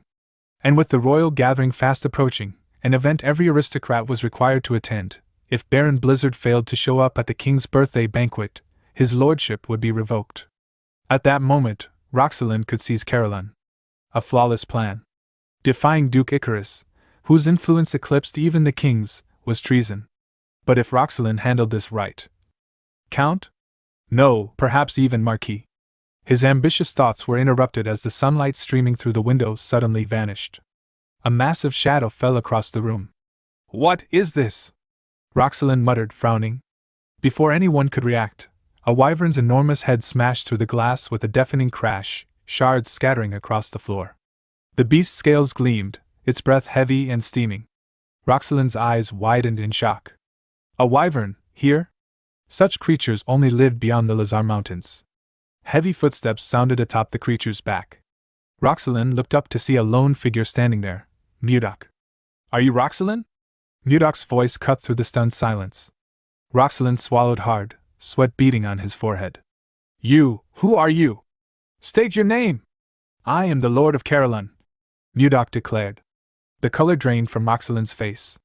If he was Caroline's lord, then Baron Blizzard himself stood before him. Mudok reached into his pocket, withdrew a scroll, and flicked it toward Roxelin with lightning speed. It zipped past the Viscount's ear, nicking it before slamming into the floor with a heavy thud. It's a declaration of war, Mudok said coldly. I'll be back in an hour. The sound of armored boots echoed through the hall as knights burst into the room. Viscount Roxelin! Are you all right? One shouted, only to freeze at the sight of the wyvern retreating into the sky. Isn't that a wyvern? Another stammered. Roxelin whirled on them in fury, striking one across the head so hard his helmet clanged as he hit the ground. You useless bastards! What were you doing while the enemy waltzed in? He roared, kicking the knight until he lay unconscious. The remaining knights looked away nervously, none daring to intervene. Panting, Roxelin turned to his curly-haired aide. Burn it! Dress the Caroline prisoners in Totusi's soldier uniforms, give them weapons. The man hesitated. You mean military gear? Yes, Roxelin sneered. Blizzard will kill his own people with his own hands. I want to see the look on his face. Gasps filled the room, but the Viscount ignored them. He stooped, snatched up the scroll Mudok had thrown, and ripped it to shreds. How dare he declare territorial war on me? I'll frame that barren bastard! Shoving his head out of the broken window, Roxelin bellowed to his men in the courtyard. From this moment, we declare war on Caroline. To the one who achieves the greatest merit, I will share my wealth and power. Laughter, loud and maniacal, rose from the knights below, mingling with Roxelin's own. But a knight stood behind Roxelin, who was no knight at all. Miller, in disguise, had heard everything. A small sound transmission device at his side carried every word to Mudok. Lord, did you hear that? Miller whispered. I heard it loud and clear. Mudok replied from atop the wyvern Lilith, his wyvern's unit flying close behind him. An hour later, Viscount Roxelin had dragged the prisoner before the castle wall, his knights stationed both behind them and atop the castle wall. The prisoners trembled in fear, clutching their shield as though it could protect them from what was to come. From his vantage on the wall, Roxelin smirked, thinking darkly, kill the people of your own territory with your own hands, and despair. It was then that the thunder of hooves and the shadow of wings announced the arrival of Mudok, mounted on his wyvern, Lilith, and Max, leading a unit of knights on horseback. Without hesitation, Mudok gave the order. Start the attack! The moment the command left his lips, Roxelin and his men froze in shock. From the skies, an entire wyvern unit swooped down, massive rocks clutched in their talons. At Jake's signal, the wyverns began hurling their cargo at the castle wall. Stones crashed down with bone-rattling force, shattering stone and wood. Yet, to the prisoner's surprise, none of the rocks struck him. A shimmering magical barrier stood between him and certain death, Jerome's doing. Jerome's voice rang out. "Blizzard Knights! The soldiers outside the castle are people of Caroline. First unit, evacuate them to safety. The rest of you, through the breach. Show Totusi the power of Caroline." Max and the other knights surged forward, steel flashing, cutting down Totusi soldiers without mercy. From above, Roxelin's thoughts raced. How did they know the soldiers outside the gate were prisoners? And since when has Caroline grown this strong? Before he could answer himself, Mudok descended from the skies, landing heavily on the wall. The Totusi knights stared at him in alarm. "Where did that man come from?" one gasped. "He's alone?" another wondered. "Attack him, all of you!" barked the knight captain. They charged in unison. Mudok's hand shimmered with icy aura, and in a blur of motion, he cut them down. When the fight ended, their lifeless bodies lay scattered across the wall, pierced through by jagged ice crystals. Mudok looked down at Roxelin. "Now, what's left is him." Meanwhile, in the forest near the wall, Roxelin's personal guard found themselves face to face with Lilith. Her presence alone made them tremble, unmoving. "What are you doing?" Roxelin shouted. "Fight! Quickly!" Still, they didn't budge. Furious, he kicked one of them to the ground. "You call yourselves my knights? After all this? I've already sent word to Duke Icarus. If we hold until reinforcements arrive, victory will be mine." But his words only fueled their resentment. One knight turned, punched him in the face, and sent him sprawling. "If you're going to die, die alone, you pig! What is the meaning of this?" "That's an order, come back!" Roxelin yelled. Instead, they walked away. Lilith padded closer, her eyes fixed on him. That was when Mudok arrived. "Lilith," he said calmly, "your stomach will hurt if you eat trash." Lilith backed off. Seeing Mudok, Roxelin's pride crumbled. He pressed his forehead to the ground. "Baron Blizzard, I was wrong. This is my defeat. I acted under Duke Icarus's orders. Please forgive me." Jake arrived then, descending from the sky on his wyvern, its jaws clamped around a struggling soldier. "Lord, I've captured the man heading to the Duchy of Icarus." Roxelin's face strained of color, sweat pouring down his brow. "Damn my luck." Mudok's voice was cold. "You've worked hard, lying about things you never meant. For the sin of persecuting my people, repay it with your life." Ice bloomed across his hand as he struck, but a shimmering magic barrier flared to life, stopping the blow. Jake stared in disbelief. "Why did you block the Lord's attack?" Mudok turned to Jerome, his gaze narrowing. "What do you think you're doing?" Jerome explained to his lord that no matter how heinous the crime a noble commits, the authority to decide his life or death belongs solely to the king. He told Mudok that they will be put in a difficult position if they kill the Viscount Roxelin there. With a nervous look on his face, Roxelin called Mudok a senseless brute and told him that Jerome is right. The moment he said this, the Viscount told himself that someone should have arrived. Immediately, he thought of this. He heard someone's footsteps. He smiled and turned around. He said that the person has arrived. The person turns out to be his administrator. His name is Volmer. The Viscount laughed and called Mudok a fool. He asked him if he really believes that he only sent troops to Duke Icarus. He explained to Mudok that a territorial war must be reported to the king first and must be carried out with a royal observer present. He told Mudok that he sent Volmer to the capital because he didn't report it. He said that the king has already found out about the war before he could force him to surrender. He laughed and told Mudok that his arrogance ruined everything. Jerome couldn't believe what he was hearing. He was certain that they stationed soldiers in the path that leads to the capital. He wondered about how Volmer was able to get through the soldiers. Mudok didn't say anything to the Viscount. He simply smiled. Roxelin was annoyed to see this. He asked Mudok if he has gone mad. Mudok asked Volmer to reveal his identity now. The man accepted his order and removed his fake face. Jerome and the Viscount were shocked to see this. The person under the mask turned out to be Miller. The Viscount could not comprehend what was happening. He asked Miller about when he took his administrator's place. Miller told Mudok that the mission is accomplished. Mudok revealed to Roxalyn that there is a clause in the territorial war law. The clause states that a noble may declare war if the opponent has violated the royal law. Roxalyn was shocked to hear this. Mudok reminded the man that he was selling Carolyn's citizens as slaves. He told him that slave trade is banned in the Drake Kingdom. The moment he said this, Mudok covered his hand with his energy. The Viscount became scared. He didn't know what to do. He knew that he was going to lose his city and his title. He realized that Duke Icarus will kill him. He quickly turned around and began to run. He said that he doesn't want to die. Before he could get far, Mudok released his ice from his feet. He froze the Viscount's legs.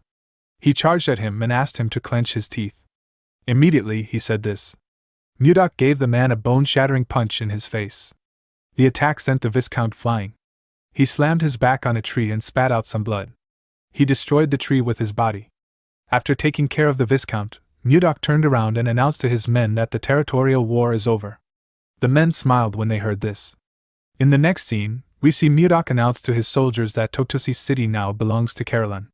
The soldiers began to cheer when they heard this. After the war, Mudok and his people quickly got to work. Roxalyn lost everything and got sent out of his territory. A few days later, he went missing. Totosi City was incorporated into Carolyn. Jerome was appointed as the administrator of the new district, but he rejected the appointment. He explained to Mudok that he is already buried in a lot of work. He told him that he will go on strike if he gives him more work. Mudok asked him to tell him who he is supposed to put in charge. The moment he asked this question, Jerome got an idea. He said that he knows the perfect person. Through Jerome's recommendation, Volmer, who was Roxalyn's former vassal, was asked to manage Totosi City. Of course, they couldn't completely trust Volmer, so they assigned 2 knights to him to monitor and report his daily movements. After some time passed, the day of the king's birthday arrived. The capital was decorated with different designs. At the entrance of the capital, we see 2 guards on duty. One of them said that he wants to enjoy the festival too. His comrade asked him to suck it up. He told him that they would get a special bonus for taking today's job. While he was talking, the man noticed that a shadow covered him. When he looked up, he saw wyverns coming towards him. His friend told him that it is a monster attack. The man said that he will ring the alarm. Before the man could do anything, someone asked him to wait. The person turned out to be Mudok. He stepped down from Lilith's back. With his new white Michael Jackson drip, Mudok introduced himself as Baron Blizzard. The men remembered him as the magic swordsman that saved the king. Mudok took out his invite and said that he has come to see the king. In the next scene, we are taken to a beautiful ballroom. We see the nobles chatting amongst themselves as they enjoyed some exquisite music. While they were all talking, a man announced that Baron Blizzard is entering the ballroom. The moment he said this, Mudok stepped into the ballroom in his amazing drip. His face and clothes caught everyone's eyes. The noble women were all amazed by how handsome he was. Most of them could not believe that this was the man who saved the king's life. One of them said that he heard that Mudok can use 5th circle magic. Someone walked up to Mudok and welcomed him to the party. This person turned out to be the 2nd princess of the Gaia kingdom. Sylar MacMahon greeted him in a beautiful dress. She moved closer to him and asked him about how he has been. Mudok told her that things have been fine. He didn't say anything else after saying this. Sylar was surprised to see this. She asked Mudok if he isn't going to ask her about how she has been. Mudok offered her a drink and asked her to take it.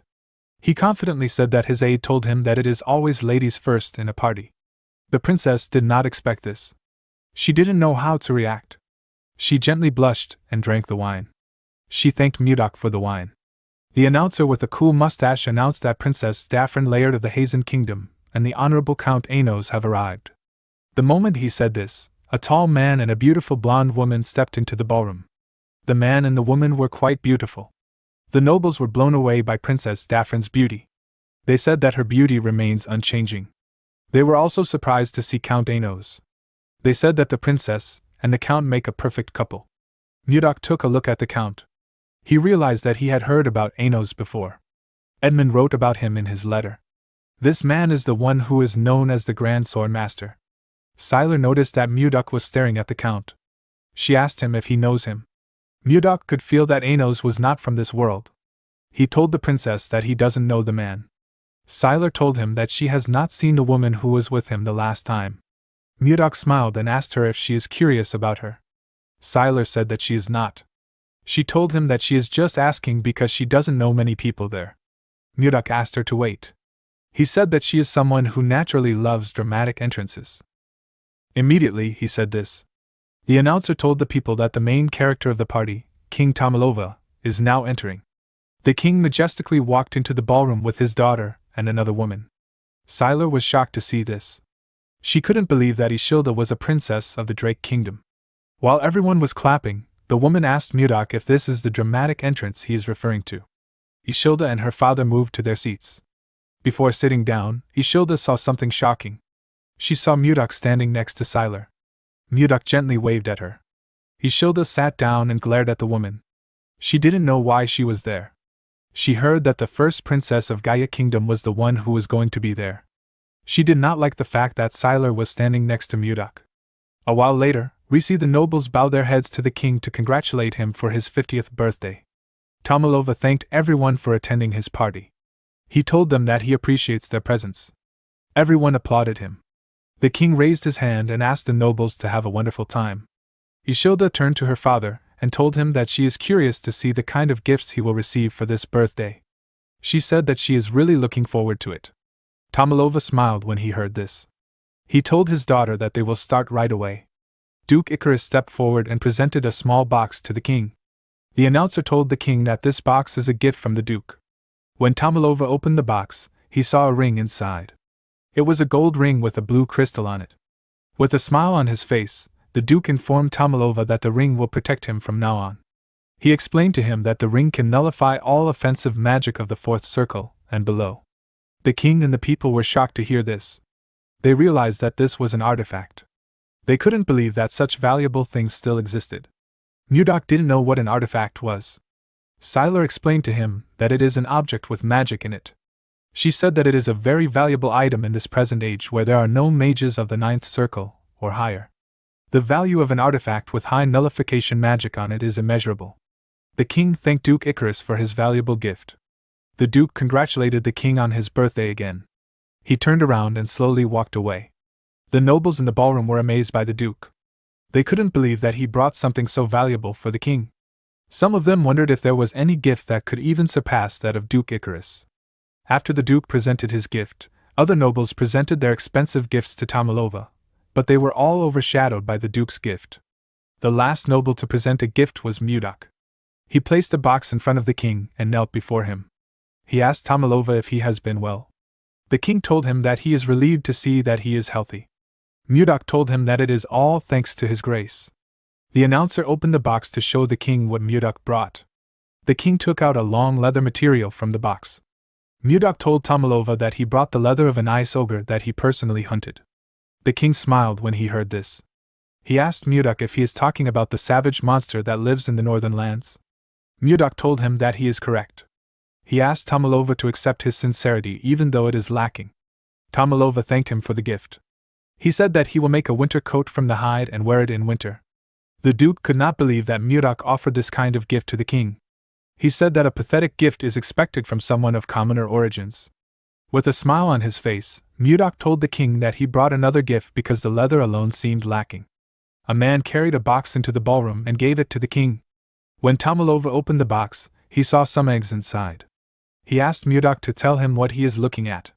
With a smile on his face, Mudok told the king that they are eggs from a monster, Tomalova, and the people were shocked to hear this. They couldn't believe that Mudok brought something like this to a party. The duke told Mudok that he is an insolent bastard. He pointed at him and said that this is an insult to the royal family. He turned to the knights and asked them about why they are just standing. He ordered them to drag the baron out. The knights quickly walked towards Mudok. Tomalova ordered them to stop. Everyone quickly became silent.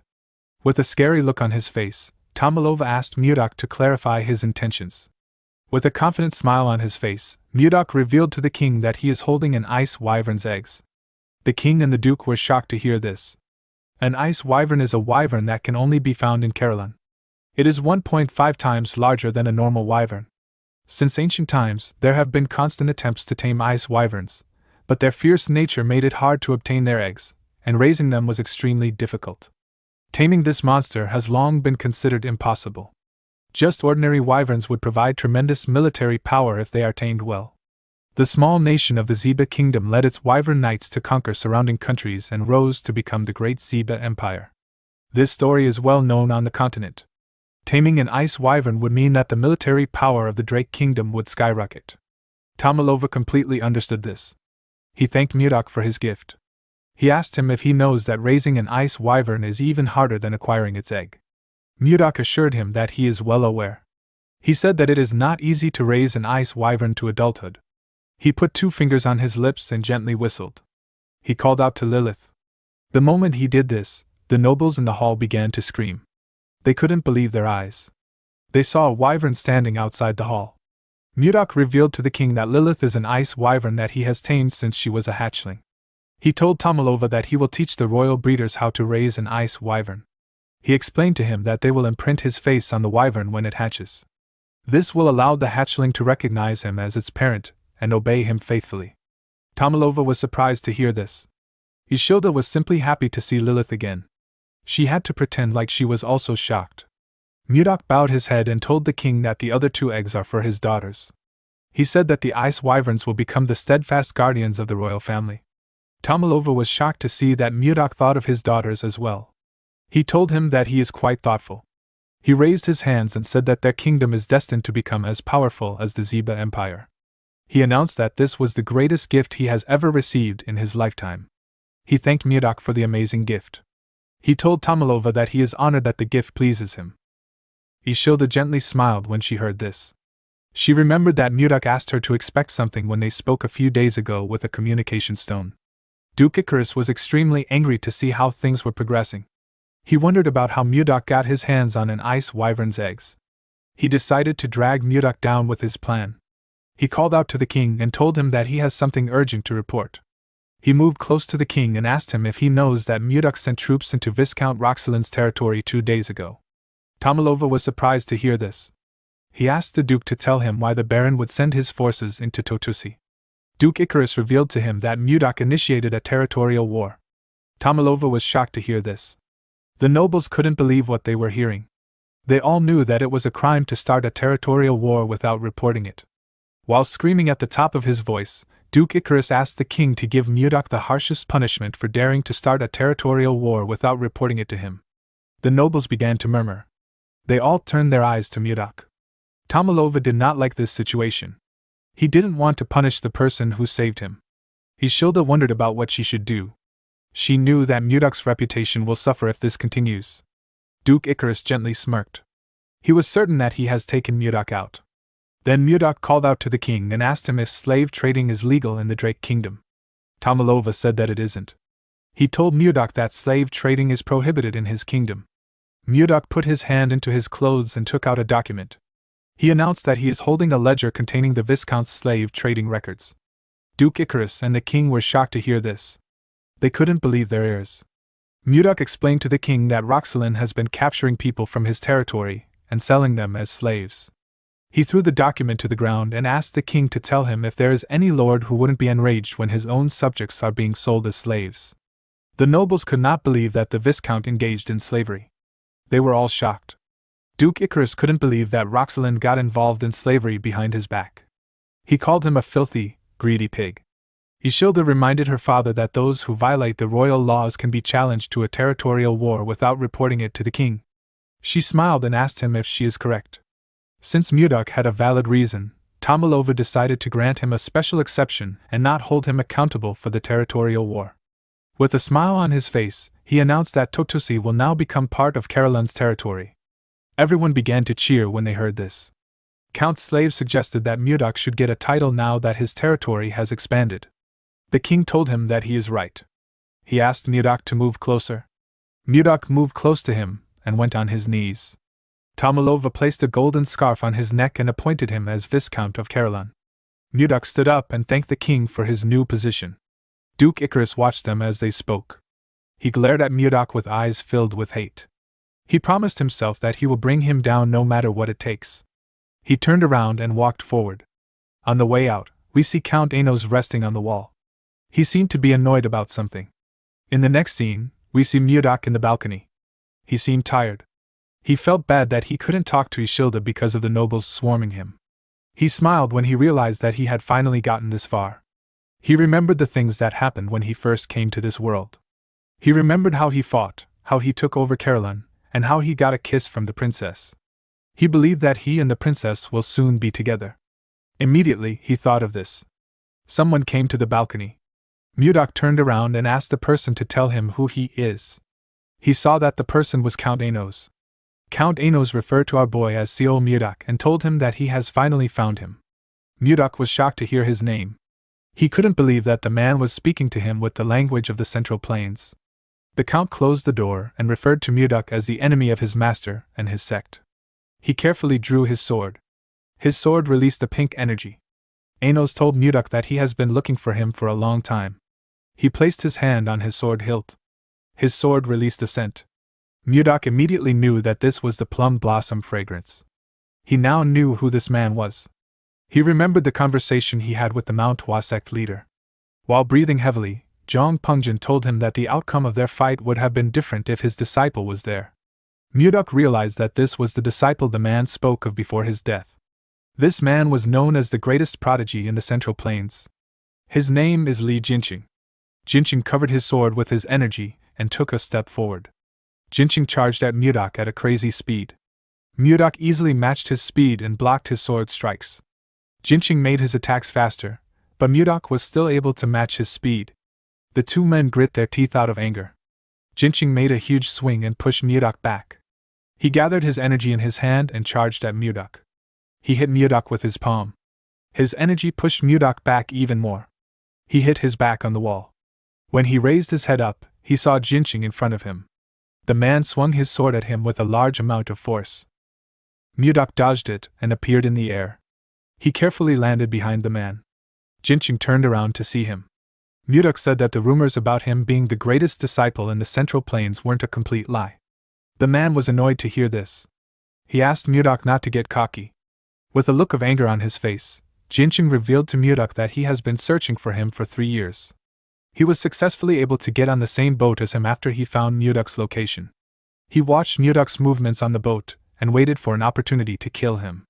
Before he could get the chance, a fierce storm appeared out of nowhere and a bright flash of light appeared in the sky.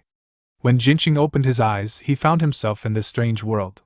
With a darker and menacing look in his eyes, Jinqing told Mudok that he has never forgotten about his revenge for even one day. Mudok noticed that the aura around the man has changed. Jinqing added more energy to his sword. He said that he will be able to resolve the grudge of the Manhwa sect by severing Mudok's head. He raised his sword and took a step forward. Mudok could tell that the man's next attack was going to be different. He wasn't certain if he will be able to dodge it. Before Jinqing could swing his sword, someone stepped into the balcony. Mudok and the man quickly turned to the door. The person turned out to be Sylar. The girl told Mudok that she has been looking for him. She asked the men about what they were doing there. Mudok told her that he just met someone from his hometown for the first time in a while. He said that they were talking and reminiscing about the past. Jinqing quickly recognized the girl. He realized that she is the second princess of the Gaia kingdom. He wondered if she is close to Mudok. When Mudok moved close to the girl, she asked him about where his hometown is. Jinqing watched them as they spoke. He knew that things will become complicated if he kills Mudok in front of a princess. Although he didn't like it, the man decided to back off. He bowed his head to the princess and told her that he will excuse himself first.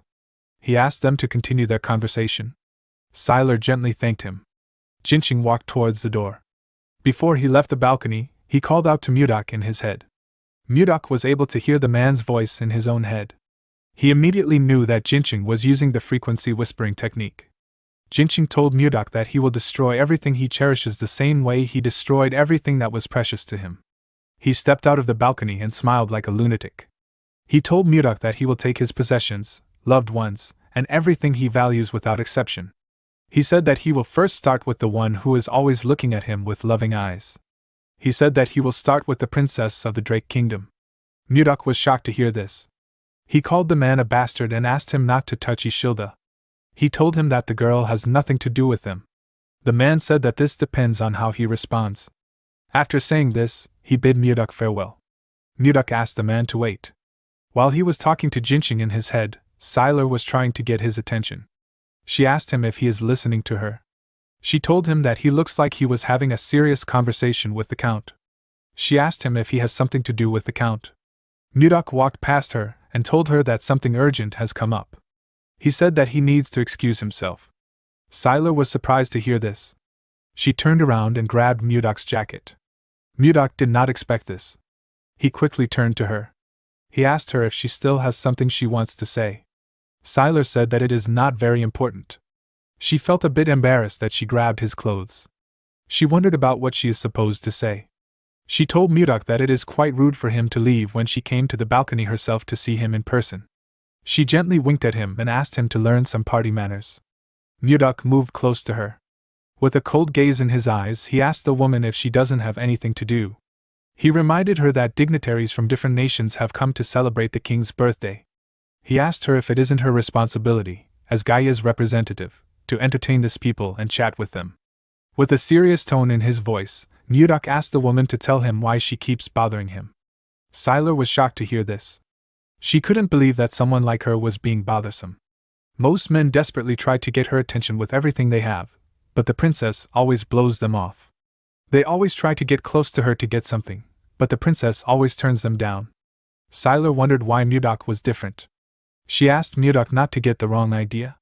With a sad look in her eyes, she told him that she simply wanted to congratulate him on becoming a viscount. Mudok felt bad when he heard what she said.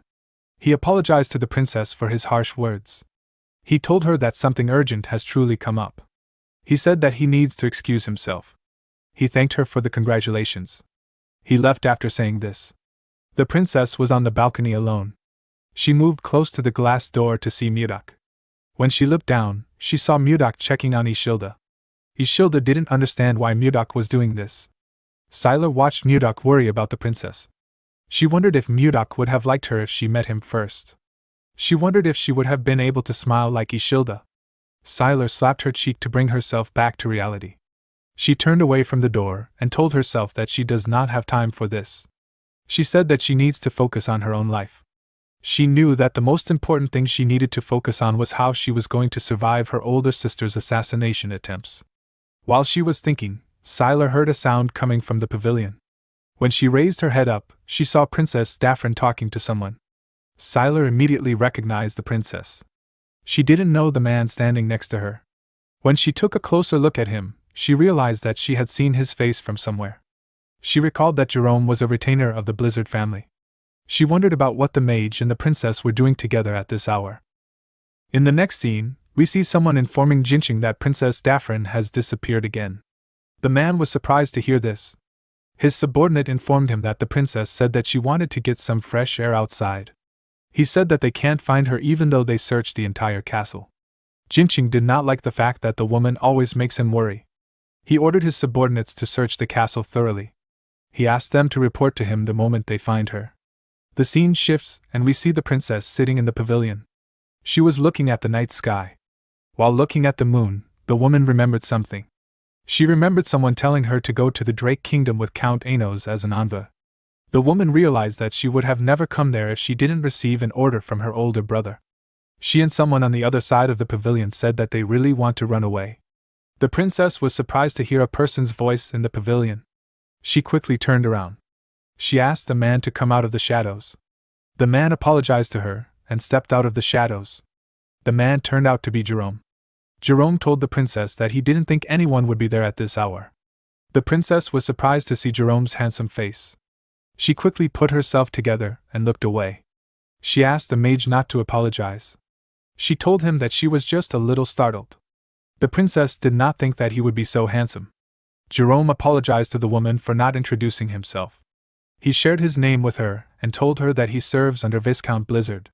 The princess also introduced herself to him. Jerome smiled and told her that she has a beautiful name. The moment he said this, he realized that he had heard the name before. He immediately knew that this was the princess who is renowned throughout the continent for her beauty. He quickly went on his knees and apologized to Daphne for not recognizing her. He begged her to forgive his rudeness. Daphne assured him that it is fine. She said that she doesn't concern herself with such things. Jerome told her that he will be taking his leave. The moment he said this, he carefully looked at her face to see her expression. He noticed that Daphne looked kind of sad. He stood up and asked her if it is fine for him to stay in the pavilion too. The woman was surprised to hear this, with a smile on his face. Jerome said that he is waiting for his lord who is still in the party. He said that he will like to stay if his presence won't be too imposing on her. Daphne began to heavily blush when she heard this. Jerome looked like a prince charming to her. She sat down and asked him to do whatever he likes. A while later, we see Jerome ranting about his problems to the princess. He told her that he is the one who always has to clean up Miyudak's mess. He said that he instinctively wants to run away when he stands next to his lord. Daphne smiled and told the mage that he has piled up a lot of complaints about his lord. Jerome became embarrassed. He realized that he has only been talking about his issues. Daphne smiled and told him that it is okay. She said that she finds it interesting. Jerome turned to her and asked her about why she wanted to run away. Daphne stopped smiling when she heard this. She revealed to the mage that she wants to run away because her brother is trying to force her into an arranged marriage. She said that she has no desire to sacrifice her life as a pawn of the country. Jerome simply stared at the princess. This made her nervous. She asked him if the topic was too heavy. She told the man that he is very easy to talk to. She said that she spoke without thinking. Jerome nervously told her that this wasn't it. He explained to her that he was thinking of ways to help her. He asked her to let him know if there is anything he can help her with. With a bright smile on his face, the mage said that he is willing to stake his mana in order to help her. The princess began to blush when she heard this. Her heart began to beat fast. The woman wondered why it was beating so fast. She turned away from Jerome. She couldn't look him straight in the face. The moment she did this, someone called out to her. Daphne nervously turned around. She saw the count and his men walking towards her. Jinqing told the princess that he has been looking for her for a while. He turned around and asked her about the identity of the man behind him. Jerome told the count that he is just a humble mage who was passing by. The man quickly realized that the count is the rumored grand sword master. He bowed his head to the princess and told her that he will take his leave now that her escort knight has arrived. He turned around after saying this. Daphne gently called out to Jerome. The count noticed this. He remembered how he saw the princess smiling before he called out to her. He quickly became angry. He asked the princess if she knows that the king has promised to hold a grand engagement ceremony for them once they return to the kingdom. Jerome was shocked to hear this. Daphne couldn't believe what she was hearing with a cold gaze in his eyes. Jinqing asked Daphne to start opening her heart to him. Daphne couldn't believe that her brother would do something like this without consulting her first. She walked forward and said that she will be going inside first. Jinqing followed her. Jerome already guessed that Daphne's arranged marriage partner was Jinqing. Before the princess left the garden, she gently turned. Jerome quickly noticed this. The woman gently moved her mouth to ask the mage to meet her there again 3 days from now. She smiled and asked him to meet her at this hour. Jerome was surprised to hear this. He didn't know what to say. He just watched Daphne walk out of the garden with Jinqing. The scene shifts and we are taken to the hall. We see Ishilda laughing and talking to some women. After they were done talking, Ishilda waved to the women. She took a deep breath and let out a sigh. She found it exhausting to always have to talk to people. She felt a bit tired. While she was thinking, someone stretched out his hand and asked her if she wants to dance. The person turned out to be Mudak. Ishilda smiled and told Mudak that she would love to dance. The two of them moved to the dance floor and began to dance in an elegant manner. The king and count's slave watched Ishilda and Mudak as they danced. The king called out to the count. He told him that he feels like Ishilda and Mudak are quite close. He asked him if he is wrong. The count told him that he is correct. Tomalova carefully looked at his daughter. He said that it has been a while since he saw her smile so brightly. He begged the count to answer his next question honestly. Count's slave asked him to say his question. Tomalova asked the man if it is possible that Ishilda has feelings for Mudak. The count became nervous when he heard this. He said that Mudak has definitely been making a name for himself lately, but it is not to the level where Ishilda might like him. He reminded Tomalova that Mudak was just a mere commoner a while back. He said that it is impossible for Mudak to court a princess even if he became of his viscount. He said that Mudak's skills in combat has its limit. He believed that it would be impossible for Mudak to understand the complex web of noble interests. Tomalova became discouraged. He told the count that he is right. He looked at his daughter's beautiful smile and said that he can't entertain meaningless hope. He said that he can act recklessly. The scene shifts and we see Lilith flying somewhere. When she was about to land, the people below her began to cheer. She landed in front of the Roll Merchant group. Mudok greeted Edmund when Lilith landed. The man was quite happy to see Mudok. Mudok came down from his wyvern. He asked Edmund if he is making a good living.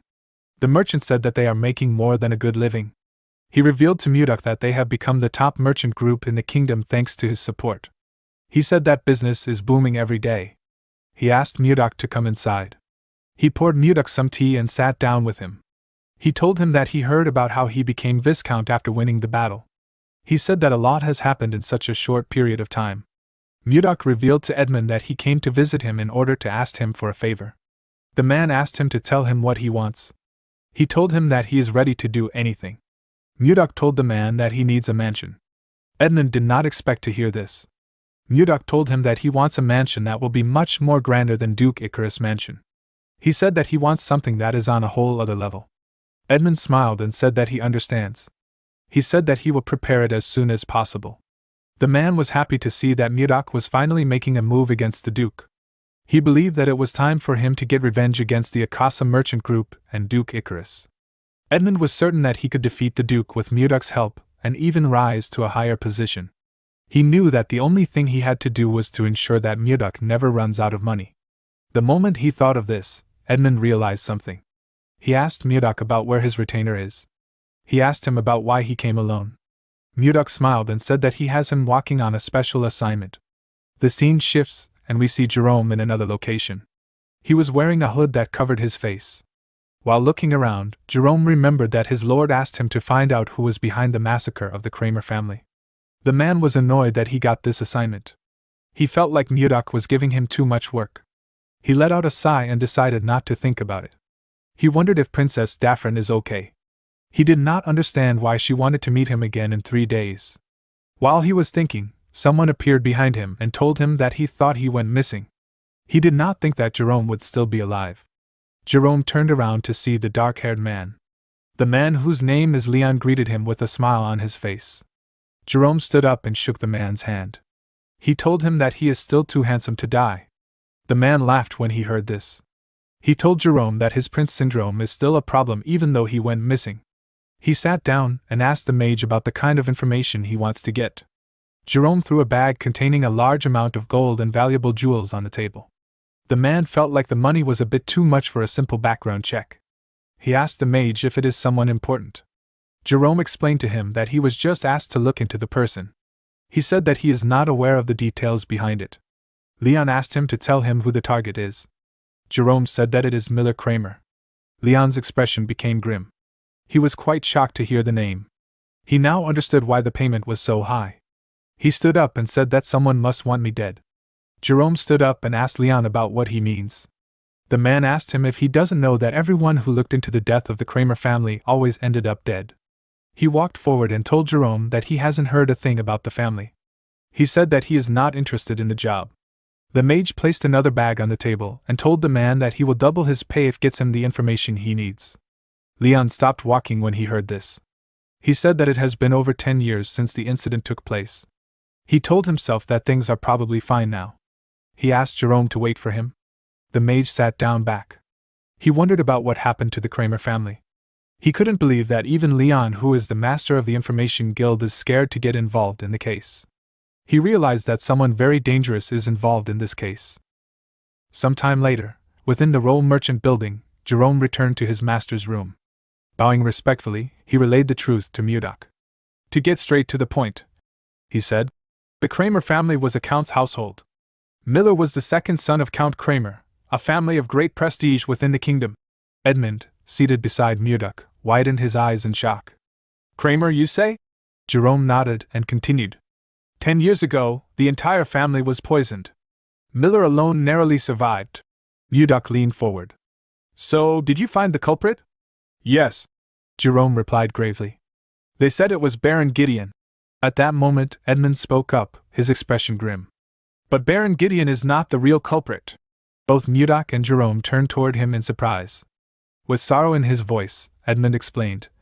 Baron Gideon was only a puppet. The one who gave the order for the poisoning was someone else. Later that night, Under the light of 3 moons above the Roll Merchant Guild building, Miller learned of Baron Gideon's involvement. Rage consumed him. From his hand emerged his secret weapon, a sharp purple dagger that extended like a claw, crimson droplets scattering as it manifested. Seething with fury, he burst from his room, his thoughts ablaze. Today, I will kill Baron Gideon. I will finish my revenge. But as he stormed into the corridor, he encountered Jerome, Murdoch, and Edmund approaching. Confused, he turned to Murdoch. Lord, what are you doing at this hour? Before Murdoch could answer, Edmund stepped from the shadows. I met you when you were little, young master, he said with a faint smile. You've grown so much. I am Edmund of the Roll Merchant Guild. Your father, Count Kramer, once supported us. Let me tell you the truth of that day. Baron Gideon carried out the poisoning, but the one who ordered the assassination of your family was Duke Icarus. Miller's eyes widened in disbelief. What? No way. What benefit would Icarus gain from eliminating the Kramers? Edmund's gaze hardened. The Akasa Merchant Guild, the largest guild in the Drake Kingdom. Its true master is Duke Icarus. If that's the case, Miller muttered. That's right, Edmund interrupted. To expand the Akasa Merchant Guild, Icarus crushed both the thriving Roll Guild and your family, the Kramers. The truth shattered Miller. He fell to his knees with a loud thud, covering his face with both hands, his voice trembling with rage. Then, that means I've been working under the man who killed my family? His grief twisted into madness, and he burst into maniacal laughter. The sound unsettled both Edmund and Jerome. With a sigh, Miller staggered back to his feet and began to leave. Murdoch stepped forward. Where are you going, Miller? I'm going to kill Icarus. With your current skill, you cannot kill Icarus, the sword master, Murdoch warned. I don't care, Miller snapped. Murdoch's eyes glowed with icy light. Miller, do you even realize your actions right now are unwise?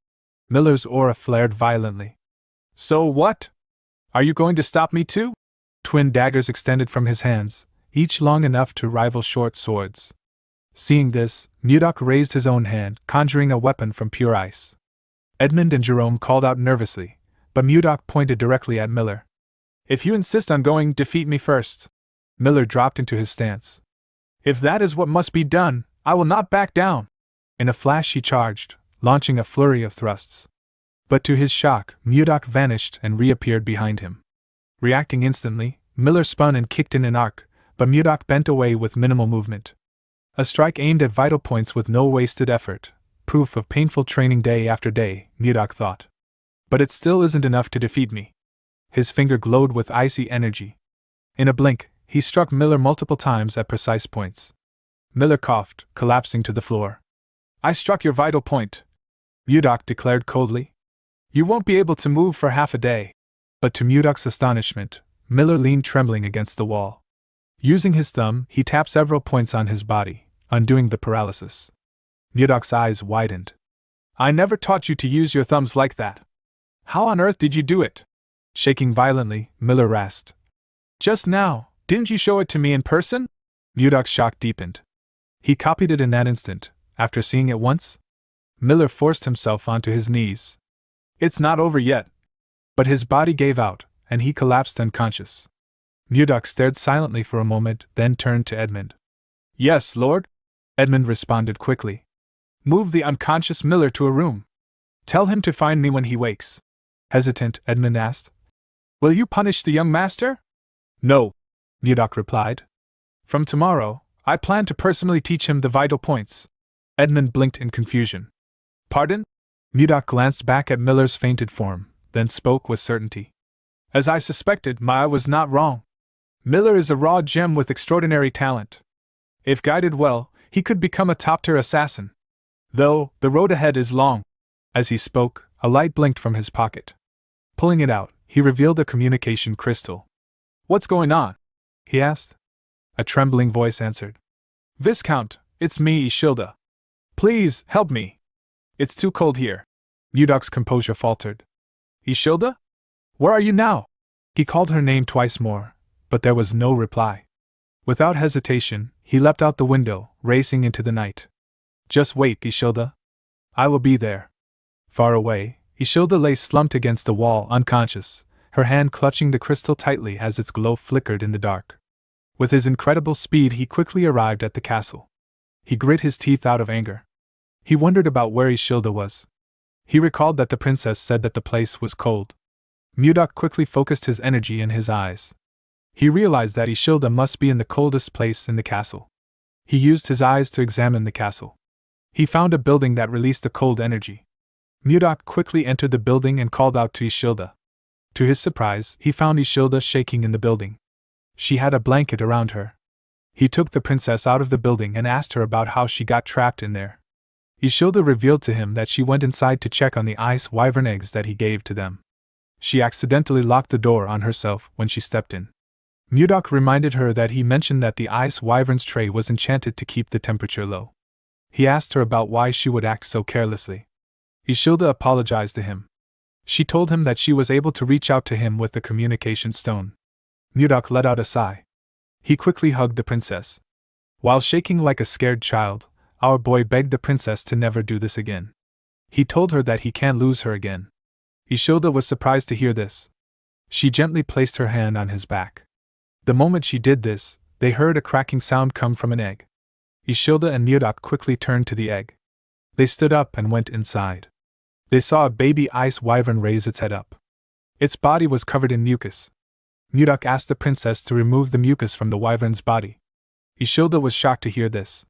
Mudok explained to her that the hatchling will recognize her as its mother if she does this. The princess gladly used her blanket to clean the mucus. She told Mudok that the hatchling's body is so soft. She asked him if he thinks that the imprinting worked properly. The hatchling carefully opened its eyes when she asked him this question. Mudok asked the princess to try greeting it. Ishilda greeted the wyvern with a smile on her face. The hatchling smiled brightly at her. The princess was very happy to see this. She moved it closer to her face. She liked the fact that it was so cute. Mudok told her that this wyvern is a female. Ishilda asked him about how he could tell, just by looking at it. Mudok explained to her that a person can distinguish the gender of a wyvern through its cloaca. He smiled and told her that the hatchling looks healthy. He asked her to raise it well. With a smile on her face, Ishilda thanked him for the gift. She promised to raise the wyvern well. She asked him about what she should name it. Mudok told her that she is the one who can name it since it belongs to her. While they were talking inside the building, we see a maid looking at the building from a window in the castle. It seemed like she was observing something. After the king's birthday party, the conferral ceremony was held. We see Mudok kneel in front of the king. He was made a Viscount of the Drake Kingdom. He was officially recognized as a Viscount. Immediately after the ceremony ended, the Grand Council called for a meeting. The Grand Council is a meeting attended by all nobles of the kingdom. It is mainly for selecting members of the small council or discussing noble affairs. The king sat at the center of the hall. He faced the numerous nobles sitting in front of him. He announced that the first agenda of this Grand Council is to elect the members of the small council. He asked anyone with a recommendation to raise their hand and state the name of the nominee. A noble sitting next to Duke Icarus nominated him. Another noble sitting next to Count Slave nominated him for the position. Some people agreed to this nominations and some disagreed. Mudok carefully watched this fierce argument. Even without anyone telling him, our boy could tell which people supported the Duke and which people served the king. He didn't really care for the event because he knew that no one would nominate him. The moment he thought of this, someone nominated him. Mudok was shocked to hear this. Everyone in the hall quickly turned to the person that nominated our boy. The person turned out to be Duke Icarus. The Duke said that Mudok has already demonstrated his ability to them many times. He said that he believes that Mudok is fully qualified to become a member of the small council. He asked the nobles if they object to this nomination. Everyone agreed to the nomination. King did not understand what the Duke was trying to do. Ishilda remembered that the Duke was the one who sent Mudok to the northern lands. She didn't understand why he was now recommending him for the small council. She wondered about what he was plotting. With a smile on his face, Duke Icarus said that everyone agrees. He picked up a glass of wine and glared at Mudok. He congratulated him on entering the royal court. Since the small council convenes every week, a member of the council cannot leave the capital. Duke Icarus had countless eyes and ears that served him in the capital. He wanted to make sure that Mudok won't get the chance to build power beyond his reach. The Duke wanted to see Mudok struggle. He believed that our boy will fall deeper into his web the more he tries to fight him. In the next scene, we are taken to Ishilda's room. The princess remembered giving Mudok a signal to come to her room after the meeting ends. She wondered if he didn't notice it. Immediately, she thought of this. Our boy appeared on her window.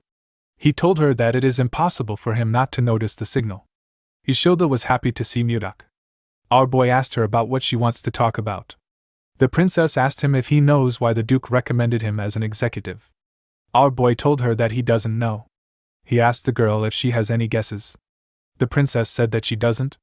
She said that it is impossible for the Duke to do this for no reason. Duke Icarus openly sent assassins to kill the king and even sent Mudak to the faraway northern lands. Yahello was certain that the Duke was plotting something behind the scenes. Mudak wasn't completely against the idea of becoming an executive.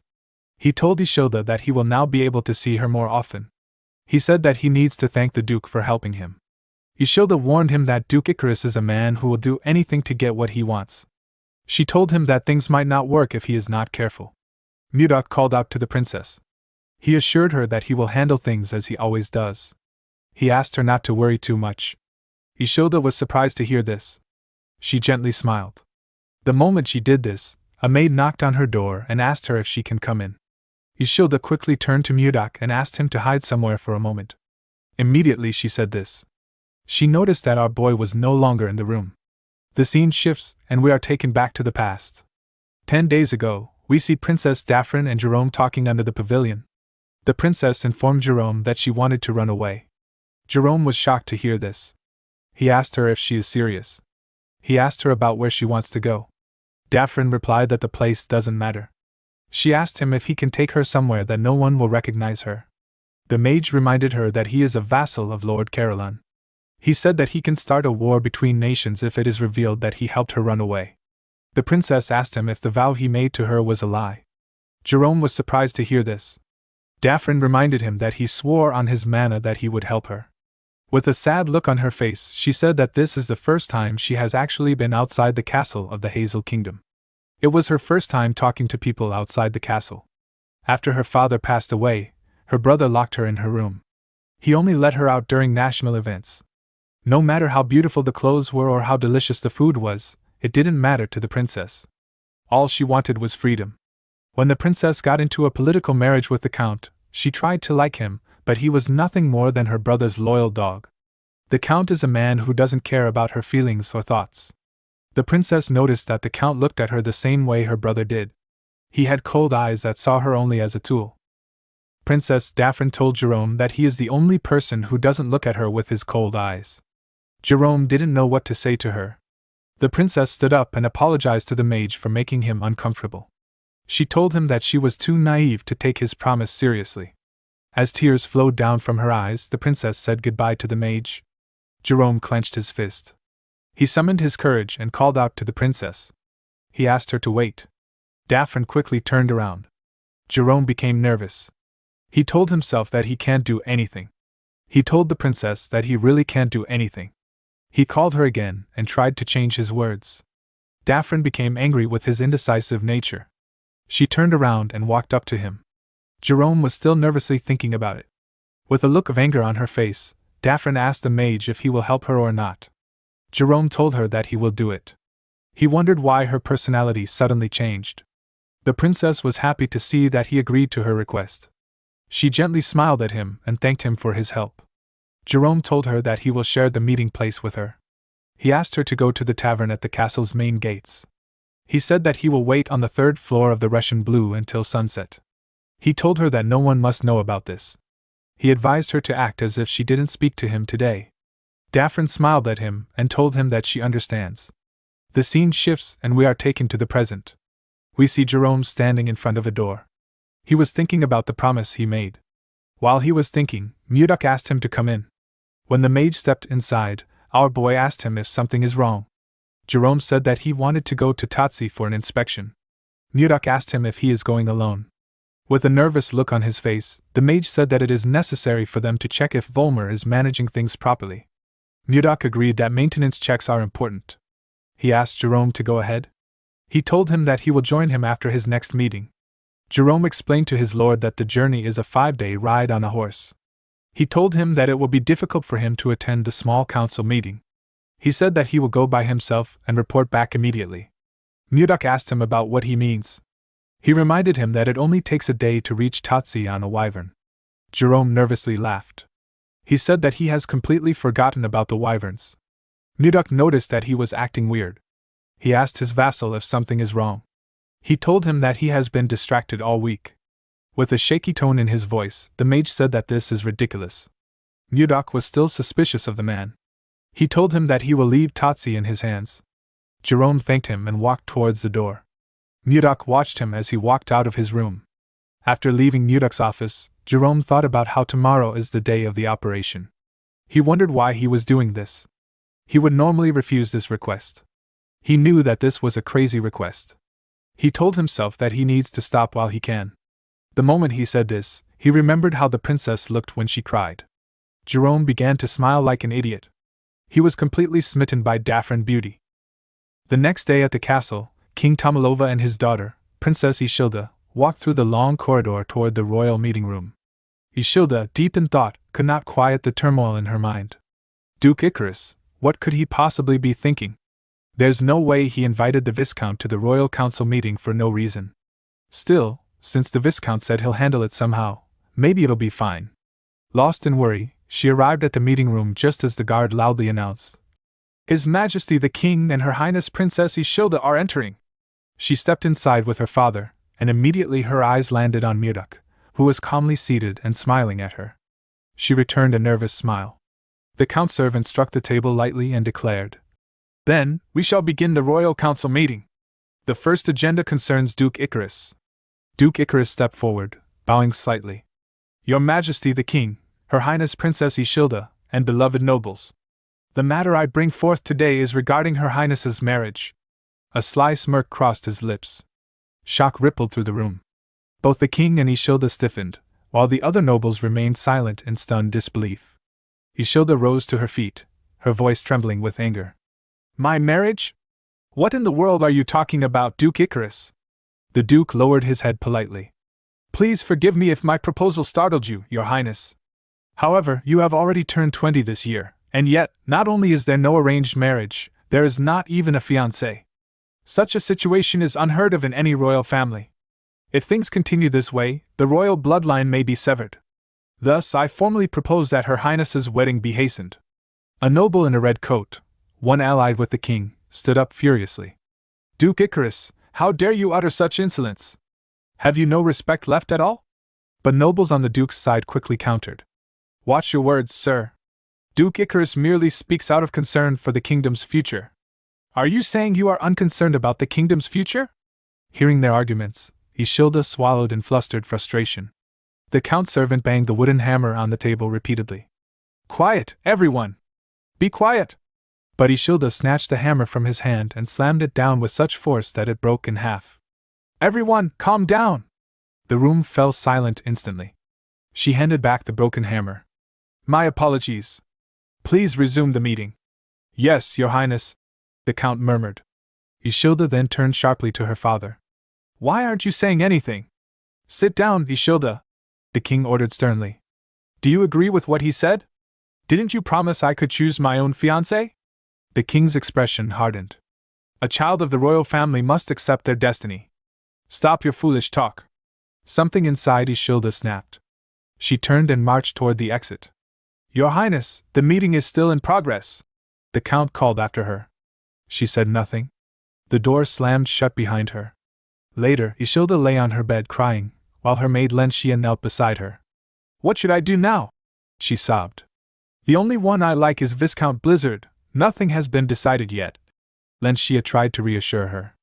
"Don't jump to conclusions or give up so soon." Ishilda suddenly stood up, shouting. "Nothing's decided? It's obvious they want me to marry Sir Justin, so that I can inherit the throne.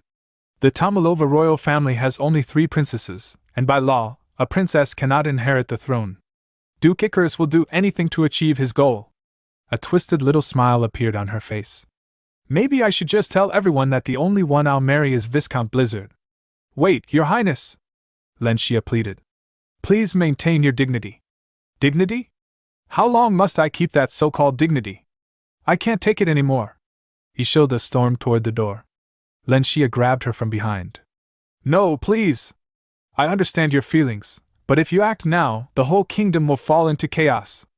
Let me go, Lan Xia. My mind is already in chaos. What does it matter? At that moment, a furious shout rang from outside. You insolent fool!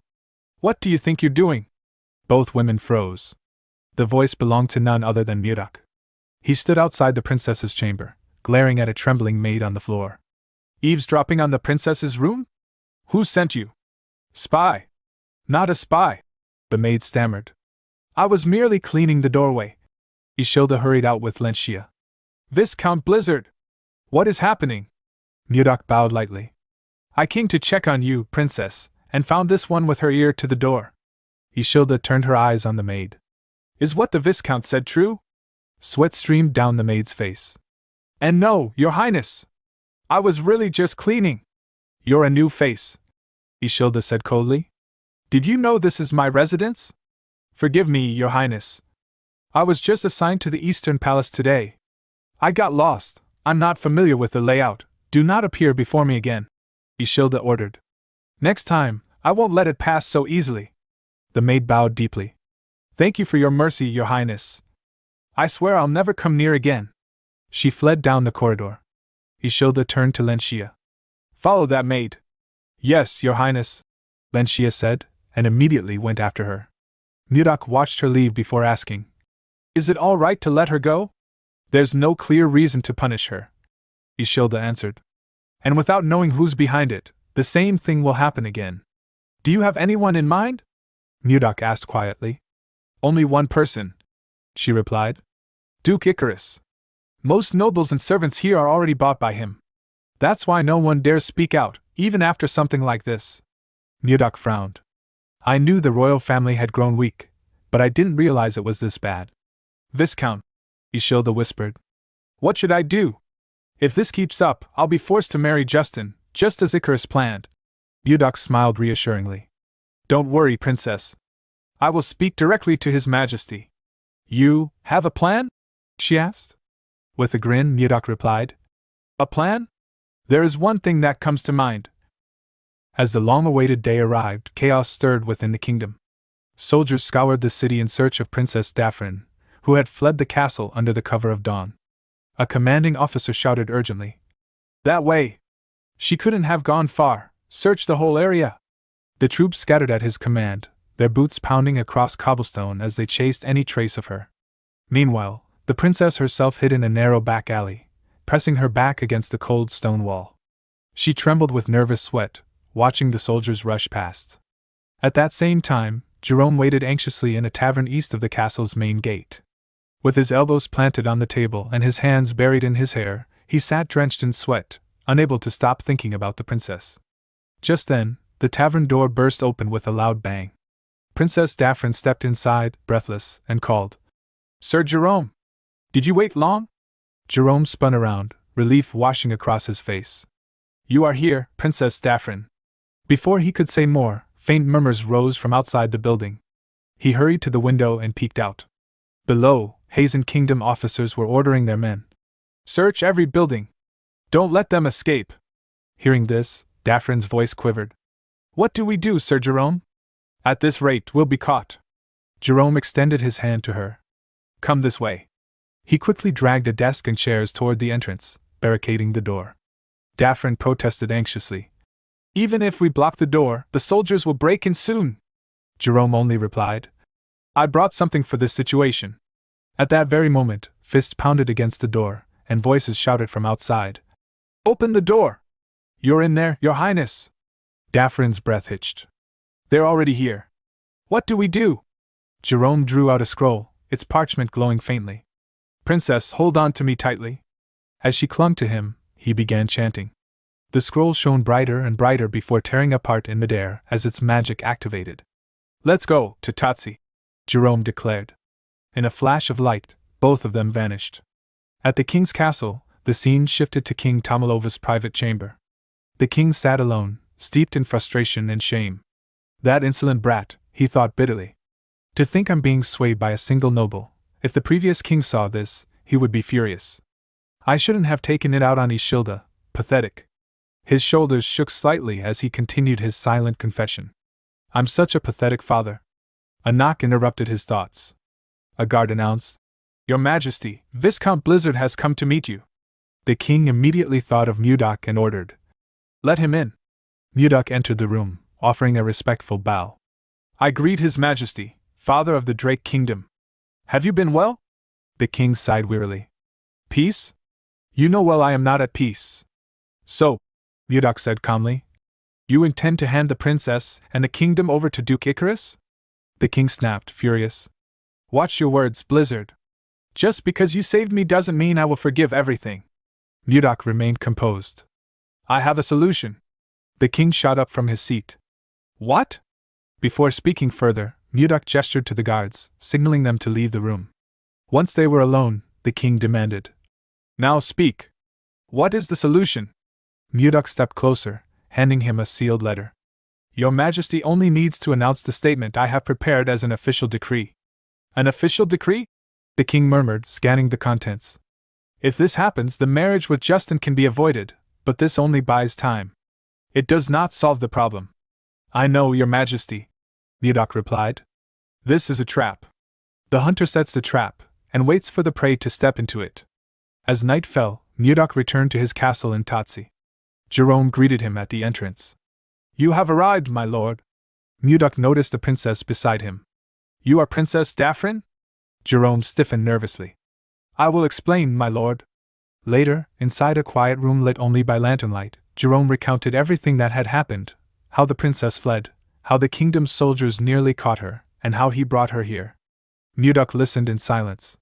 Finally, Princess Daphrin bowed her head. "I do not wish to trouble you, my lord. Please allow me to stay here." Mudok turned to Jerome. "Princess Daphrin is the princess and envoy of the Hazen Kingdom. You know what that means, yes?" Jerome lowered his head. "My apologies, my lord. I will ensure nothing harmful happens. Please allow the princess to stay." Mudok closed his eyes, deep in thought. "So it won't work?" After a silent moment, he answered, "Do it." Both Daphrin and Jerome froze. "What did you say?" they asked. "She may stay as long as she wants," Mudok repeated. Daphrin's eyes widened. "Are you sure it's okay? I will repay this kindness." "There is no need," Mudok replied. "I am not so poor as to demand payment from a runaway princess. Jerome risked danger to bring you here. How could I drive you out so coldly? Your relationship will be kept secret, so do not worry." His words made both of them blush. Jerome sprang from his seat. "My lord, that is rude to the princess." "Why are you angry again?" Mudok asked. "Just admit it, Jerome." Jerome fell silent, glancing bashfully at the princess. She looked away shyly as well. "Princess Daphrin," Mudok said, "I need to speak with Jerome alone. May you step outside for a moment?" "Yes," she replied softly. "Thank you for your consideration, my lord." After she left, Jerome bowed his head. "I am sorry. Because of my slip of the tongue, I made a promise to the princess and had to bring her here. I will personally escort her back to the Hazen Kingdom." "But why?" Mudok asked. "Why, you ask?" Jerome answered. "If they find out Princess Daphrin is here, it will start a war." Mudok raised a hand to stop him. "I am not asking my vassal Jerome. I am asking the man Jerome." "Is that what you want?" "I don't know," Jerome admitted. Just then, the communication crystal on the table began to glow and beep. Mudok picked it up. "Who is it?" "Viscount, it's Edmund," a voice answered. "Something terrible has happened. I hear Princess Daphrin of the Hazel Kingdom has been kidnapped. Count Anos has requested the king's help, and the entire kingdom is in an uproar." "I already know that," Mudok said calmly. "Pardon? But how?" "Then I'll assume nothing has happened," Mudok answered flatly. "Wait, there's one more thing," Edmund blurted. "His Majesty has officially announced the conditions for the marriage of Princess Ishilda." "I know that too." Edmund hesitated, shocked. "How did you?" "If you have nothing else to say, I will end the call here," Mudok said, cutting the connection. Jerome stared at him. "My lord, what on earth is going on?" "I am simply setting a trap for the prey," Mudok replied. "Now we wait for the prey to bite." In his mind, a single name echoed: Icarus. "Until now, you have controlled the kingdom as you pleased, but that will no longer be the case." We got plenty more where that came from. Hit the subscribe button and stay tuned for even more amazing content.